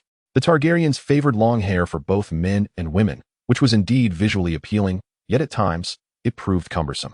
Daemon, in high spirits, clapped Baelon on the shoulder. Today's training is over. Come. Your uncle will take you to Silk Street for some fun. Baelon's lips twitched as he gazed upon Silk Street, commonly referred to as the Street of Pleasure Houses. Was it appropriate to bring a 4-year-old child there? No. He decided to head to the armory to select a sword. Baelon raised a blade, marred with nicks and imperfections, as a gesture. In comparison to the Valyrian steel sword, his long sword was pockmarked and uneven. He cast a glance at the sharp blade of the Dark Sister, feeling a pang of envy within. Truly, it was Valyrian steel. He too needed to acquire a Valyrian sword, and naturally, a suit of Valyrian armor and saddle would be most desirable. Chapter 27. The Dragon's Lair. Observing Daemon's graceful departure, Baelon squeezed his aching arms, his mind waging a war between laziness and the desire for diligent practice. With a sigh, he donned the iron sword and gritted his teeth to continue training. Enduring the hardships now was far better than facing the consequences of inadequacy later. What was fatigue? What was soreness, but mere psychological constructs? He could not afford to make excuses for relaxation. As the sun vanished, the sky transitioned from light to darkness. The iron sword grew heavier in his hands.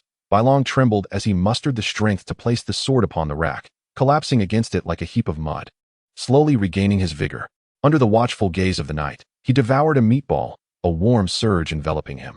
Once satiated, the sensation of fatigue and weakness dissipated. He felt invigorated, ready to train through the night. Considering the significant task at hand that evening, Baelon resolved to return to his quarters to restore his energy. For 2 months, he had meticulously deciphered the patrol routes of the Dragon Guards and learned the whereabouts of Vaggerl. Tonight, he would collect his gift. Passing through the corridor, a colossal shadow loomed. Baelon looked up to see Wormser gracefully landing upon the castle, its sharp claws gripping the walls, debris scattering. At this sight, Baelon smoothly pivoted and made his way outside the Red Keep. Another opportunity for fortitude had arisen. Outside the Red Keep, on the bloodstained floor, knelt a dozen individuals adorned with scholars' chains. The residents of King's Landing remained true to their nature, eagerly gathering around the scholars, chattering excitedly. As Wormser descended, the crowd, filled with awe and trepidation, parted to create a vast circle of space. Seated atop Wormser, Jaehaerys' gaze was piercing, while Otto Hightower, brandishing a long sword, loudly proclaimed the scholars' crimes. Ignoring their cries for mercy, Otto raised his sword high, and amidst the cheers of the crowd, he personally beheaded the scholars. With each head that rolled to the ground, someone immediately picked it up and impaled it on an adjacent iron rod. After several strikes, the heads dangled like candied hawthorns on the rod, a grotesque display of varying degrees of decay. Witnessing this horrific scene, the remaining scholars, yet to meet their fate, screamed in terror, but the crowd showed no concern for their frantic utterances. Then, as the clamor reached a crescendo, Jaehaerys commanded, and Wormser unleashed a torrent of dragon fire, incinerating the headless corpses. Frankly, the spectacle was enough to unsettle the onlookers. After 2 months of observation, the discomfort had significantly diminished. Having witnessed the execution, Baelon exhaled deeply and greeted Jaehaerys with a smile. Jaehaerys, returning the gesture, affectionately tousled his great-grandson's hair before turning to Otto with a somber expression. "This is the last batch, isn't it?" Otto, the newly appointed hand of the king, maintained a composed demeanor, nodding affirmatively as he replied, "Indeed. The remaining scholars who are not the primary culprits have complied with your orders and donned black robes for their journey to the wall." Jaehaerys acknowledged this with a nod, choosing silence in response. Baelon had heard that Otto had proposed to personally execute the condemned during the royal council, and curiosity drew his gaze toward Otto. The latter's smile faltered slightly as he lowered his gaze to Baelon, speaking softly, "Prince Baelon, Alicent mentioned you and Princess Rhaenyra just yesterday." Upon hearing Alicent's name, Baelon subtly furrowed his brow, responding in a nonchalant tone, "Is that so?" Alicent, Otto's 12-year-old daughter, possessed a charming and innocent beauty, infused with a hint of mature allure. She was gentle, gracious, and perceptive. Rhaenyra held a fondness for Alicent, and the two quickly became close friends. However, Baelon felt indifferent towards the girl, not solely because Alicent would eventually become his stepmother, but also due to her frequent references to her deceased grandfather when conversing with him. Though intended as a means of shared empathy, Baelon found it unfortunate, for he did not harbor significant sorrow over old Bael's death. Only if his home were invaded and Vhagar seized would he truly mourn in torrents. Otto, possessing exceptional composure, noted Baelon's evident disinterest and continued to smile gently, stating, "Alicent eagerly anticipates gathering with you and Princess Rhaenyra." Baelon merely nodded, choosing not to engage further, having witnessed enough of the spectacle. He had no desire to remain as a source of entertainment for the people of King's Landing. He bid farewell to Jaehaerys and made his way toward the castle, nodding in acknowledgement to Otto as he passed by. In the deep of night, silence enveloped the world. Baelon suddenly opened his eyes, donning tight-fitting black attire. He tied his hair back and stealthily made his way toward the dragon pit. Under the night sky, torches flickered, illuminating much of the area surrounding the pit. Baelon pulled up his hood to conceal his striking hair color, lurking in the shadows, awaiting the right moment. A patrol of several dozen dragon guards marched past, and Baelon held his breath, remaining still until the last of the guards had passed. He rolled silently onto the ground and slipped unnoticed into the dragon pit. The darkness within was impenetrable, yet Baelon, endowed with night vision, navigated with ease. Since Belleron's return from the ruins of Valyria, King's Landing had constructed the dragon pit, where the great dragons now resided. The 10-foot-wide corridor was spacious enough for Baelon, though it felt somewhat constricted for the massive dragons. As he rounded the winding passage, he softened his footfalls, carefully descending the steps. With a layer of fabric adhered to the soles of his boots by spider silk, his movements were nearly soundless. The pungent scent of sulfur filled his nostrils, and Baelon swallowed nervously, surveying his surroundings with caution. At that moment, several dragons resided within the pit, including Dreamfire, Silverwing, Vhagar, and others. Awakening the mighty dragon, one could only imagine the peril if it were to rise with a grumpy disposition. A single bite would lead to a swift demise, leaving nothing but remnants, perhaps reduced to a mere pile of excrement within the dragon's lair. Aemon, Old Bael, Viserys, and Daemon all commenced their dragon training in their teenage years. Now, at the tender age of 4, Baelon found himself hindered in his attempts to approach the dragon's den, as Viserys and Aemma were adamantly opposed to his proximity to the lair. Should his endeavors fail tonight, future visits to the dragon's domain would likely be fraught with even greater difficulty. Fortunately, the 7 gods seemed to favor him, as Baelon successfully navigated to the passage where Vhagar resided, exhaling a long breath of relief. Vhagar lay curled up, constrained by massive iron chains around its feet and neck. Baelon removed his cloak, revealing the Targaryen lineage etched in his features, and stepped forward with purpose. In an instant, a pair of eerie green eyes flickered to life in the darkness as Vhagar stirred from slumber. An irritable desire to unleash dragonfire surged within Vhagar, yet a familiar scent caused its pupils to constrict. Amidst the clanking of chains, Vhagar's colossal head inched closer to Baelon. Rather than brandishing a spider's venom, Baelon raised his hands, allowing them to hover before Vhagar's nostrils, feeling the warmth of its breath brush against his arms. In an oddly inappropriate moment, Baelon contemplated that training a dragon bore resemblance to training a dog. One must first allow the dragon to become accustomed to their scent. Vhagar's head momentarily froze. Seemingly caught off guard, Baelon lifted his gaze, widening his eyes as he met Vhagar's stare with unwavering determination. Chapter 28.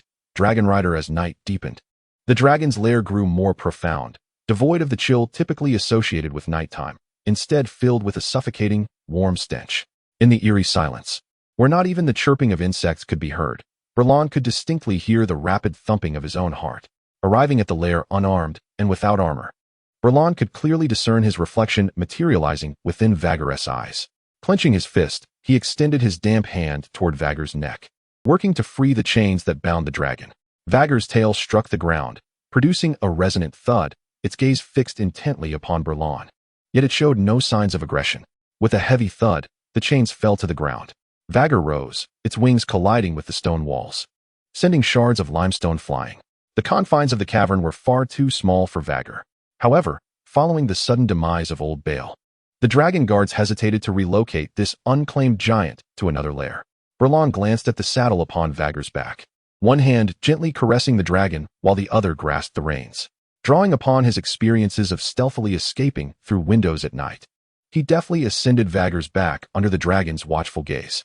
Perched upon the dragon, Baelon found it hard to believe how smoothly everything had transpired. It seemed his earlier efforts had borne fruit. Suddenly, an inexplicable sensation surged in his mind, as if something new had taken root within him. He felt an uncanny ability to sense Vhagar's emotions. Lowering his gaze, he whispered, "Vhagar, is that you?" On Dragonstone, he once entered a wondrous state, meeting Vhagar in a meditative trance, yet regrettably, he could never attain that state again. A smile of exhilaration crept upon Baelon's lips, excitement coursing through his veins. His heart racing, hands gripping the reins tightly, and he wrapped a strand of silk around them twice. Once prepared, Baelon finally shouted the words he had repeated in his mind countless times. "Vhagar, soar." His voice reverberated through the silent corridor. Vhagar sprang into motion, the entire cavern trembling, and distant dragon roars echoed nearby. Vhagar accelerated, her wings sparking against the stone walls. As a cool breeze swept past, she unfurled her vast wings, soaring toward the moon hanging high in the sky. Hearing the commotion, the converging dragon guards appeared increasingly diminutive, and Baelon cheered in excitement, his fingertips tingling with exhilaration. Before he could revel in his joy, Vhagar suddenly ascended sharply, the sensation of weightlessness enveloping him as he dangled nearly vertically on the dragon's back. "Vhagar, is this your only speed? Fly faster, more swiftly." Anticipating this, Baelon tightened his grip on the reins with his silk-clad hands. Vhagar let out an angry roar, and Baelon could instinctively sense the dragon's discontent. The great beast accelerated, diving steeply downward. The fierce wind stung his eyes. Baelon squinted, and suddenly, a flock of white specks appeared in his vision. It was a multitude of white birds. He quickly flattened himself against the dragon's spine, startling the flock into flight. After a moment, Baelon glanced up, noticing several splotches of blood on Vhagar's head, evidence of birds struck and mangled. The wind pressed against Baelon, making it difficult to breathe. Perhaps there was indeed some magic flowing through Targaryen blood. Gradually, he acclimated to the tempest on the dragon's back, and the fierce wind softened. Vhagar spread her wings and glided smoothly, showcasing the exceptional flying prowess of a century-old dragon. Baelon extended his neck, tilting his head to gaze at the ground from Vhagar's right side. Vhagar expertly tilted her head left, clearing the right side. "Good girl," Baelon exclaimed with delight, patting Vhagar's back. High above, even amidst rapid flight, the ground, which should have appeared blurred, was remarkably clear to Baelon. Below lay a long river, and Vhagar was flying along its course. It must be the Blackwater River, as it was the only significant river in King's Landing. As the river forked, Baelon concentrated, tugging the reins to the right, and Vhagar understood, veering along the right channel. However, was his vision not a touch too keen? Wait. It seemed that every dragon rider possessed the ability to discern the terrain from the dragon's back. The low temperatures and pressure at such heights did not affect them. Yet, this extraordinary vision and physical prowess seemed to dissipate upon dismounting. Baelon shook his head, attributing the incongruities to the Targaryen bloodline, and whenever faced with uncertainty, he considered it a matter of Valyrian magic. Uncertain of how long he had been flying, Baelon gradually regained his composure. Peering down, he beheld the Black Castle, its crumbling walls unmistakably recognizable, prompting him to raise an eyebrow. It was Harrenburg. Baelon patted the dragon's back, and Waghar, obedient to his will, turned around and descended onto the central isle of the lake. Beside the lake stood Harrenburg. Thus this body of water was indeed the renowned Lake of the Divine Eye. The Lake of the Divine Eye held a peculiar connection with the Targaryen uncle and nephew duo. In the battle at the Lake of the Divine Eye, Maegor commanded the fearsome dragon Balerion, while his nephew Aegon rode the silver dragon. Faced with Balerion, the mightiest of dragons, the silver was merely a third of Balerion's size, making the outcome painfully evident. Uncle Maegor emerged victorious, tearing the silver's wing apart, and the silver was consumed by the Lake of the Divine Eye. In the second battle at the Lake of the Divine Eye, once again, it was the same pair of uncle and nephew. Uncle Daemon rode Caraxes, while nephew Aemon commanded Waghar as they clashed above the lake. Ultimately, Daemon and Aemon perished together, both dragons plummeting into the waters of the Divine Eye. It is said that Caraxes managed to crawl ashore before succumbing, whereas Waghar sank directly into the depths. Baelon, with a sigh, patted Waghar, urging him to be more cautious, for he had been bested by a bloodworm far inferior in size. Waghar's slit pupils suddenly contracted, nostrils flaring as he breathed heavily. Baelon quickly reassured him, all right, it wasn't your fault. It was the rider's error. He produced a generous supply of spider glands to feed Waghar, watching with satisfaction as the wounds on the dragon's neck began to heal. The growth of dragons may indeed know no bounds. Balerion only ceased growing a year before his death, having taken residence in his lair. One could only wonder how large Waghar might grow. The singular concern remained. According to records, Balerion had, as if summoned, broken free from the control of his rider, Princess Arya, and soared into the ruins of Valyria. Although Waghar had never witnessed Valyria before the cataclysm, one could not ascertain whether she would exhibit the same behavior upon reaching a size comparable to Balerion. There was but one solution at present. Baelon lifted Waghar's wing and nestled within its embrace, enveloped in the sulphurous aroma that, after a while, became oddly pleasant. Waghar, protect me. Now. He felt a sense of security. Even if Waghar were to roll over, he would not be crushed. Baelon exhaled deeply, clearing his mind and entering a meditative state. He sensed that if he could attain that wondrous state, merging with Waghar, their connection as one, a man and his dragon, would become more profound. At that moment, he remained unaware that his disappearance had stirred a tempest in King's Landing. Chapter 29. The Heart Tree Red, keep the slumbering fortress stirred from its dreams. The hall ablaze with flickering candlelight. Listening to the report from the Dragon Watch, Jaehaerys wore a grave expression. Are you certain it is Baelon Prince riding Waghar? With a lowered gaze, the Dragon Guardian observed as Vagarel suddenly burst forth from the dragon's lair with astonishing speed. We could merely catch a glimpse of a vague silhouette atop Vagarel's back, uncertain if it belonged to Prince Baelon. Since the demise of Old Bael, Vagarel had remained a solitary giant dragon, quietly residing in the caverns, yet now it had inexplicably taken flight into the night. Vagarel, the largest and oldest of the surviving dragons, had vanished without a trace, sending alarm through the Dragon Guardians who hastened to the Red Keep to report to Jaehaerys. A gathering of individuals was summoned under the cover of darkness, with even Daemon reluctantly abandoning his splendid evening in Silk Street to return to the Red Keep. The Dragon Lords convened, speculating fervently about who might have tamed Vagarel. The Targaryens, known for their fervent admiration of dragons, regarded Vagarel, who had accompanied the conqueror Aegon in subjugating the Seven Kingdoms, as a coveted prize. Jaehaerys surveyed the clusters of people, his mind swirling with questions. Among the assembled adult dragon lords, who could possibly be the one to control Vagarel? It was only when Aemma set aside her children and instructed a nearby maid to investigate that the mystery began to unravel. Baelon had mysteriously disappeared. He was not in his chamber, and the servants searched the entirety of the Red Keep, yet his presence was nowhere to be found. Jaehaerys, upon reflection, deduced the identity of Vagarel's rider. Daemon, with a playful pat on Viserys' shoulder, jested, "Brother, your son truly lives up to your legacy. At merely 4 years of age, he has become a dragon rider, the youngest dragon rider." His exclamation resonated through the vast hall, with many echoing his sentiment. "Enough, Daemon," Viserys interjected sternly. He cared far more for his son's safety than for any title of the youngest dragon rider. Was Vagarel truly so easily tamed?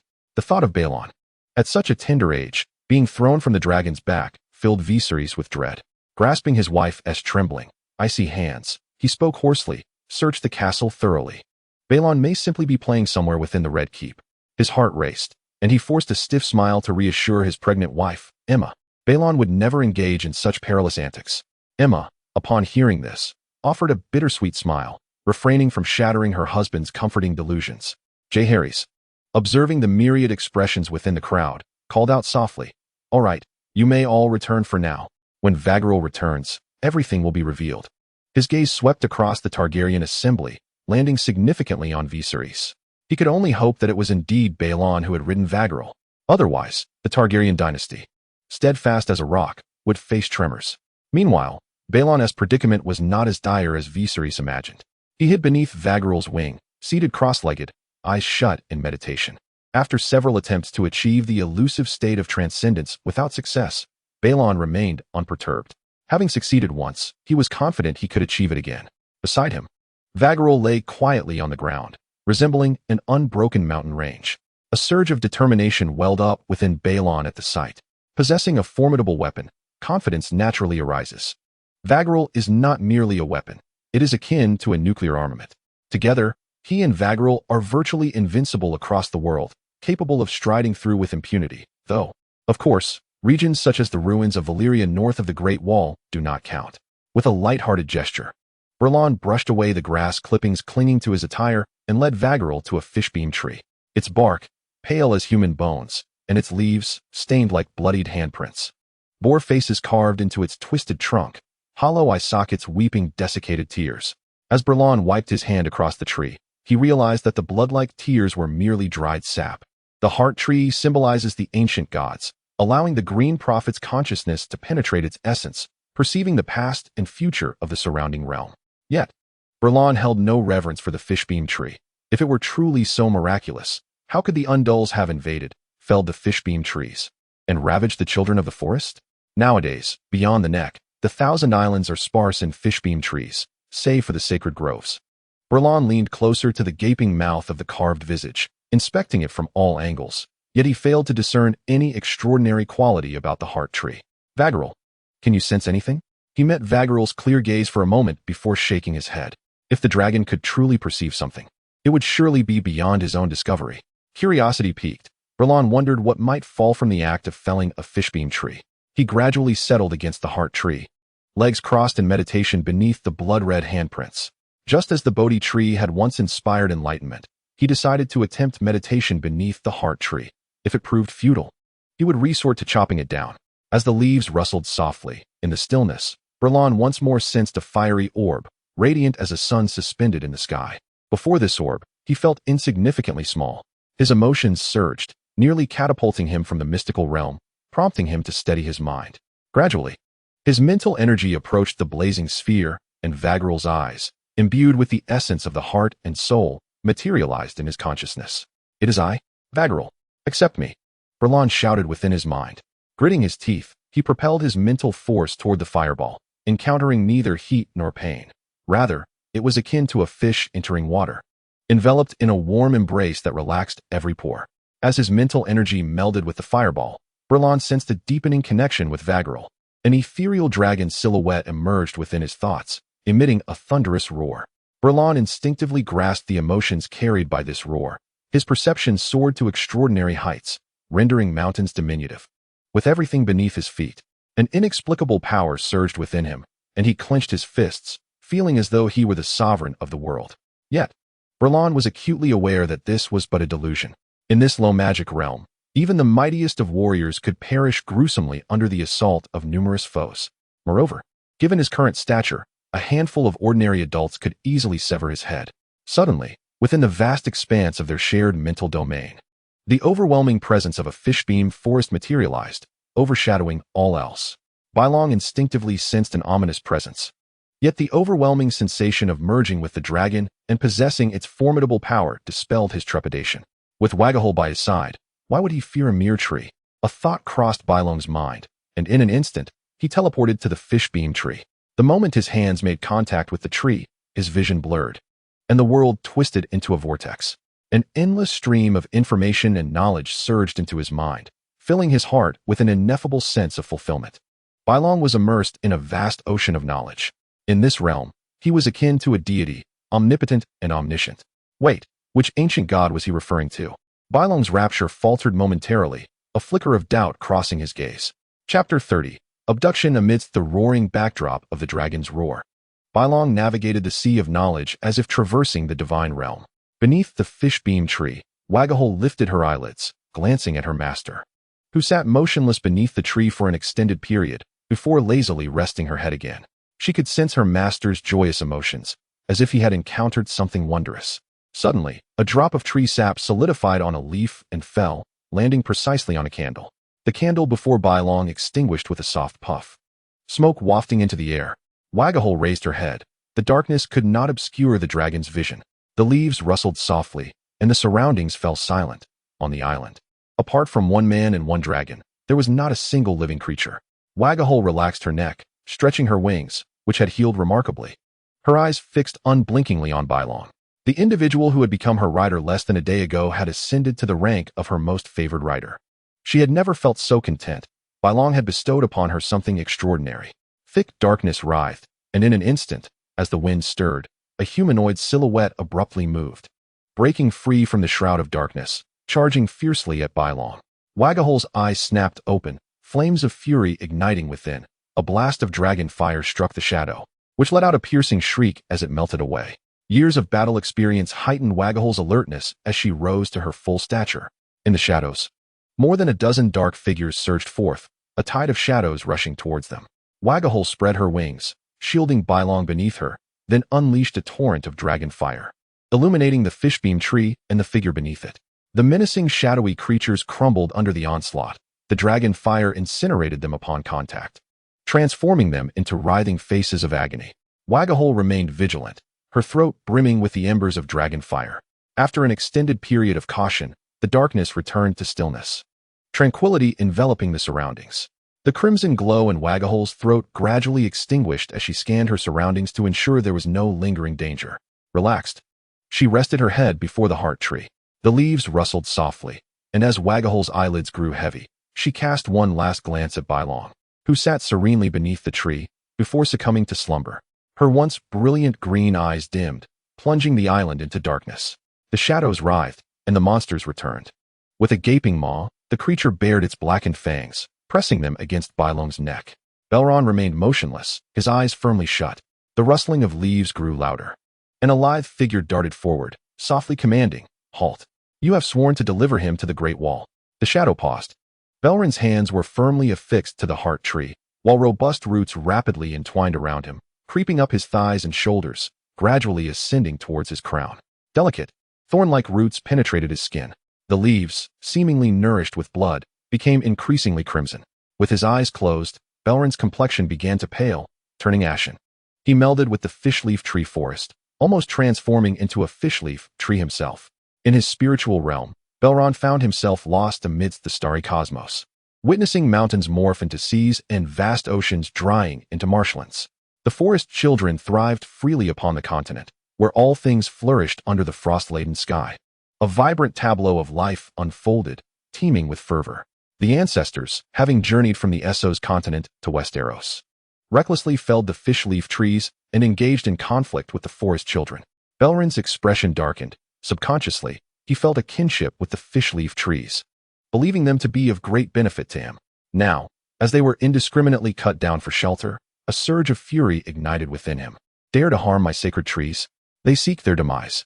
Instinctively, Baelon attacked all the tree-felling ancestors, yet the omniscient deity remained unaffected by their actions. They continued to harvest the fishleaf trees without restraint. Time flowed onward, and the forest children clashed with the ancestors as the Undulls entered the fray. Everything unfolded according to the design of fate, a natural course of events. Whispers echoed in his ears, and his will gradually disintegrated into silence under the relentless tide. A peculiar glimmer flickered in Belron's eyes as he gazed at the unharmed ancestors, while the felled fishleaf trees wept tears of blood. He believed himself to be omnipotent, yet he could not influence the tangible world. The omniscience of his spiritual realm held no significance for him. Wait, the spiritual realm. Suddenly, a light shone in Belron's eyes, and the fog in his mind dissipated. He remembered the dragons and his most coveted possession, the system. He was not one for reckless adventure. Even in taming Vagral, he had preemptively fed and mounted him. He understood that the fishleaf trees possessed a certain magical essence, a symbol of the old gods. How could he dare sit beneath the fishleaf tree? Perhaps from that moment onward, his thoughts had been swayed. Or perhaps even earlier, when Hellenberg was within sight. He had allowed Vagral to turn and descend upon the Isle of Faces. On the system panel, his mental value had plummeted to 0, but more crucially, a red alert blared ominously. Mental penetration in progress. Baelon chuckled to himself. It appeared his mind still held some utility. Taking a deep breath, his gaze resolute. The next instant, the vast starry sky shattered, revealing an expanse of fishleaf tree forest. Bound by vines and trunks, unable to move, Baelon calmly chuckled. No matter how formidable the spiritual realm, if the corporeal form was frail and vulnerable, it was rendered useless. Vagral, Unleash your dragon fire. In the darkness, emerald slits of eyes suddenly ignited. Wagahar sensed the command of his master. Even before opening his eyes, the dragon flames surged towards the fish. The fire coursed along the trunk, distorting the visage of a human face upon the fish in the waves of heat. Upon focusing his gaze, Wagahar realized that his master, who should have been seated beneath the tree, had vanished without a trace. An enraged roar reverberated through the heavens, sending flocks of birds into a startled flight. Meanwhile, the fish forest erupted in flames. Baelon appeared unfazed by the tension of being bound. Instead, he gazed contemplatively at the towering inferno engulfing the woods, a wildfire consuming the mountain. The flames swiftly spread, engulfing the roots that clung to Baelon, reducing them to ashes. A mournful wail echoed through the air. The world crumbled like shifting sands. In his final moments, Baelon smiled and waved, cherishing his remaining time, promising that their next encounter would find him beneath the dragon's flames. The sound of the wind mingled with the crunch of grass beneath footsteps, bringing life to a world once stagnant. Baelon discovered that he was not beneath the heart tree, but rather encased within a woven sack. As he was jostled about, he swayed left and right, deprived of the familiar scent of sulfur. It appeared he had been abducted. Fortunately, his close connection with Wagahar allowed them to sense each other's locations. The princess was hastily on her way, determined to rescue the Prince Baelon from the clutches of the Demon King. He cautiously opened his eyes, peering through the gaps of the weave. It seemed he was atop some creature, swiftly leaping and darting between the trees. It was no human. No human could move with such grace and speed among the treetops. Suddenly, Baelon caught a glimpse of a shadowy humanoid figure, an apparition. According to the system's rules, darkness would give rise to these shadowy creatures once all illumination was extinguished. Throughout the perilous journey to the dragon's lair, he had been on high alert, not only fearing the awakening of the great dragon, but also anticipating the sudden appearance of these shadows.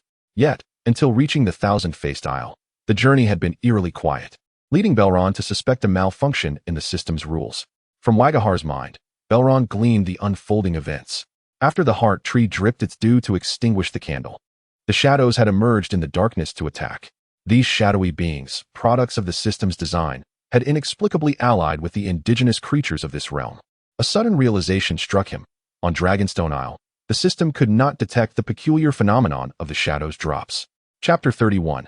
Just exiting the novice village. Encountering the elite, Baelon had not anticipated experiencing the joy akin to that of Zhang Wuji, being thrust into a sack and rolling about. He closed his eyes, his head drooping in exhaustion, and his consciousness entered Wagahar's body. The inferno enveloped him, transforming the world into an underground cavern, with magma cascading tumultuously within a waterfall. The immense green eye swiveled, high above the ground, easily capturing the slightest movements below, with a nearly 180-degree field of vision. This was the essence of the dragon. He too possessed the innate ability of an easier walker. Observing the world through the eyes of the great dragon was a novel experience. Yet Baelon had little time to indulge in such musings, for there were far more intriguing matters at hand. The shadowy creatures had inexplicably gained intelligence and formed an alliance with the ancient gods. Would other creatures from the game also manifest in this realm? Intelligence is indeed a boon. With intelligence comes the ability to communicate, to experience fear, and to possess vulnerabilities. He was eager to seize the shadow creature and interrogate it. The gale swept past his eyes, gentle as a feather brushing against the skin, and in an instant, the distance between the man and the dragon closed rapidly. No matter how extraordinary the being carrying Baelon was, could it possibly outrun a dragon soaring through the skies? Even if Vagharl was not renowned for its speed among dragons. Two figures, no larger than ants, burst forth from the thicket, racing toward a small boat by the island's edge. Two dark silhouettes emerged, one of adult stature and the other the size of a child, each bearing equally sized bundles upon their backs. Within those bundles lay Baelon. The vision clearly revealed the beautiful visage of the shadow, the children of the forest. How could this be? How could the children of the forest appear in Westeros? Vagharl's pupils constricted, and he immediately prepared to dive down through the clouds. Baelon hastily commanded Vagharl to wait until the two had distanced themselves further from the woods. With the forest at their backs, the children of the forest were swift and agile. Should they escape into the thicket, Vagharl's massive form would be at a disadvantage. A lithe black hawk flapped its wings desperately, gliding past Vagharl, who ascended and concealed himself within the clouds, offering not even a glance at the diminutive creature. The hawk, undaunted by the dragon, soared upward alongside it, causing a flicker of unease to flash through Baelon. Withdrawing from the draconic state, a cooing sound echoed. It was an owl. At the sound of the bird, the children of the forest abruptly halted, not daring to take a breath, turning to flee back into the woods. The shadow creature hesitated for a moment, then followed suit, retreating in haste. In the ensuing chaos, Baelon was jostled in his pocket and tumbled over. A chill running through him. Someone was controlling at least two different animals, an eagle and an owl. This was not something an ordinary ward could achieve. He immediately commanded Vagharl to strike. The wind howled as Vagharl dove down, plummeting rapidly. However, the children of the forest were not slow either, and they were merely a few steps from the woods. Vagharl descended from the heights, still a distance away from the two. The edge of the forest loomed closer. 1 foot of the children of the forest had already crossed into the tree line when Vagharl remained just a fraction behind. Gritting his teeth, Baelon inwardly shouted, "Dragon fire!" A pillar of fire descended from the heavens, accurately engulfing the children of the forest. The flames enveloped them, and the sack was instantly reduced to ashes amidst the wretched cries of the children. Baelon rolled to dissipate the impact upon landing, tearing off his burning garments, leaving him bare, yet a spear suddenly materialized in his hand. Before the shadow creature could react, the spear thrust upward towards it. Of course, if the shadow creature possessed such a feature. With a successful strike, Baelon swiftly retreated. Vagharl crashed to the ground, its claws forcefully pressing down upon the shadow creature. The force was sufficient to rupture internal organs, sending dust swirling as the shadow creature struggled beneath the claws of Vagharl. The final words of the child of the forest were lost, reduced to ashes. In its thrashing, the trees became tainted by dragon fire, which surged forth with a crackling sound, transforming ancient trees, entwined in embrace, into charred blackened remains in an instant. Baelon collected the ashes of the child of the forest into a spatial pocket, pondering whether this ash could be crafted into a healing salve with enhanced restorative properties. At last, he found the time to scrutinize the shadow creature ensnared by Vagharl. True to its name, the creature bore a striking resemblance to a shadow, possessing only 2 hollow eyes, devoid of any other facial features. After rewarding Vagharl with the spider gland, Baelon swiftly withdrew his spear. The shadow creature shrieked in agony, and Belron's eyes brightened with hope. The creature felt pain, making things considerably easier. At the forest's edge, under Vagharl's watchful gaze, Baelon smirked as the spear gleamed ominously. As dawn broke, a piercing wail echoed through the skies, and a glimmer of sunlight emerged on the horizon. Alas, this shadow creature proved to be resilient, enduring all torment and inquiry in silence. Baelon sighed, feeling a pang of mercy, and resolved to grant the creature a swift end. He raised his spear, poised to deliver the final strike, when suddenly, a minuscule beetle erupted from the decaying leaves, darting towards Baelron's face. With a smirk, Baelon could no longer contain himself. As the beetle collided with him, half of its consciousness instantaneously merged with Vagharl, uniting man and dragon as one. The beetle, akin to a lost soul, tumbled down, while a formidable presence invaded Baelron's tightly shut mind, gliding in without resistance, like a thief in the night. Startled, the newcomer beheld the colossal dragon that overshadowed the skies. With Baelon seated atop Vagharl's head, at long last they met. How should he address you? Baelon gazed down at the being below, no longer a fish or insect, but a person with silver hair and violet eyes. Why do you resist? Embrace our unity. It is your destiny. The newcomer spoke in a mechanical tone, reminiscent of a system. Baelon tilted his head in curiosity. At least tell me who you are. You have encountered us before. We are the Fishbeam trees, and the Fishbeam trees are us. You may also refer to us as the Green Prophet. As the realization dawned upon him, Baelon could not help but chuckle ruefully. The Green Prophet? How could such a grand title manifest so early? I haven't even left the novice village yet, and I am already encountering a top-tier entity. Uninterested in becoming the Green Prophet, Baelon firmly rejected. I shall not become any Green Prophet. Seek someone else. The Green Prophet raised its violet gaze, speaking calmly. This is your destiny. You are not meant to exist as you are. Becoming the Green Prophet is the only way to save yourself. Baelon narrowed his eyes, responding coldly. I do not believe in fate. If peril truly awaits, I shall be my own savior. With a cold snort, he remarked, do not presume I am unaware. The Green Prophet is hardly a desirable position, and you cannot possibly influence the real world. This world demands sacrifice. Victory belongs to those willing to make sacrifices. The Green Prophet replied indifferently, the inner realm is boundless, not nearly as barren as the external world. The inner world is far more authentic than the world you have experienced and witnessed. Like a harbinger of judgment, the Green Prophet asserted, You cannot resist fate. You are destined to become one of us. I possess a dragon, Baelon declared resolutely. No one can compel me to do what I do not wish. They lack the power to do so. Only those who do not understand darkness would fear the night. The Green Prophet gazed at Baelon, as if observing a petulant child. The world fears the might of dragons, yet the Green Prophet is unafraid, for in our eyes, all is known, devoid of the terror of the unknown. He raised his gaze, fearlessly meeting the dragon's eyes, proclaiming, "You have experienced that sensation of having the world within your grasp, a divine feeling. This is an undeniable, genuine power." Baelon scoffed and inquired, "Is that so? If power is indeed genuine, then what did you do while our ancestors recklessly felled the fishbeam trees? The children of the forest fought to protect the fishbeam trees from our ancestors. Rivers of blood flowed. Countless lives were lost. What did you do then? Now, the children of the forest languish beyond the Great Wall. And what have you done? Before your very eyes, beneath the fishbeam tree, a child of the forest perished in dragon flames. What have you done?" Intentionally provoking the Green Prophet, he bellowed, "What omniscience and omnipotence! The Green Prophet is merely a rat in the gutter, constructing a temple within a shell, ultimately unable to effect any change. Everything is a matter of destiny." The Green Prophet replied, his gaze calm and unwavering.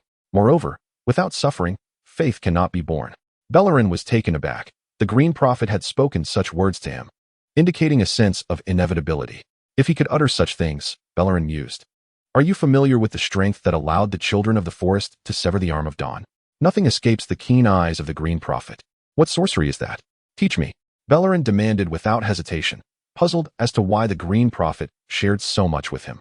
Yet, it suited his purpose. He needed to buy time, waiting for the night to pass.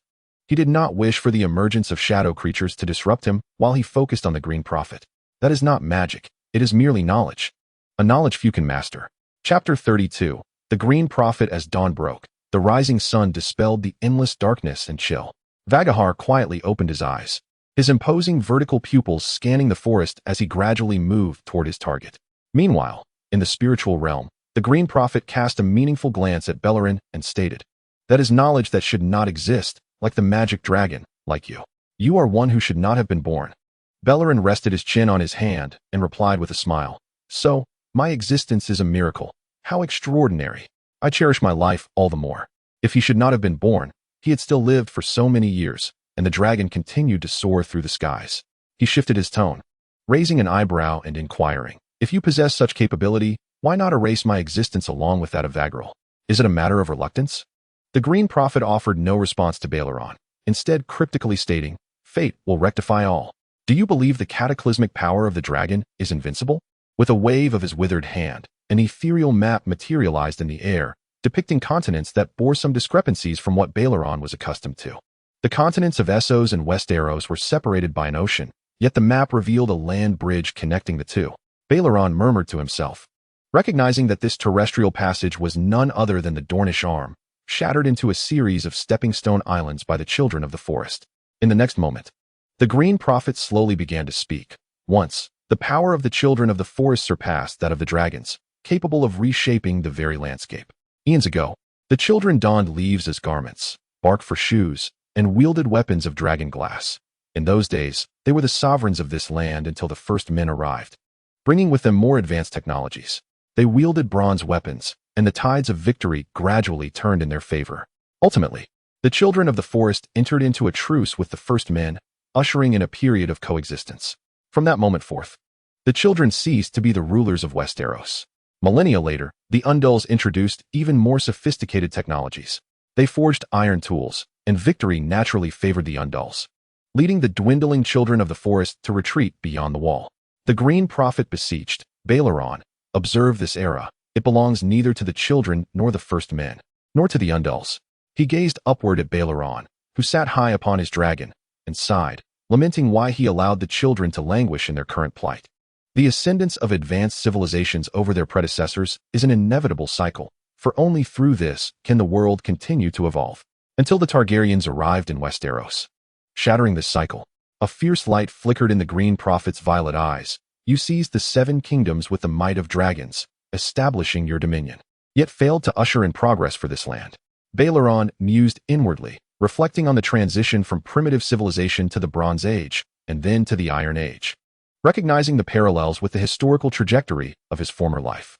He crossed his arms and retorted, "You speak as if the Targaryens' reign hinders advancement. Take Jaehaerys, for instance. He constructed the King's Road, linking the wall in the north to Dragonstone in the south." He paused, considering how the populace perceived his reign, then remarked with a smile, "Lush greenery and the gentle warmth of a long summer." The Green Prophet replied coolly, "All this serves merely to uphold his rule, devoid of significance. Eventually, a more advanced civilization and technology will supplant the Targaryen dynasty, and you will come to realize how feeble dragons are when faced with advanced civilizations."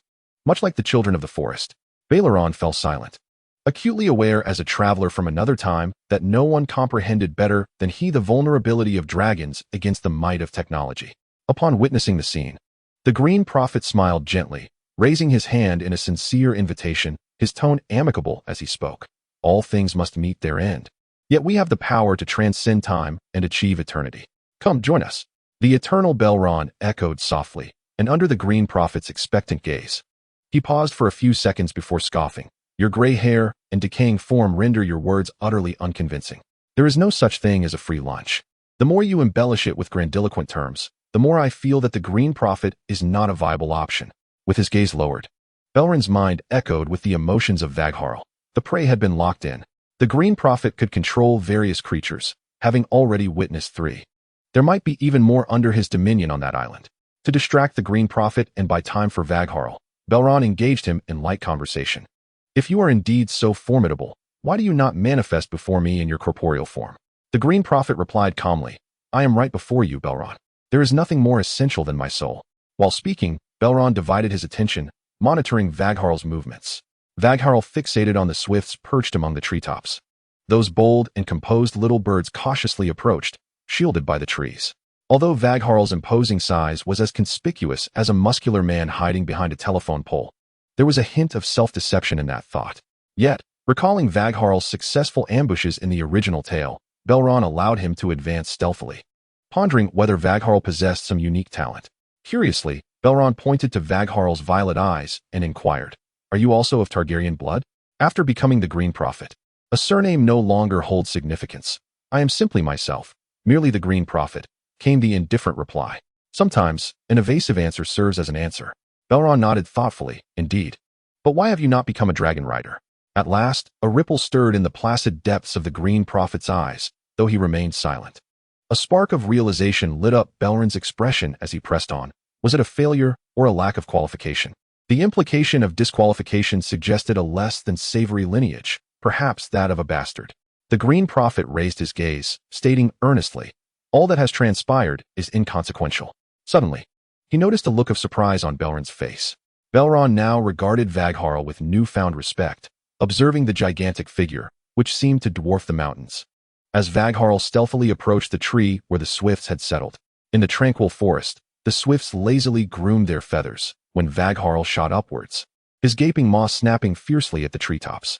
Red juice splattered like blood, and with a sharp crack, the tree crown broke in Vagharl's jaws. Yet, to Belron's astonishment, the swifts, in a moment of breathtaking speed, evaded Vagharl's jaws just in time. A jolt of surprise surged through Baelon as he met the knowing gaze of the Green Prophet. With a smile upon his face, the prophet looked down upon Baelon, his demeanor serene, and remarked, "The Green Prophet knows all." Playing a surprise attack before the Green Prophet is both laughable and somewhat endearing. Baelon chuckled coldly. "Is that so? Did you foresee this maneuver?" While he outwardly scorned the Green Prophet, deep within, Baelon was filled with trepidation. The Green Prophet was anything but weak. On the contrary, he was formidable.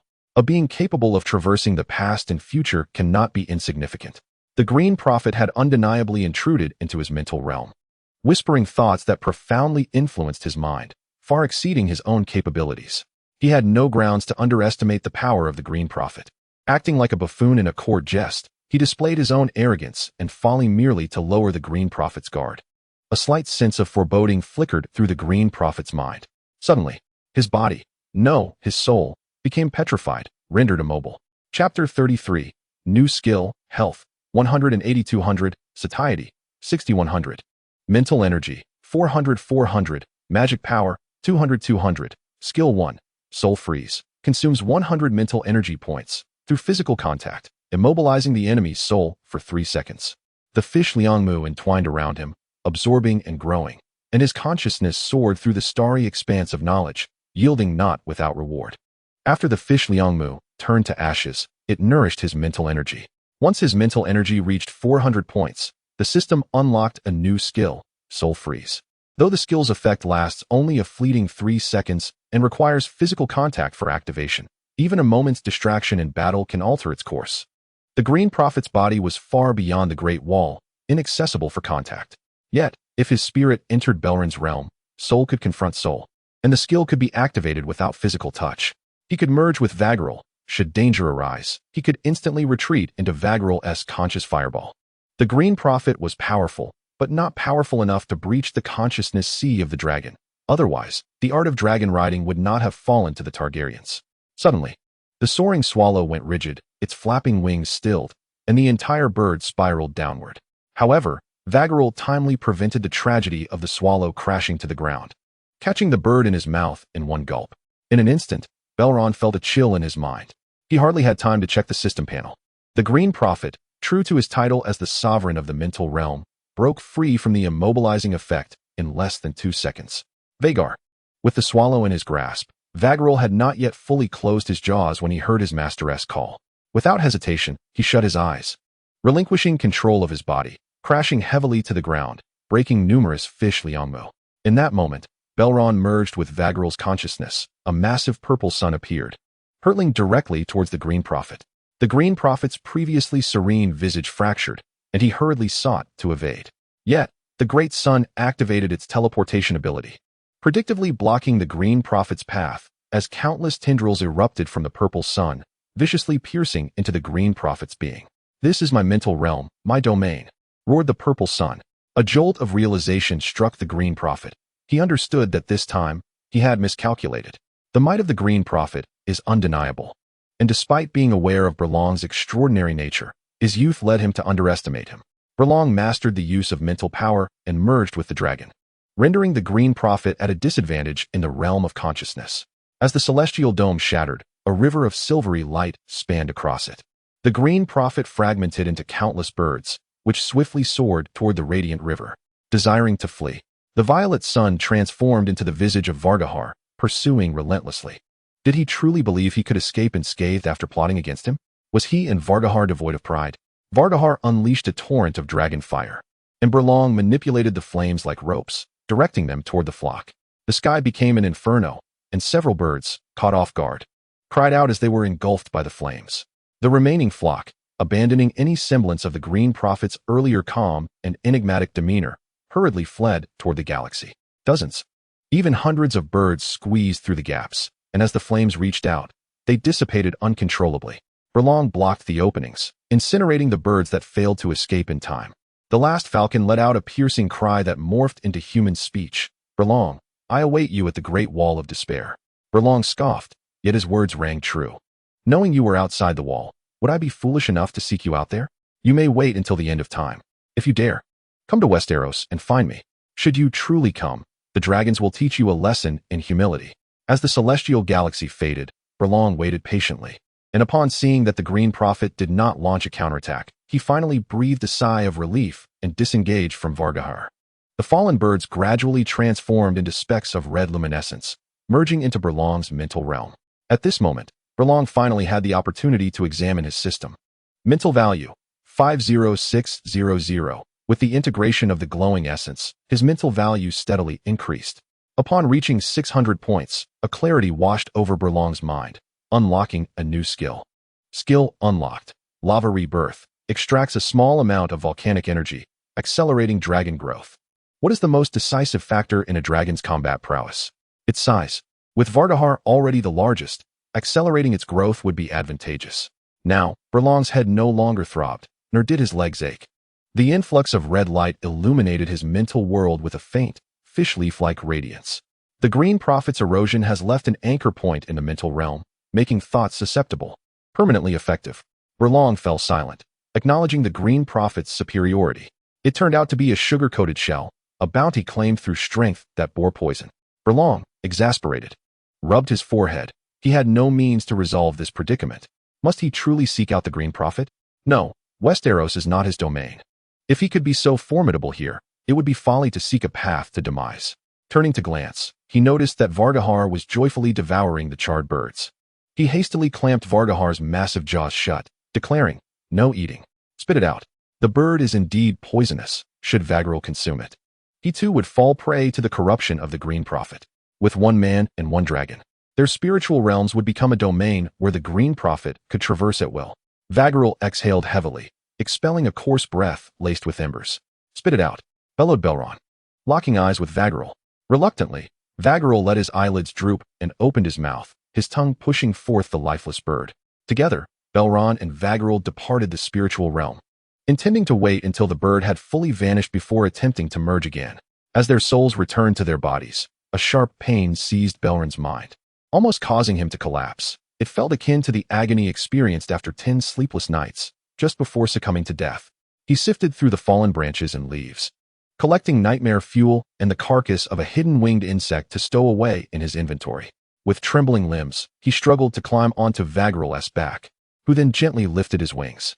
Belron slid onto the dragon's back, enveloped by the warmth of its skin and the pungent scent of sulfur, finally allowing himself to relax. As the sun reached its zenith, the relentless throbbing in his head showed no signs of abating. Belron forced himself to rise. This island was perilous, and after a recent battle, he needed to vacate swiftly. Grasping the saddle's handgrip, he and Vargal took flight towards Harrenburg. It seemed that the fusion with Vargal was not to be taken lightly, lest the discomfort became unbearable. After the Children of the Forest and the Ancestors signed a truce, the mysterious organization known as the Greens was founded, lurking on the island to guard the Fishbeam Wood and the peace agreement. The Children of the Forest, who attempted to abduct Belron, were indeed members of this Green organization. The Green Prophet appeared before one of the Children of the Forest, and without the need for extensive persuasion, he was willing to face any peril. Chapter 34. Harrenburg. As the sun dipped below the horizon, brilliant hues of sunset spilled across the sky, painting the eye of the god's lake crimson. On the northern shore of the lake stood Harrenburg, the largest castle among the 7 kingdoms, a stubborn scar etched upon the vast earth. A sonorous, commanding dragon roar reverberated through the air, like distant thunder announcing Vargal's arrival at Harrenburg. Within the dense woodland, dozens of heavily armed men were cautiously encircling a moose. A towering figure with flowing black hair donned gleaming silver armor, his noble white steed poised beneath him as he drew his bow, aiming at the unsuspecting moose. Holding his breath and focusing intently, he was on the brink of release when an inhuman, primal roar erupted like thunder, crashing down upon all living beings, instilling instinctual terror. The man's heart stilled, his steed neighed in panic, losing its footing and collapsing to the ground. Before he could regain his balance, the white horse fell heavily onto his leg. "Ah!" he cried out in anguish. The cacophony of the horse's cries echoed, causing them to tremble and collapse to their knees, while the moose quivered, succumbing to the terror. Harwin, regaining his composure, hurriedly rushed to his father, Leonos, to rescue him from beneath the horse. Fortunately, his father was not severely injured, and with a heart pounding in trepidation, he inquired about the source of that beastly roar. Leonos brushed away the fallen leaves that clung to his son's dark hair, about to respond when a shadow loomed over the dense forest. The crowd, transfixed, gazed upward as a colossal creature glided across the sky, rendering them speechless. Leonos, staring at the magnificent beast, murmured absent-mindedly. Silence enveloped the forest. Birds fell lifeless from the sky, and the horses trembled with their tails tucked in, as a primal fear, etched into their very genes, surged forth.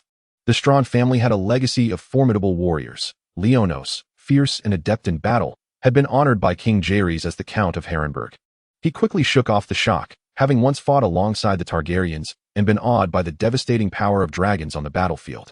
Yet never had a dragon's mere roar been enough to instill such fear that all beasts bowed before it. If such a dragon existed, would not the warhorses on the battlefield be rendered useless? His gaze followed the dragon's flight, and recognition struck him with a jolt. It was Vargal. A royal presence had descended upon Harrenburg. He had led the hunt with his companions, leaving only his youngest son, Larys, at the castle. How could they receive the dragon-riding king? Leonos tugged at the reins vigorously, but his valiant steed, which had fought alongside him for many years, collapsed weakly to the ground. Seeing his noble horse in such a state, he reluctantly released the reins and commanded loudly for one person to stay behind to tend to the horses while the others hurried back with him to welcome their guests. On the dragon's back, Baelon too sensed the anomaly. In this world, dragons possessed no majesty, wielded no magic, and could not articulate human speech. They held no sway over trained warhorses, which could often pass calmly before the dragon without a hint of fear. The dragon bore none of the formidable presence expected of its kind. After vanquishing the Green Prophet, Vhagar's roar suddenly resonated with authority. It seemed the Green Prophet was indeed a treasure. The benefits of the Thousand Faces Isle were not solely his, but extended to Vhagar as well. Harrenburg loomed ahead, its castle towering like a melting candle upon the earth. A smile crept upon Baelon's lips. The first lord of Harrenburg, the treacherous Hurin, believed this castle would stand proud above the continent, destined to become legendary. This notion was not entirely misplaced, though it would not be Hurin's legacy that endured, but rather that of the conqueror King Aegon and the Black Death, Balorion. The crumbling walls of Harrenburg were the frozen spoils of Targaryen victories, eternal tributes to the dragon's might. This castle stood as a testament to the power and devastation of dragons.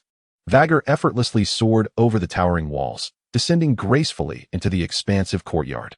Without making Baelon wait, a black-haired, slender youth hobbled into the courtyard. On the dragon's back, Baelon regarded the unremarkable Larys, unable to perceive that this frail young man would one day commit fratricide.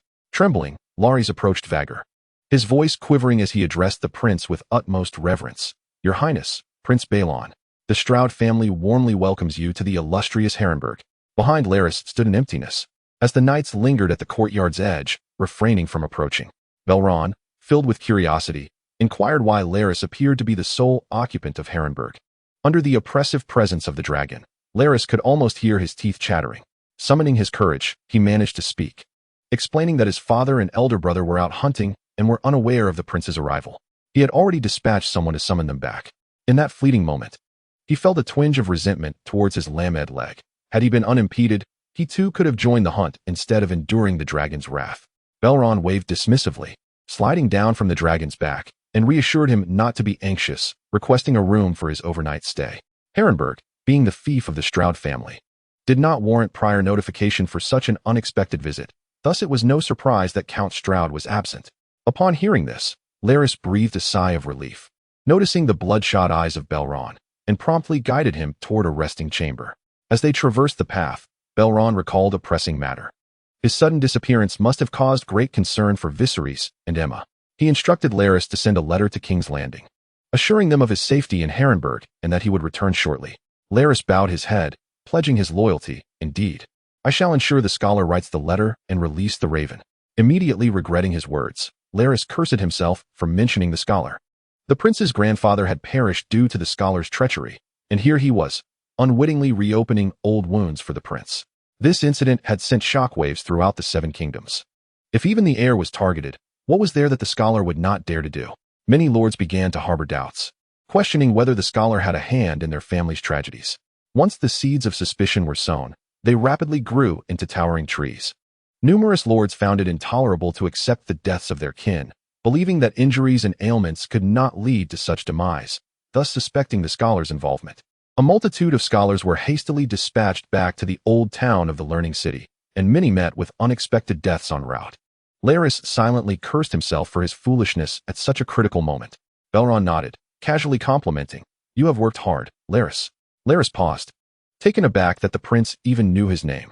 As the younger son of the Stroud family, afflicted with a foot ailment, he found himself overshadowed by his elder brother, Harwin, a paragon of martial prowess, who commanded their father's favor.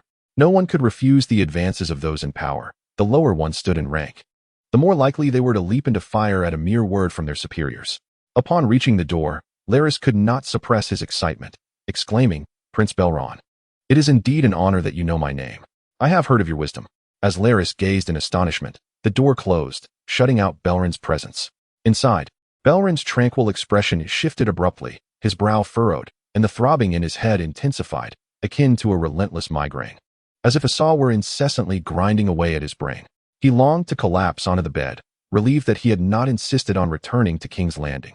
Drawing back the curtains, he noticed Vhagar turning its head, its gaze directed towards Belron's chamber, making it easy for anyone to observe the happenings within. Beneath the pillow lay a broken spearhead, while Belron braced the door with a splintered stick before collapsing onto the bed, his head finding the pillow as he succumbed to slumber. The Strongs remained loyal to the Iron Throne, yet Larys, with audacity surpassing their own, had committed fratricide, a cause for caution. Larys, pursing his lips, stared vacantly at the closed door before instructing several knights to guard it, dragging his feet to the ravelry to send a message. After a brief distance, the knight behind him exhaled deeply, acknowledging the prince's imposing presence that rendered him nearly breathless. Larys cast a look of approval, recalling the prince's valor upon the dragon's back, akin to the arrival of a conquering king. He commanded the kitchen to prepare provisions for the prince's convenience. After a moment's contemplation, Larys resolved to drive the flock into the courtyard, for they must also tend to the dragon. The knight departed to fulfill his orders, and as he awaited the scribe to complete the letter, Larys cradled a raven and ascended the tower farthest from Vhagar to release it.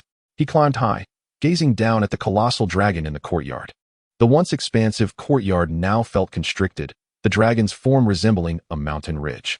A knight, holding a limp sheep, hurled it forcefully into the yard. Larys watched in astonishment as the dragon's abyssal green eyes opened, a column of fire instantly reducing the sheep to cinders. It was his first encounter with such an immense and formidable creature. Suddenly, the sound of neighing horses filled the air.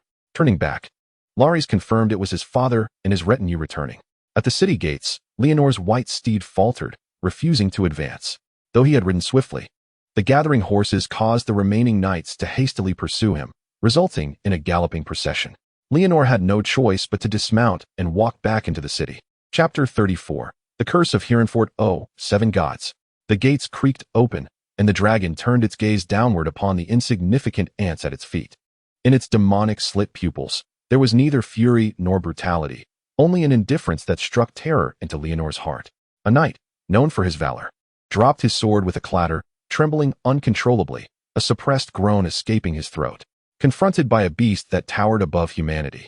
The knight's proud resolve and might crumbled like sandcastles, swept away by a mere breath.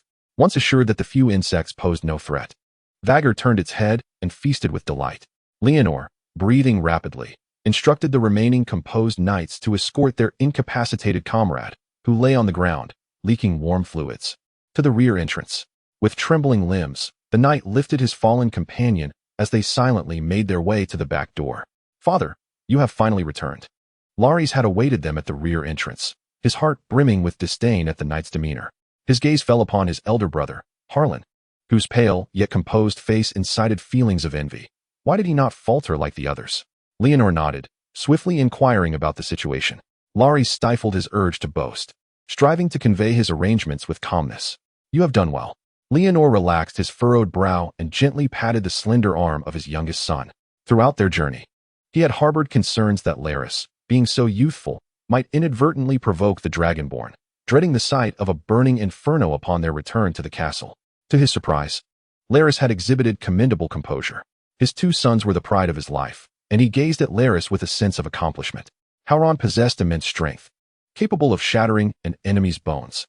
Although Larys, with his slight frame, could not aspire to be a formidable knight and bore a melancholic disposition, his intellect was sharp, wielding wisdom as his weapon.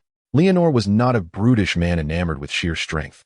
He understood the significance of knowledge, having earned a 6-part scholar's necklace during his youth at the Citadel of Learning. The scholars who served him within the castle were his friends from those days, which explained why he had not, like many lords, expelled the scholars from his stronghold. Baelon awoke naturally, fully revitalized, his energy restored, and his headache vanished.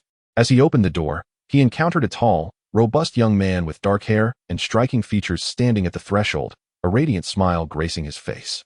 "I am Halwyn Staunch. Good day to you." Halwyn, the one who had, in the tales, engaged in an affair with Rhaenyra. Though it was not quite an affair in the conventional sense, Baelon noted the absence of the knight who had previously stood guard at the door.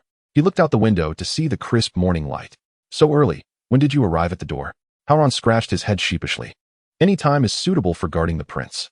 Under Halwyn's guidance, Baelon made his way to the dining hall, where the table was laden with steaming food. Leonor and Larys were already seated. Upon Belron's arrival, both rose swiftly, their demeanor humble as they greeted him. Baelon waved his hand with a smile, saying, "Sir Leonor, having fought valiantly in countless battles, need not be so formal." A flicker of wariness arose within Baelon. Their humility bordered on excessive. With a gentle smile, Baelon observed that Leonor seemed to sense the prince's unspoken authority. "The letter you arranged has been dispatched as of yesterday evening. Vagharl has already feasted upon the flock." It was inevitable. Anyone who had faced a dragon would find Belron's presence formidable. Even if the one riding the dragon were a dwarf, Rhaenyra would still perceive an air of regal dominance about him. Baelon nodded in gratitude, surveying the expansive hall adorned with 35 fireplaces, exclaiming, "Truly, this is the largest castle in the Seven Kingdoms. I hear the kitchen here is as vast as the Hall of Winterfell." Rhaenyra replied, "No tower, no wall, no matter how tall or strong, can withstand the conquering king and his dragon. Harrenhal, this ancient and magnificent fortress, could not be shaken even by 1,000,000 strong armies." Baelon nodded in agreement, suddenly recalling that the Black Death god, Vhagar, could effortlessly melt steel and stone with his flame. Now he wondered if Vhagar possessed similar prowess. Harren, in his arrogance, believed his castle to be invincible, secure from any war. Yet, alas, an enemy descended from the heavens. The remarkable matching mechanism has arranged a hero to counter Hellenberg. Aegon rides Balerion, and flames rain down from the heavens. The 100-meter-thick walls of Hellenberg melt effortlessly, akin to wax succumbing to fire, as Helen and his sons are incinerated alive within the castle. Halwyn, observing Balerin's lack of enthusiasm, suddenly speaks ominously, claiming that the castle is cursed. Baelon raises an eyebrow, discerning Halwyn's disdain for the notion of a curse. His current mention of it seems merely an attempt to curry favor. Nevertheless, Baelon finds himself intrigued and inquires further about the curse. All families that possess this castle meet untimely deaths. Larys interjects, rattling off a string of surnames as though reciting a litany. After the malevolent Helen, Aegon I bestowed Hellenberg upon the Cohorus family, who subsequently perished. The succeeding Harroway family also met their demise, leading to the popular belief that the castle is cursed. Following them, the Tals family perished as well, which only intensified the rumors. Later, King Jaehaerys granted Hellenberg to the Strongs. Baelon raises an eyebrow, wondering why Sir Borwin initially chose to accept Hellenberg if there was indeed a curse. Larys stutters, explaining that the Strong family did not believe in curses, considering it a tremendous opportunity instead. Even if a curse were true, the Strongs would opt to eliminate Hellenberg, even without facing dragons.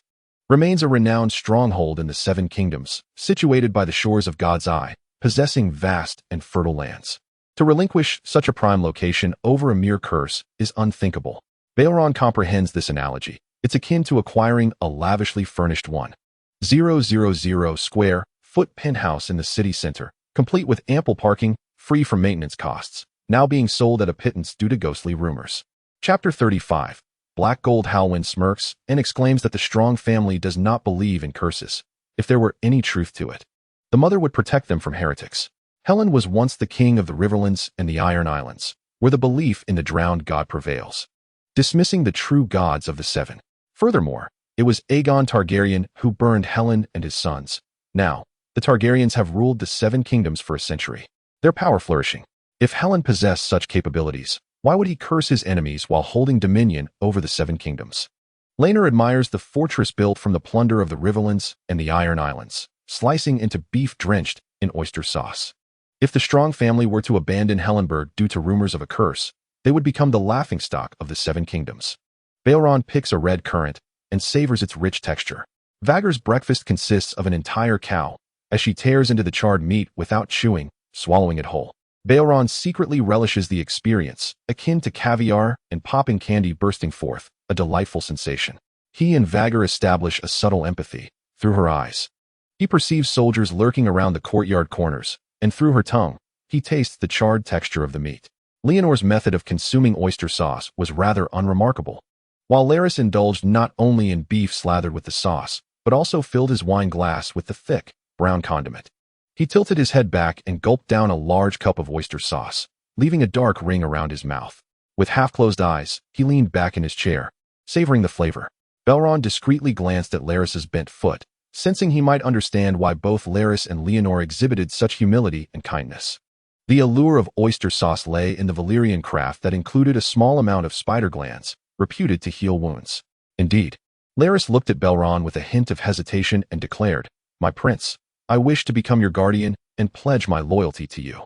After a casual taste of the oyster sauce, Larys felt warmth in his legs and, upon realizing the sauce's purported healing properties, he transformed into an ardent admirer of it.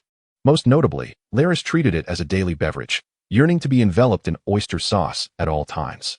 However, each bottle's effect was subtle, yet its price rivaled that of gold, leading many to refer to it as black gold. The healing of his legs was merely a matter of chance. Who could predict the outcome? The Strawn family had a healthy firstborn, making Larys' situation less significant. Clenching his wine glass, Larys knew his father was unwilling to deplete their wealth for a mere possibility of healing. He had to strive for it himself. Baelon, possessing the spell to forge black gold along with the dragon, could provide an abundance of it if he became the prince's guardian. However, Baelon shook his head, declining. Thank you for your loyalty, Larys, but I currently do not require a guard. Larys was indeed capable and intelligent, yet his character was deemed untrustworthy. With too many secrets, Baelon prioritized the integrity of his subordinates. Larys's face paled, and he opened his mouth to protest, only to be interrupted by Rhaenyra, who remarked, "What a pity. I hope the Strawn family has a chance to serve you in the future." Baelon nodded with a smile, remaining silent. After the meal, Baelon escorted Larys to the courtyard. He mounted the back of Vaggerl, nodding in gratitude. "Thank you for your generous hospitality, Sir Rhaenyra." Vaggerl flapped his wings, stirring up winds that made it hard to see. Faced with Vaggerl once more, Rhaenyra appeared more composed, standing in the shadows of the corridor, waving with a smile. "Helrenberg welcomes you to visit again." Vaggerl soared into the sky, flames flickering fiercely in the courtyard as the wind gradually calmed. Rhaenyra stepped into the yard, gazing at Vaggerl's retreating figure. "Why did you stop me?" Larys could not restrain himself from questioning his father, as his complete opportunity lay right before him. He understood his son's intentions, yet Rhaenyra sighed. "Prince Baelon has already rejected you. Continuing to pursue this will only anger him." With the heir to the throne in limbo, he had chosen to bet on Prince Viserys. Avoiding any complications or missteps, Harwin stepped forward, patting his brother's shoulder. "There will be other opportunities." A flicker of resentment flashed in Larys's eyes as he clenched his fists. He bowed his head, his mind swirling with memories of his father's proud expression after the martial training. While he was left in solitude at the castle with a few women during the family hunts, and the feigned respect of the vassals who truly disregarded him, what lingered last was the gaze of sympathy from Harwin. All of this was merely due to his clubfoot and imperfect body. Now, the opportunity for him to regain normalcy lay before him. Why should he not strive for it? Larys pressed his palm until it bled, forcing a smile upon his face. "Very well, I trust my father. I shall return to my room to read." With a smile, Larys turned and gently closed the door behind him. In that instant, his smile vanished. He swept all the books from the table to the floor, his previously composed face contorting with resentment and fury. A knock echoed at the door, startling Larys, who quickly replaced his smile. However, upon hearing the maid's voice, his expression fell. "Larys, the master has instructed to bring the black gold. Come in." The door opened, revealing a plump middle-aged woman who paused briefly at the sight of the mess before expertly ignoring it. She smiled tightly as she placed the oyster sauce before Larys. He grasped the maid's hand and locked the door. Enraptured, he caressed her perfect feet, seemingly unbothered by the faint odor that wafted through the air. As her hair brushed against the soles of his feet, the maid giggled at the sensation. Her teeth stained with black oyster sauce. Realizing that Larys was oblivious, she sighed in relief and hurriedly covered her mouth. Above the clouds, Vagger the old dragon navigated skillfully towards King's Landing. Baelon, with spider silk stuck to his rear, spread his arms wide, reveling in the cool breeze that penetrated the clouds. As the novelty wore off, he opened the system panel. Skill 2, Lava Rebirth, extract volcanic energy to accelerate the growth of dragons. Dragonstone harbored a volcano, yet 3 wild dragons resided within. The small Karami, Grey Shadow, was entirely disregarded by Baelon. Defeating the sheep thief posed no challenge for Vagger. The only entity that invoked Baelon's caution was the Devourer. He stroked Vagger's broad back, feeling the loose, wrinkled skin beneath his fingers.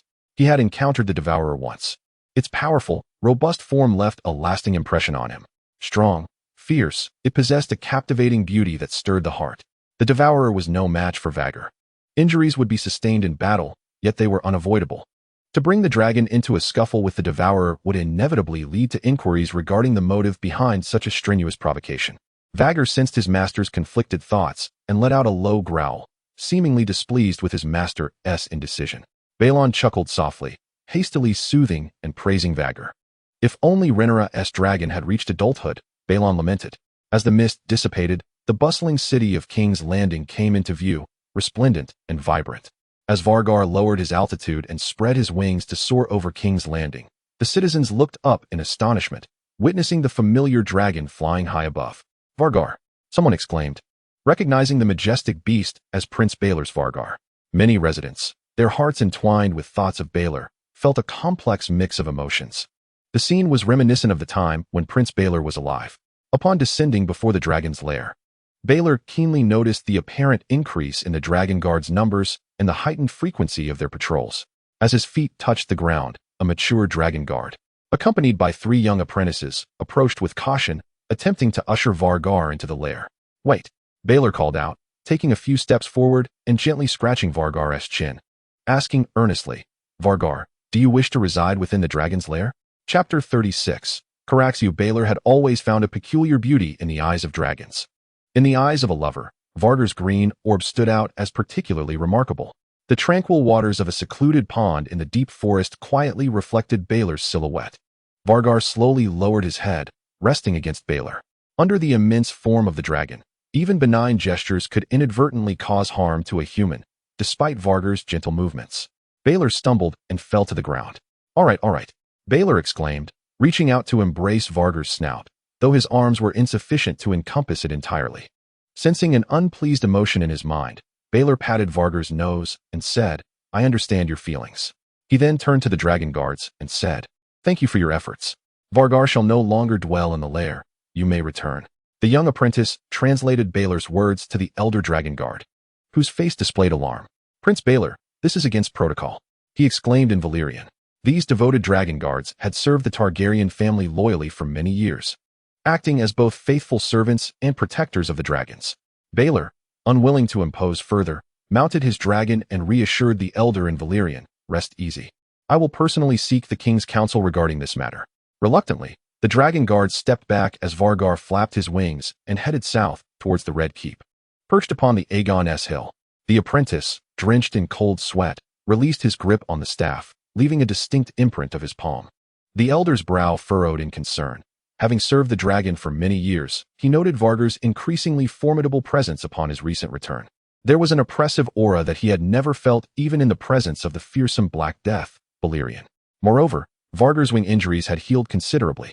Having no name of his own and lacking proficiency in the common tongue of Westeros, he dedicated his life to serving dragons, vividly remembering each dragon's visage, ensuring he would never mistake one for another. Above in the skies, amidst the layers of white clouds, a shadow flickered in and out of view. An unusual tempest overhead made Baelor furrow his brow, stirring a sense of caution within him. A menacing, blood-red head abruptly surged forth from the clouds, hurtling towards Vargar.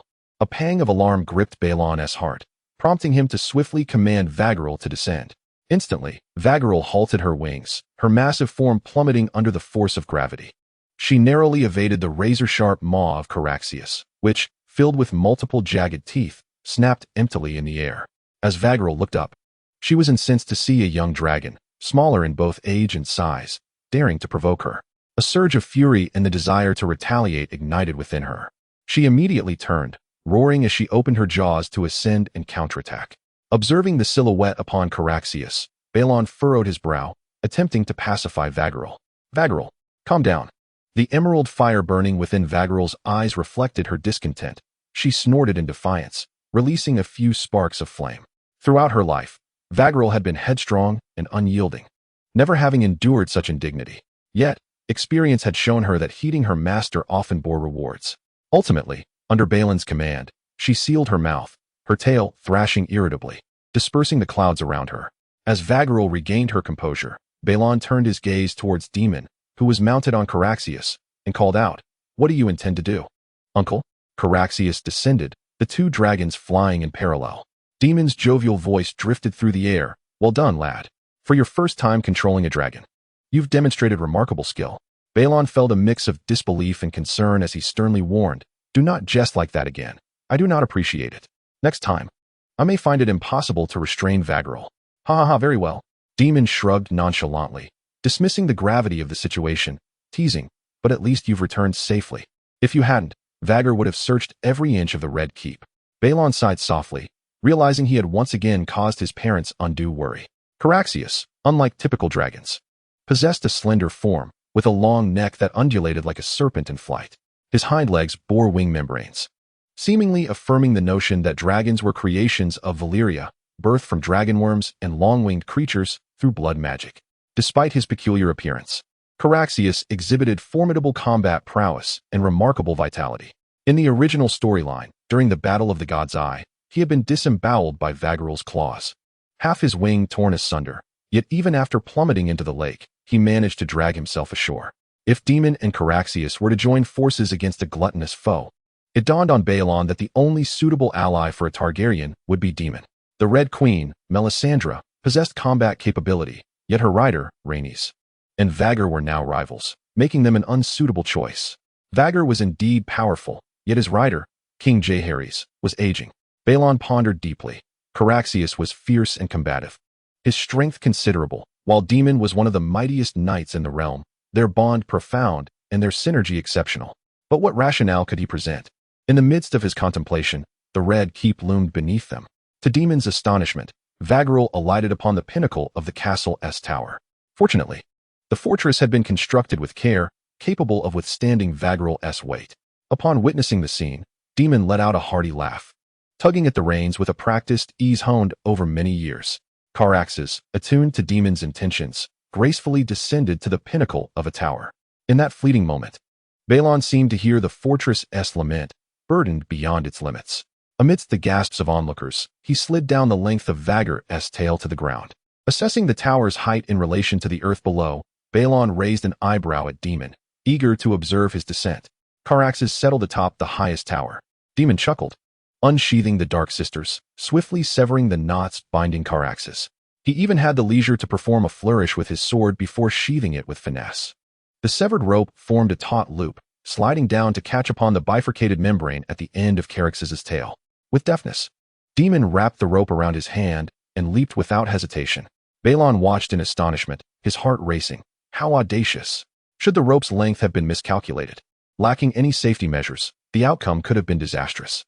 Fortuitously, Daemon's mathematical prowess prevailed, resulting in a safe landing. He rotated his shoulders with a laugh, exclaiming, "What a thrill!" He untied the rope from Caraxes's tail, prompting the dragon to take flight towards its lair. Observing that Daemon's arms bore no injuries, Baelon increasingly felt that the Targaryen bloodline was indeed extraordinary. As Daemon approached, the two walked side by side. "Aren't you going to take Vagger to the dragon pit?" Baelon inquired, shaking his head at the thought. Vagger was not fond of that place. While conversing, Baelon noticed three figures standing in the corridor, their presence silencing the atmosphere. The trio comprised Viserys and Aemma, alongside Rhaenyra. Rhaenyra rushed forward, her eyes glistening with unshed tears, embracing Baelon tightly. "Welcome home." Chapter 37. Agreement. Baelon reciprocated Rhaenyra's embrace, murmuring, "I'm back." Viserys and Aemma held on to their long-lost son, the family enveloped in a heartfelt reunion. Daemon's smile faded as he quietly observed the touching scene. "I'm sorry for worrying you," Baelon said, his gaze settling on the three. Viserys sighed. "What matters is that you've returned, and that is enough." Rather than the anticipated reproach or concern, Baelon felt a rare flicker of guilt. "You two take your time to catch up," Daemon interjected with a grin. "I have pressing matters to attend to."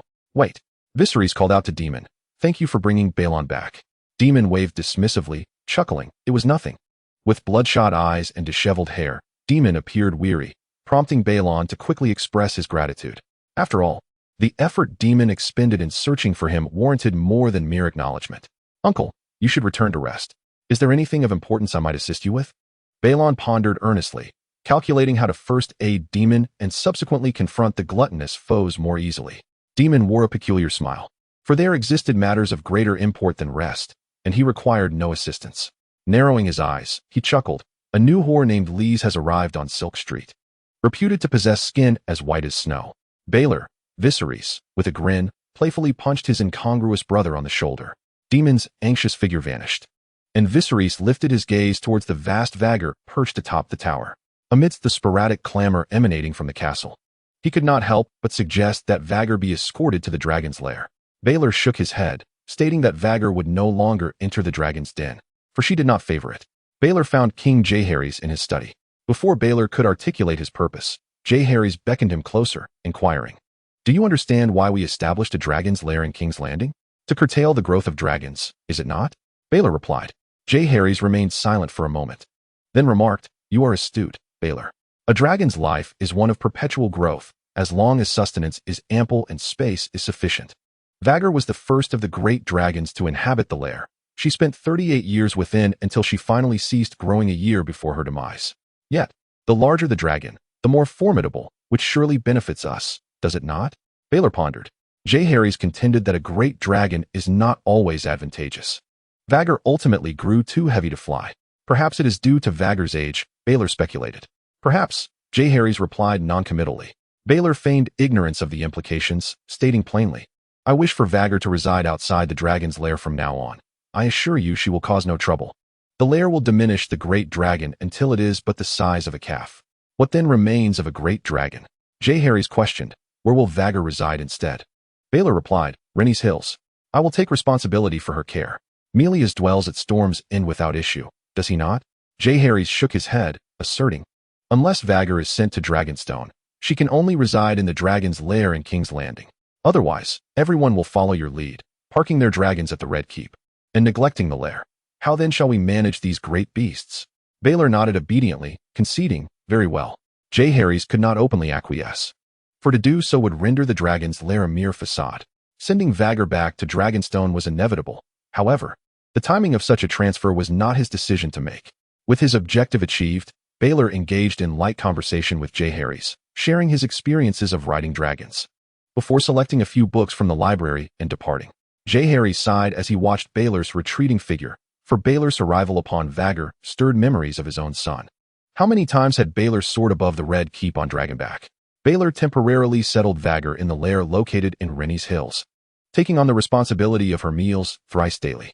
Foregoing the process of slaughtering and cooking sheep, Knights Gage and the Gallo brothers, with expressions of resignation, herded the sheep alongside Baelor towards the dragon's lair. Simply herding the sheep near Vhagaril, no prey can escape the fiery breath of Vhagaril. After dinner, Baelon lay in bed, intending to feign sleep for a while before venturing to the storeroom to hunt spiders, as the supply of spider venom was insufficient and required replenishment. Tomorrow, he planned to accompany Vhagaril to the royal forest to burn some ashes for crafting healing salves. Knock, knock. Baelon, are you asleep? Emma's voice drifted through the crack of the door. Baelon, slightly puzzled, picked up a book and set it aside, then descended from his bed to open the door. Not yet. What brings you here? Emma smiled gently, one hand caressing her prominent belly while the other took Baelon's hand. After adjusting the collar of his back, Emma brushed aside the strands of hair from Baelon's cheek, her gaze tenderly fixed upon his face. Is there something on my face? Baelon inquired. Emma chuckled softly. No, nothing at all. Baelon, when you were in my womb, the scholars remarked that you were as lively as a little dragon, making sounds akin to thundering hoofs. Even then, I knew that the little one within me was destined to be a restless spirit. Baelon felt a twinge of guilt and replied with a smile. I was born alongside Rhaenyra. Perhaps it was her influence. Emma laughed lightly. Indeed, Rhaenyra is also a child of adventure. Both of you share that trait. I'm sorry, Baelon. Baelon was taken aback, surprised by Emma's words, hastily responding, You have nothing to apologize for. I am delighted to be born as your child. Emma had bestowed upon him a new life, yet he had caused her worry time and again. Emma shook her head, her gaze softening as she spoke gently. Last night, I reflected deeply. Each person possesses a different nature. Baelon, you were born to achieve extraordinary feats. One cannot impose ordinary expectations upon you. Yet I am merely an ordinary mother. You had spoken to me and Viserys numerous times about taming Vhagaril, yet we consistently refused your approach to the dragon's lair, citing your youth as the reason. Perhaps had we agreed sooner, you would not have dared to approach Vhagaril alone. With the assistance of experienced dragon keepers, it would have been far less perilous. You wouldn't have been swept away by Vhagaril from the dragoness den, enduring countless dangers along the way. Baelon found himself momentarily at a loss for words. You were only looking out for my well-being. Emma sighed. Every time I see the guilt in your eyes, I think it should not be this way. You are a dragon, meant to be unbound by anything. Yet, Viserys employs reason to discipline you, while I, too, have ensnared you with tears. Faced with this candid revelation, Baelon pressed his lips together. It was somewhat comforting that Viserys and Emma had indeed bound him with familial affection. Yet the issue lay in the freedom and trust they had granted him, which was already substantial. Emma's gentle voice flowed slowly through the night. Chapter 38. Alicent. The bright moon hung high in the night sky, its cool light streaming through the gaps in the window. Emma secured the window tightly before approaching the bed, bending down with some difficulty due to her belly, and imprinted a goodnight kiss upon Baelon's forehead. With lowered brows and a gentle smile, she whispered, See you tomorrow, and may you have sweet dreams. Baelon made an effort to muster a smile as he rose, saying, "Good night, mother. There's no need for you to see me off. You should retire early." Emma pressed Belron's shoulder, gently pushing him down onto the bed. He nestled into the covers as Emma held the candle aloft, its flickering flame gradually retreating from his line of sight. The room slowly succumbed to darkness, and strange, distant shrieks echoed faintly. At the sudden sound of the door creaking shut, Belron's eyes flew open, and he retrieved a lit candle from his inventory. As the wax dripped and solidified at the corner of the table, he let out a sigh of relief. Truth be told, his mother's antics tonight had nearly driven him to distraction. However, it seemed that she would not hinder him in pursuing his desires in the future, which was indeed a welcome revelation. Changing into his tight-fitting attire, he deftly climbed through the window and made his way to the storeroom. The Red Keep, a true bastion of the king, was laden with a thick layer of dust, teeming with spiders and rodents far more numerous than those on Dragonstone. Acquired spider venom 99, acquired monster meat 99. Once his magical energy was depleted, he settled cross-legged on the dust-covered floor to meditate. Ever since forging a bond with Vagharl, his magical energy replenished at a remarkable pace even when he was not in Vagharl's presence. Thus commenced an endless cycle, defeating monsters, collecting drops, exhausting magical energy, and meditating to restore it.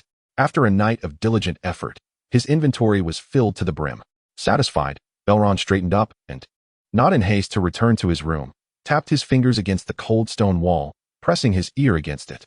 The underground passages of the Red Keep were extensive, and he did not wish to be caught off guard by a rodent emerging silently while he was preoccupied with hunting.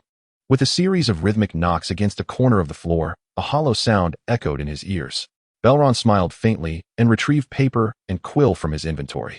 Upon the large parchment unfurled the map of the Red Keep, covered in a dense tapestry of black ink.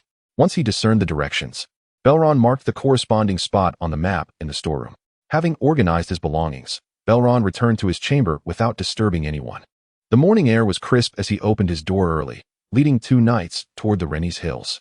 Vagharl had already risen to tend to the sheep. The Red Keep still lay in slumber, and Belron encountered few servants along his path. In the distance, he spotted Alicent Hightower standing quietly in the mist-laden, deserted corridor, gazing into the horizon. Dressed in a delicate blue gown that seemed to merge with the morning fog, she turned her head upon hearing his footsteps.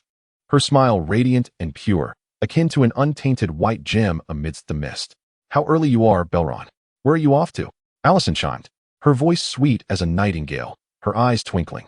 Belron found it curious. "Aren't you up early as well?" Alicent hesitated, her gaze lingering on Baelon with unspoken sentiments. Baelon, preoccupied with feeding his dragon, had no time to concern himself with her tangled emotions. He nodded at Alicent, his expression impassive, stating he had matters to attend to and was leaving. A flicker of sorrow crossed Alicent's brow. She gritted her teeth and followed in his footsteps. With a bright smile illuminating her face, her voice melodious and brimming with vitality, she exclaimed, "Prince Baelon, I never imagined you had tamed Vagr. By the 7. You cannot fathom the stir you caused when you arrived at the Red Keep atop Vagr. Everyone is abuzz with talk of your bravery." Bravery, or perhaps folly, was the sentiment that resonated with many. Yet Baelon dismissed the opinions of others. Such gossip was inconsequential, for no one dared to voice their judgments in his presence. What mattered most was that he had acquired a dragon. With admiration sparkling in her eyes, Alicent remarked, "Madness is not without its merits. It is a trait reserved for those of exceptional talent." Baelon paused, intrigued, and inquired, "That sentiment does not quite align with Otto's teachings." "No," Alicent replied, biting her crimson lip, her fingers unconsciously digging into her own nails. "It is my own thought." "An intriguing perspective, indeed. You possess quite a mind, Alicent," Baelon said, somewhat surprised, for he had always perceived her as Otto's compliant ward. Alicent lowered her gaze and smiled softly. "You have yet to answer me. Where are you off to so early?" "To feed Vagr, of course. There is nothing more pressing." Baelon waved at Alicent, bidding her farewell. Alicent's nails were stained with crimson, and she could almost hear the frantic rhythm of her heartbeat as she stammered, "See, can I accompany you?" "The Hightower family has an interest in dragons." Baelon's brow furrowed as he scrutinized her, aware that the aftermath of the assassination incident had not yet settled, and Otto seemed poised to stir trouble once more, potentially targeting him. Regardless of the Hightower family's intentions, Baelon was resolute in keeping them away from Vagr. Feeling the weight of his gaze, Alicent's cheeks flushed as she prepared to speak. However, Baelon swiftly declined. "No, Vagr does not take kindly to strangers." Noticing Alicent's pallor, As though a conspiracy had been unveiled, he nodded and added, "Vagor must not be kept waiting. I must take my leave." Alicent felt as if a bucket of icy water had been poured over her, nearly trembling from the chill. He had refused her. What should she do now? Was she truly to heed her father's words and attempt to ensnare King Jaehaerys? When her father spoke of the king being without a queen, and how she could ascend to that position to save the Hightower family, Alicent felt herself freeze in place. King Jaehaerys was old enough to be her great-grandfather. What young girl has not fantasized about a beautiful love story, with the protagonist either a noble knight or a humble bard? However, it will never be an elderly person with a face full of wrinkles, even if that individual wields great power. Such is the nature of Alicent. Gritting her teeth, Alicent gazed with pleading eyes and implored, "I can help you herd the sheep and carry you through thorns and hardships. Let me accompany you." Belron grew increasingly vigilant, sensing something amiss, determined to keep her away from Vargahol. There was no need to trouble himself with tasks that these knights could perform. Alicent clutched the hem of her dress tightly, at a loss as she was intercepted by the knights. Standing in the courtyard, she stared blankly at Belron's retreating figure, her heart gripped by despair. What was she to do? Chapter 39. The glutton Vargahol consumed every last spider gland from the inventory. The emerald, slit pupils became somewhat round, languidly lying on the ground, relishing the warm currents coursing through her body. Under Belron's watchful gaze, Vargahol's wing holes restored to their original state, her scarred body shedding its blemishes to reveal tender green skin. All weariness dissipated, Vargahol shook off her fatigue, raising her head to release a triumphant roar. After a moment of silence, two dragon roars echoed from the lair below. The first was the unique roar of Karakshu, followed closely by Womazur. Vargahol focused intently, her piercing gaze seemingly penetrating the thick layers of earth and stone, seeking out the two brazen kin who dared to provoke her. Rising to her feet, she inhaled deeply and unleashed a resounding, ancient roar. The power of the dragon surged forth with the sound, causing the world to shatter into an eerie silence. Vargahol excitedly turned her gaze towards Belron. Understanding her intent, he swiftly climbed onto Vargahol's back, encouraging her, "Good girl, with all your might, take flight." Vargahol flapped her wings and soared, her body feeling lighter than ever, vitality returning to her as if she had reclaimed her youth. She ascended joyfully, plummeted, glided in midair, and even performed flips, relishing the exhilarating experience of flight alongside her master. Belron gripped the reins tightly, the world spinning before him, clouds and mountaintops beneath his feet. A thrill coursing through him as the pair shared this joyous moment.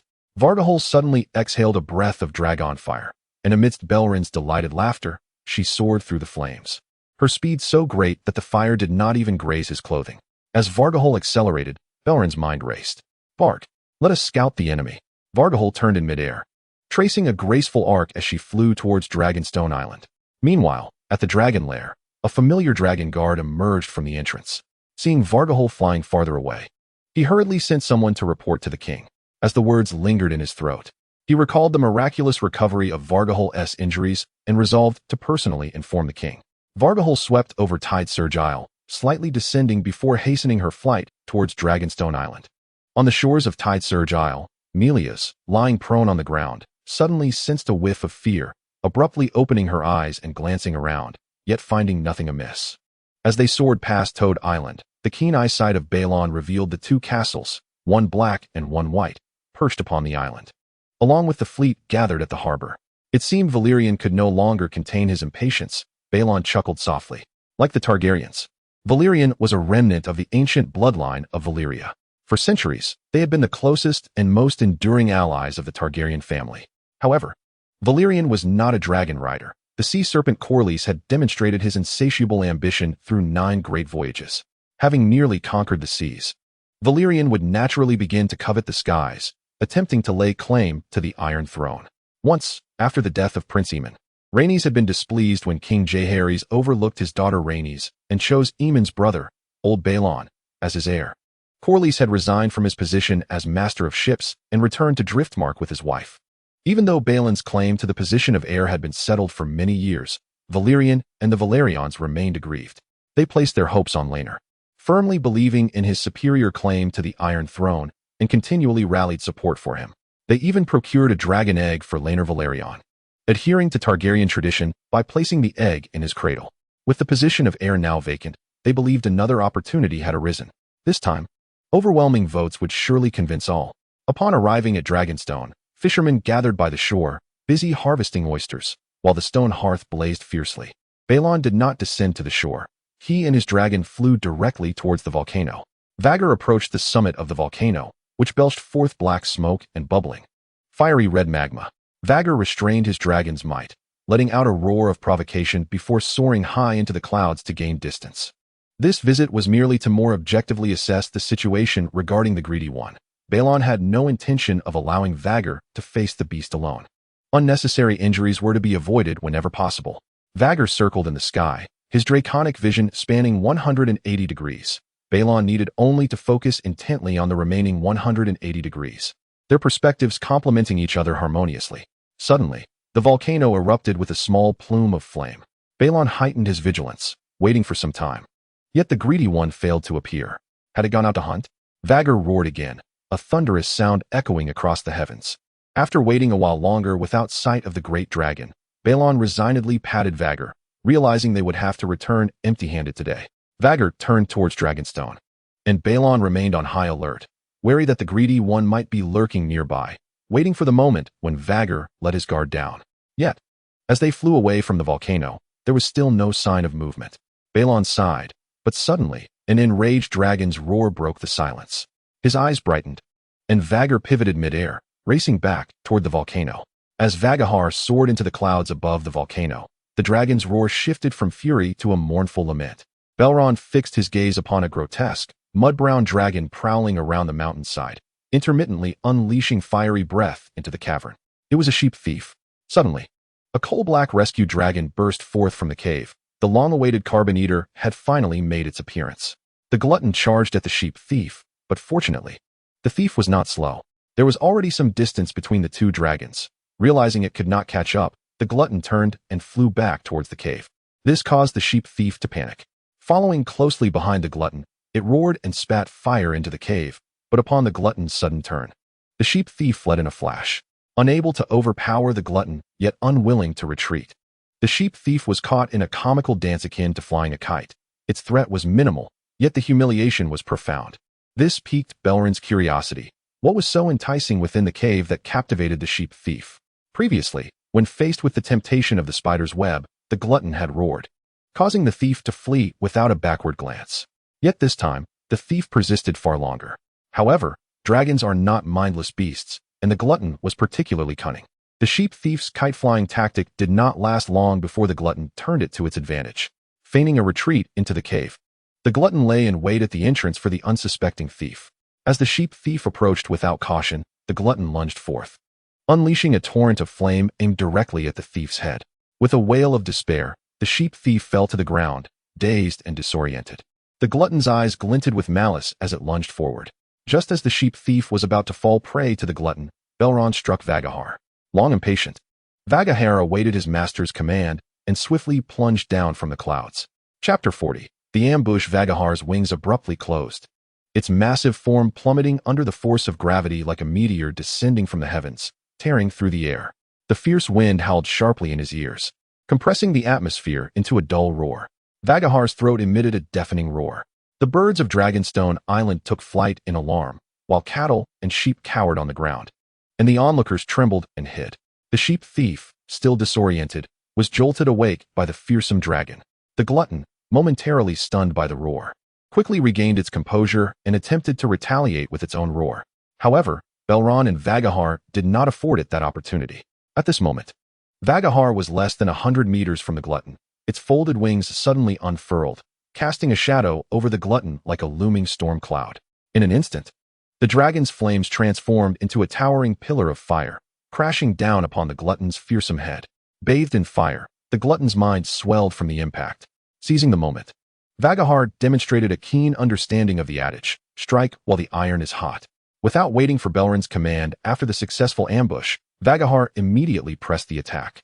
Within the flames, its colossal body crashed down upon the glutton, sharp teeth aiming for the vulnerable spot on its neck. The advantage of the dragon's formidable size was evident as Vhagar nearly engulfed the entire neck of the glutton in a single bite, pulling and tearing with ferocity. Initially, the glutton was paralyzed by the dragon's overwhelming presence and was subsequently crushed under Vhagar's weight, leading to a swift capture of its neck. After a series of stealthy strikes, most dragons would tremble and be rendered incapable of further combat. However, the glutton was incited into a fierce rage, slashing with its claws and inflicting several deep gashes on Vagharl's body. In response to the pain, Vagharl did not relent, but instead tightened his grip on the glutton's neck. Dragon blood dripping from his scales to the ground, sizzling and emitting wisps of white smoke. Dragon fire. A crimson glow emanated from Vagharl's fangs as a jet of flame struck the glutton's neck, charring its already dark scales to a deeper black. The glutton, which had been struggling moments before, finally succumbed, its eyes closing as it collapsed heavily to the ground amidst a shower of shattered stones and grass. Vagharl contemplated unleashing another burst of dragon fire, but was promptly restrained by Baelon. Each dragon is a precious asset to House Targaryen. The glutton, while severely injured, was merely unconscious and had not perished, much to Baelon's relief. The glutton's size was only slightly inferior to Vagharl's, and during the battle, Baelon refrained from issuing any commands to Vagharl to hold back, in order to avoid any potential injury. Vagharl beat his wings and hovered in the air, stirring up a tempest of debris that swirled around him, as if he were a divine servant of the skies. The air was thick with the pungent scent of grass mingled with an almost indescribable sulphurous odor. Amidst the chaos and silence, Vagharl's emerald vertical pupils slowly scanned the nearby sheep thief. From Vagharl's sudden ambush to the swift defeat of the glutton, only 2 bursts of dragon fire had been expended, marking a remarkably quick conclusion to the battle. The sheep thief stood in stunned disbelief, seemingly unable to grasp the sudden shift in circumstances. She had anticipated her imminent demise at the hands of the glutton, only to witness the unexpected arrival of a dragon, engaging in combat with her would-be predator. Before she could make her escape, the once invincible glutton of Dragonstone lay defeated, its fate uncertain.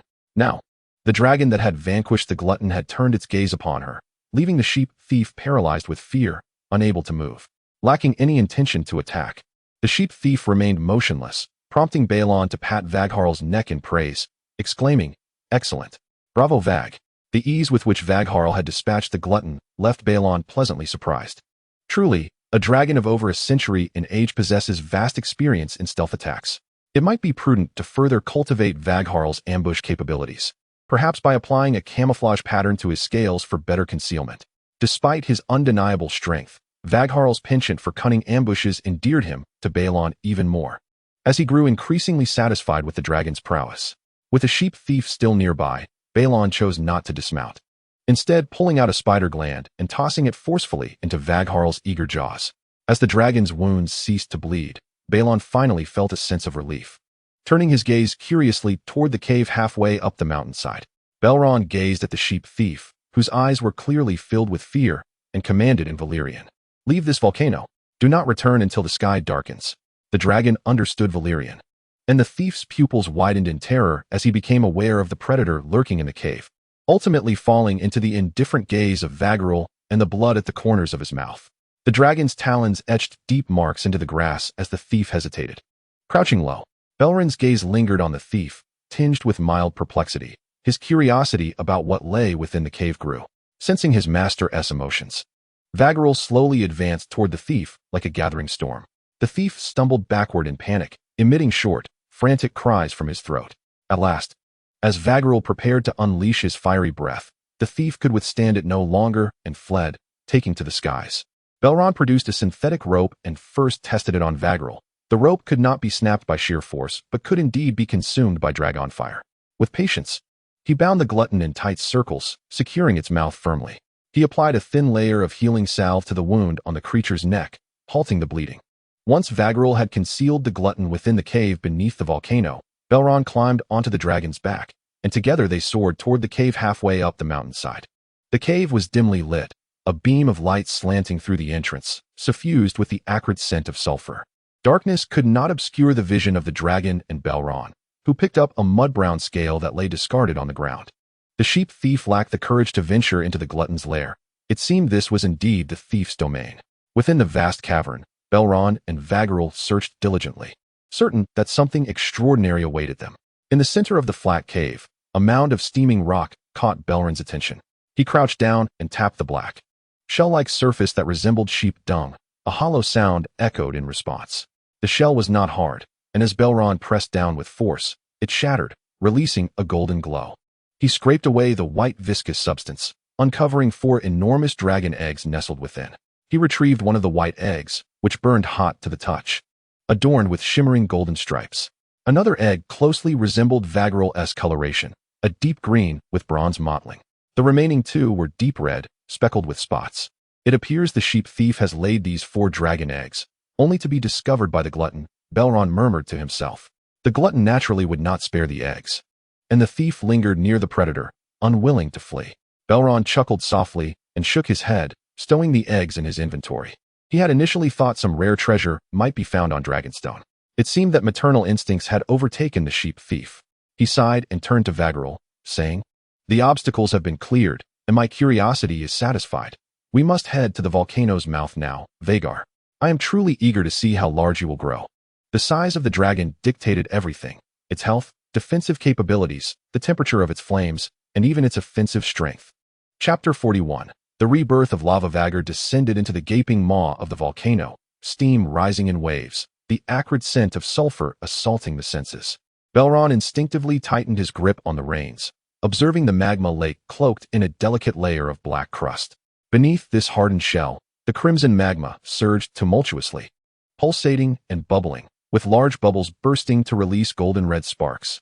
Baelon secured his legs to Vhagar's skin with strands of silk, ensuring that should Vhagar's size increase, the saddle would not slip and send him plummeting into the magma lake, a rather undignified demise. Although the untimely deaths of those in high positions were a commonplace occurrence in this world, Vhagar let out a jubilant roar. The mysterious energies or elements released by the volcano promised to benefit the dragon. The 14 flames of Valyria were established atop 14 volcanic peaks. In the treatise The Unnatural History by Brother Bas, it was speculated that the volcanoes might influence the growth of dragons. Those residing outside Dragonstone would dwindle in size over time. It was an almost universally accepted notion among the continent's inhabitants that volcanoes were beneficial to dragons. Baelon exhaled, directing his abilities towards the magma lake. His magical energy rapidly drained as the lake slowly receded, golden red sparks ascending into the air. The sparks were drawn to Belron's hands, coalescing there. Magic value: 0. Having exhausted his magical energy, the magma lake had descended approximately 10 meters, and a basin-sized glow appeared in Belron's grasp. The energy was extracted from the lake, destabilizing its depths and causing it to churn violently. Under Belron's anxious gaze, a surge of magma erupted, bursting forth with a tremendous roar. Fortunately, the sparks fell back into the center of the lake, restoring its tranquility. Baelon breathed a sigh of relief. It was no wonder Valyria had met its doom through volcanic eruptions. This extraction of volcanic energy was perilously treacherous. He glanced at the flickering light in his hand. A small amount of volcanic energy can promote dragon growth. Baelon hesitated before imparting the volcanic energy to Vhagar, for the rocky outcrop was not expansive, and a moment's inattention could lead to a fatal plunge into the magma lake. He was uncertain how Vhagar would react to this influx of energy. Once Vhagar had firmly alighted on solid ground, Baelon informed him of the circumstances before channeling the energy into the dragon's being. It was as though the earth itself was shifting, the mountains fracturing and reshaping. The sound of the dragon's blood coursing like a river reverberated beneath him, while its bones emitted a disquieting crack. The spine arched, resembling a mountain rising abruptly, as the loose skin smoothed out. The sudden pangs of growth inflicted pain upon Vhagar, leading him to roar in agony, his tail thrashing against the ground, sending stones flying. More perilous was Vhagar's instinct to ram against the mountainside in his distress. Baelon closed his eyes, his consciousness delving into Vhagar's interior. The once rounded fireball twisted and contorted, its edges sprouting jagged teeth. As Baelron's mental tendrils approached, he soothed. "Vhagar, it's all right, embrace this." The tendrils merged with the fireball, continuously radiating calming energy. Vhagar let out a mournful cry, slowly lying down and enduring the pain. Baelron suddenly opened his eyes, the continuous wails echoing in his ears, causing his heart to tremble. Seeing Vhagar in immense pain, yet obediently lying on the ground, Baelron felt a tightness in his chest. Then, an inspiration flashed in his mind. He could completely immerse himself in the fireball, relinquishing control over his body. Could Vhagar also fully enter his consciousness, temporarily forsaking bodily sensations? Though this would entail a headache as a side effect, sleep could remedy that. With no other options available, he resolved to try. No longer hesitating, Baelron did not merge his mental tendrils with the fireball, but rather yanked the fireball into his embrace. The fireball fused with Baelron. In the real world, Waghar closed his eyes, suddenly losing consciousness, his body collapsing to the ground, allowing Waghar's consciousness to enter his body. The unconscious form could withstand this wave of growing pains. This was indeed feasible.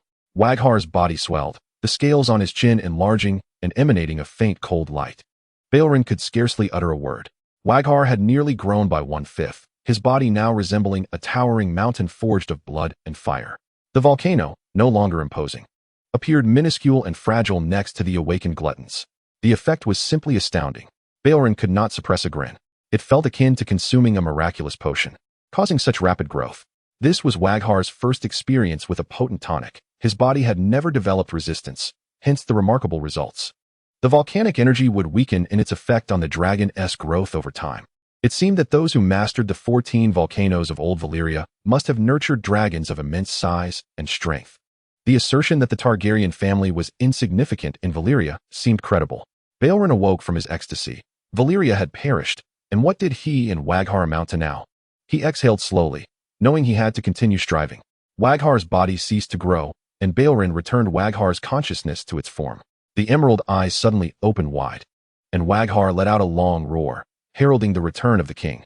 Waghar, take a flight and survey the surroundings, Baelon instructed.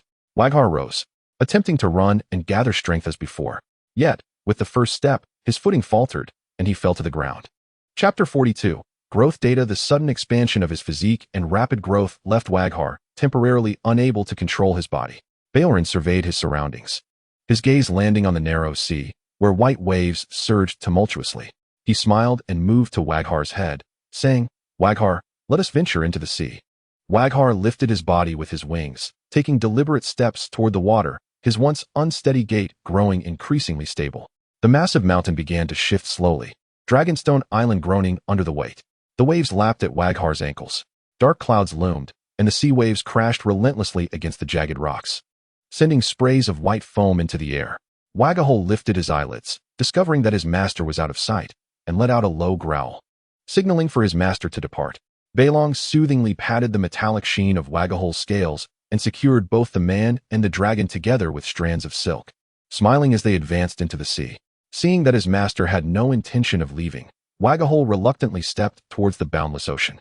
Beneath the overcast sky, the dark waters gradually submerged Waghar's legs, tail, wings, back, and neck, until only his head remained above the surface. Baelon took a deep breath, his gaze heavy and focused, closely monitoring Waghar's condition. Waghar tensed his muscles, summoning all his strength as his claws dug deeply into the rocky seabed, wrestling against the mighty waves and enduring each surge of the ocean. In the distance, towering waves began to brew on the horizon, while Baelon spat out the bitter seawater, brushing aside the damp silver strands of hair clinging to his face. Expressionless, he contemplated cutting his long hair upon their return, finding it rather cumbersome. Together, he and Waghar stood steadfast amidst the towering waves, their eyes fixed on the approaching sea crests. The relentless water washed over Waghar's scales. As he quietly acclimated to his newly formed body, time slipped away unmeasured until Waghar suddenly threw back his head and let out a resounding roar. From the shadowy depths of the ocean, his massive wings unfurled, cleaving the water like a colossal axe. With a powerful beat, he sent forth towering sprays of water, surging upward into the sky. The ocean swirled beneath him, creating a vast, spiraling whirlpool at his feet. Shall we continue, Waghar? Baelon inquired, casting a glance towards the volcano, seeking Waghar's counsel. The price of growth is an unbearable pain, and Waghar rightfully held the authority to decide whether to press on. Gazing at the volcano, Waghar's eyes reflected both greed and fear, but within moments, fear dissipated. He plummeted directly into the volcano's mouth, where waves of molten heat billowed forth, enveloping him in white steam. His vertical pupils mirrored the dark green waters, reflecting the bubbling lava lake below. Sensing Waghar's burgeoning greed, Baelon laughed heartily, exclaiming, "Excellent. Truly, you are Waghar."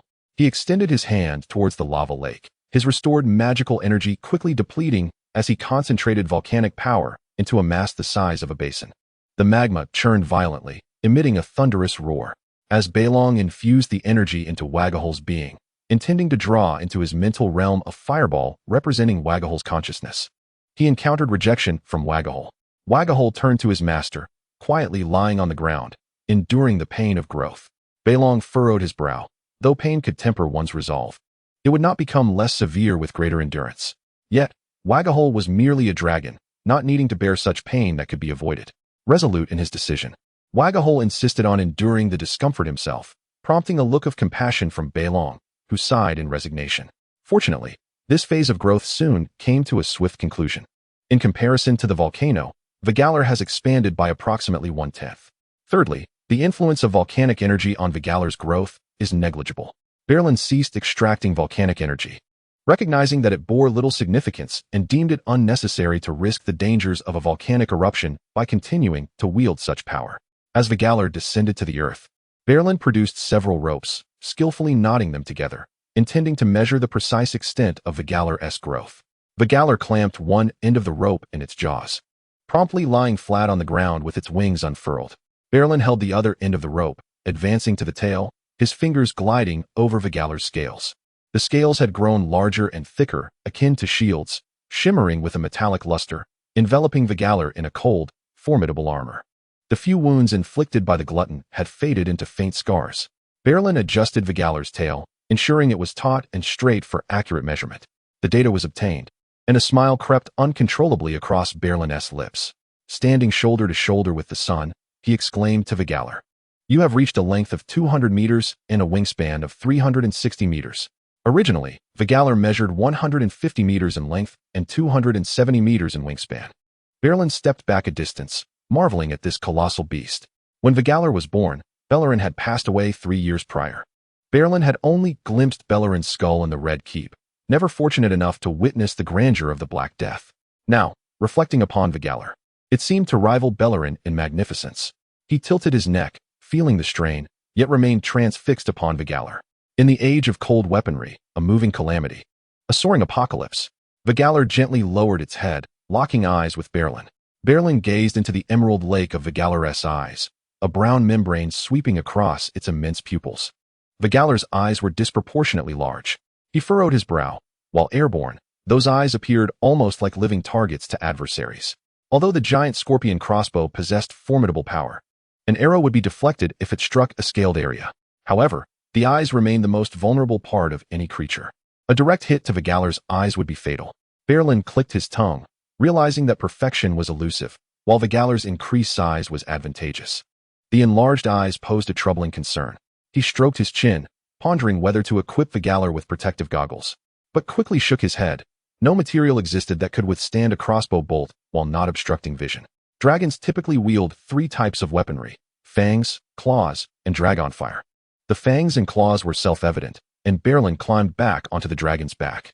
Dragonfire, accompanied by Valyrian incantations, a 40-meter pillar of emerald flames erupted suddenly. Baelon's eyes widened. The color of the dragonfire had changed. The fiery column poured forth, solidifying like liquid, taking on the bronze hue of Vagalar's scales, billowing thick black smoke. It burned the reefs. As the voice faded, a pillar of green fire crashed down upon the resilient, obsidian black rocks, weathered by the relentless waves. The sea erupted in a furious boil, bubbling violently. The rocks, unable to withstand the searing heat, emitted a series of sharp, crackling sounds, melting away like wax under flame. Beneath the dragon's blaze, the black stones softened, collapsed, and flowed into the water, causing the already tumultuous surface to shriek and send jets of water soaring into the air. Nearby, a flash of white light caught Baelon's eye. Upon closer inspection, it was glass, a piece no larger than a fingernail. He gazed upwards, noticing the crevices in the rocks were laden with yellow sand. With a melting point around 1,600 degrees, the dragon's fire could effortlessly transform sand into glass. In the chaos of war, melting armor was a trivial feat. A strange roar jolted Baelon from his reverie, emanating from the depths of the volcano. It appeared the glutton was stirring. Before Baelon could approach the cave, he heard a commotion within. Ropes coiled tightly around the glutton, restricting the massive black dragon, which struggled against the sharp stone walls in an attempt to free itself. In the darkness of the cave, the glutton sensed his presence, its emerald eyes sharply fixed on the entrance. The slitted pupils narrowed suddenly, revealing a colossal green dragon silhouetted against the light at the cave's mouth. Baelon then recognized the resemblance between the glutton and Vagar, and he spoke in Valyrian. "You seem quite spirited." The dragon's intellect resembled that of a child, capable of simple communication. Baelon, adopting an air of authority, intoned, "You now face 2 choices: Submit to me or meet your demise. Though one could typically tame but a single dragon, how could one know of exceptions without trying? After all, the Targaryens were the very embodiment of exceptionality. The defiance etched across the glutton's dark visage prompted Baelon to discreetly instruct Vhagar to draw nearer, exerting a sense of pressure. To his surprise, Vhagar, usually so cooperative, remained utterly still, showing no reaction. A chill crept down Baelon's spine. An ominous premonition washed over him. Lowering his gaze, he found himself met with Vhagar's sorrowful glare. Out in the world, more friends lead to more paths, Baelon remarked with a forced chuckle. Let me find you a companion. 2 dragons can support each other. Vhagar scoffed, turning to glare menacingly at the glutton. In the next moment, a ghostly green glow ignited within his throat. Bound tightly, the glutton struggled fiercely, thrashing like a fish stranded on the shore. Sensing impending doom, Baelon urgently interjected, Vhagar, stop. Do not act rashly. I was merely jesting. Look at this dragon. So dark and dull, not a patch on your beauty and might. Ha ha ha. Vhagar fixed his gaze upon Baelon, seemingly attempting to penetrate his very soul. After everything we've endured together, do you not trust me? Vhagar, I am deeply hurt. Baelon's smile faded. After a moment, the green glow dissipated. Baelon breathed a sigh of relief within. Unexpectedly, the greatest obstacle to taming another dragon lay with Vhagar. Baelon rubbed his brow, troubled by how to manage the glutton. Keeping the glutton bound, even an ordinary person could potentially slay a dragon, if left unrestrained, with only 2 elderly dragon guards on the island. Controlling the glutton effectively would be impossible. If it were to escape, the flames of its wrath would engulf the island's inhabitants. Transporting it to King's Landing was unwise. Within the dragon lair of King's Landing, there still resided a few unclaimed colossal dragons. The glutton, known for its ferocity, could remain imprisoned in the lair for an indeterminate time before it could soar into the skies. The thought that Vhagar had been trapped beneath the dragon lair for 29 years, deprived of the blue sky, pierced Baelron's heart. He was reluctant to confine Vhagar within the lair. Why send a free wild dragon into a dark and sunless dungeon? It would be better to allow the glutton to continue living freely on Dragonstone. With the island's sheep thieves having laid eggs, it was unlikely they would produce more in the short term, alleviating any concerns about stolen dragon eggs. With Grey Shadow perishing due to the sun's wrath and the glutton injured and unable to move freely, it posed no immediate threat to the hatchlings. Once resolved, Vhagar understood. He unleashed a jet of dragon fire to daze the glutton, then severed its restraints. Together, they ascended into the heights. Upon arriving at Dragonstone, Baelon took the opportunity to inspect the production of oyster sauce. Along the flat, barren shoreline, over 20 stone stoves were constructed, constantly fueled by fire, with large pots steaming. Beneath Dragonstone Castle, a row of more than 10 modest houses had been erected. Baelon counted roughly, noting that the number of fishermen collecting oysters from the sea, men, women, and children, had doubled since the beginning. The young overseer, Billy, dressed neatly, stood by the shore, diligently supervising the laborers. Upon seeing Baelon approach, he rushed forward to report on the production outcomes. Your Highness, during this period, we have produced 200 jars of semi-finished product, all stored in the newly constructed warehouse. Awaiting your arrival. Baelon nodded, commending the good work and encouraging continued effort. After exchanging a few encouraging words with Billy, Baelon proceeded to the warehouse, as was customary, to add a secret formula to each jar of oyster sauce, silently reciting a few Valyrian incantations. With a flick of Vhagar's dragon fire, the production of 200 jars of oyster sauce was completed. With the task accomplished, it was time to return to King's Landing. Baelon mounted the dragon's back, clutching the 4 dragon eggs in his insulated bag, and set forth toward the capital. In the Tidehead Fortress, Colas stood in the newly constructed castle, which he had overseen, quietly listening to his subordinates' report. The subordinates gazed at Colas Valyrian with reverence, acknowledging the Count of Tidehead Fortress who had achieved 9 great voyages. Excitedly, they declared that the fleet was fully assembled, awaiting only his command.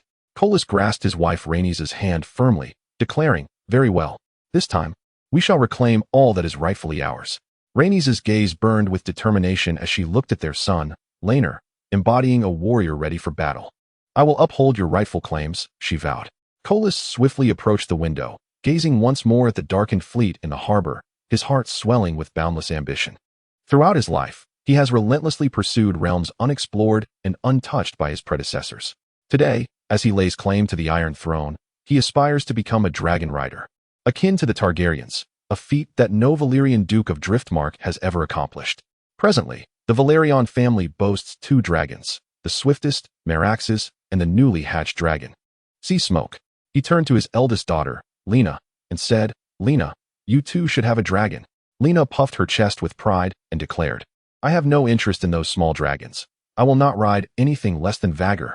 Rhaenys chuckled softly, but Lena, Vhagar is already the largest dragon. There is none that could compare. Just as Lena was about to respond, a commotion erupted outside. Corlys turned to see a fleet covering the sea like a dark shroud, its fabric tearing to reveal glimpses of blue ocean beneath. What is happening?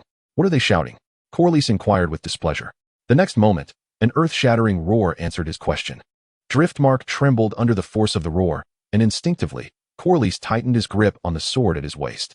A shadow darker than any storm cloud loomed over Driftmark. Vhagar. Corlys clenched his sword tightly, the hilt pressing into his palm, yet he felt no pain. How is this possible? Rhaenys' incredulous voice echoed in his ears. She clung to her frightened children, her heart racing. How could Vhagar have grown so large? Chapter 44. A familiar landing tactic. Dark clouds loomed over the city, and Driftmark descended into chaos. Those who served under Corlys Velaryon, the Lord of Driftmark, were not timid or inept. In their struggle against the boundless sea, the crew honed their courage, and in their confrontations with the roaring waves, they tempered their resolve.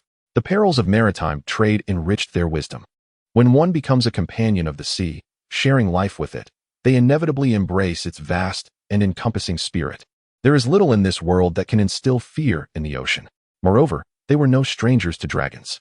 Princess Rhaenys had long resided at Driftmark, and the Red Queen, Meraxes, often rested along the shore, a sight they had grown accustomed to. With each passing day, even their reverence for the dragons ebbed like the retreating tide.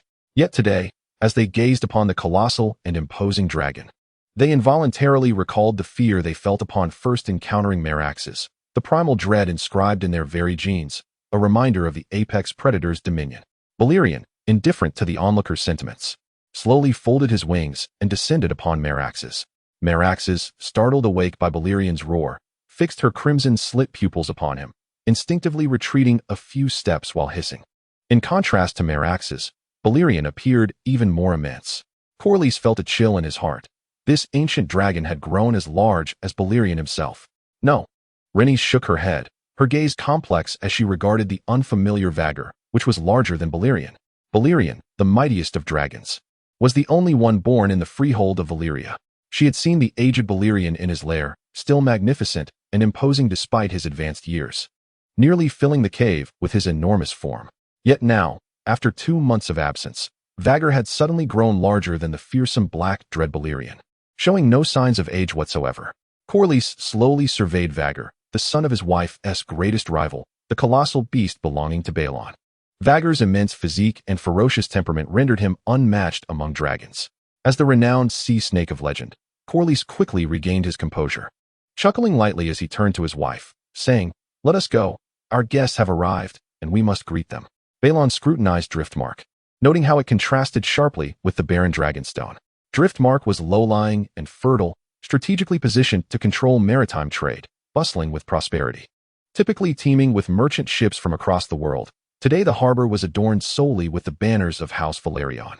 Upon seeing Corlys and his family approach, Baelon dismounted from Vhagar. It has been too long, Aunt Rhaenys, Lord Corlys. He greeted them warmly. What brings Prince Baelon to Driftmark today? Corlys inquired calmly. Baelon patted the large satchel slung at his waist, casually mentioning that he had come to share delightful news with Aunt Rhaenys. House Targaryen will soon welcome 4 new dragons. He opened the bag to reveal dragon eggs, stating that a sheep thief from Dragonstone had laid 4 eggs, almost devoured by the greedy, but fortunately, he and Vhagar had managed to seize them in time. Corlys gazed at the 4 dragon eggs, a multitude of thoughts racing through his mind.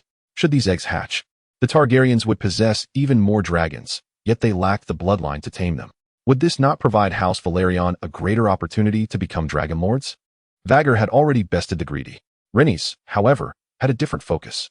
The greedy was a wild dragon, and no one knew when it had taken residence on Dragonstone. Its presence seemed to trace back to before Aegon's landing. She had heard tales of this wild dragon's immense size and brutal nature. Her expression turned contemplative, realizing that Baelon, at merely 4 years of age, could command Vhagar to defeat the greedy. Baelon, self-deprecating, mused that he was destined not to be a paragon of virtue, a nameless do-gooder. Since he could not tame the greedy, He thought it prudent to promote his victory over the wild dragon to enhance his reputation. As Vhagar's strength grew, his first instinct was to showcase his might, to display power and intimidate foes. Internally, he sighed, reminding himself to maintain an air of nonchalance, lest he appear overly proud and diminish his stature. He too bore the burden of an idol's image. Baelon replied nonchalantly, "It was merely fortune." As if defeating a dragon were an inconsequential feat, he cast a glance at the orderly fleet and sincerely praised, having grown up listening to the tales of Count Corlys. "I must say, witnessing the fleet under his command today truly lives up to its reputation." Corlys and Rhaenys exchanged a glance, their eyes reflecting mild surprise. "Your Highness is too kind. They are merely merchant vessels propelled by oars," they replied. Baelon then shifted the conversation to the topic he yearned to discuss. "You ventured north, in pursuit of the fabled passage at the pinnacle of Westeros." Corlys replied with a hint of indifference, "There is no such passage. Beyond the wall lies only the frozen sea and colossal icebergs, a realm of perpetual winter." Baelon received the answer he sought. The sea route could indeed reach beyond the wall. He was mindful of the Green Seer lurking outside the wall, watching him closely. The Green Seer, a priest of the old gods, was prevalent north of the Neck, where the worship of the old gods flourished. Many northern families revered the old gods, often swearing oaths beneath the weirwood trees. Wherever a weirwood stood, it was akin to the Green Seer having set up surveillance. Should one traverse the land through the Neck, passing Winterfell and crossing the wall, it was inevitable that someone would alert the Green Seer. However, no weirwood could take root in the ocean's depths. Baelon contemplated, "Green Seer, once I ascertain your precise location, I shall launch a direct assault upon the wall via the sea route." Yet, given the current competitive dynamic with Corlys, it was not the opportune moment to propose maritime collaboration. Suddenly, a sense of familiarity washed over him, reminiscent of some scheme employed by Dorne. Baelon suppressed his thoughts and turned to Rhaenyra, who was gazing intently at Vhagar. With a smile, he remarked, "She is indeed beautiful, is she not?" "Indeed," Rhaenyra exclaimed, captivated by Vhagar. "There is no dragon more magnificent than Vhagar in the world." "Great minds think alike," Baelon generously offered. "Would you like to experience the thrill of riding Vhagar?" Rhaenyra's eyes lit up with anticipation, eager to respond, but suddenly recalled something and turned to her parents with hopeful eyes. The Velaryons were currently rivals of the Targaryens, and although she longed to ride Vhagar, she felt compelled to side with her parents and brother. Corlys instinctively wished to refuse, but Rhaenys spoke first, a faint smile gracing her lips as she addressed Rhaenyra. "If you wish to try, then go ahead." Rhaenyra erupted with joy, bouncing towards Baelon with enthusiasm.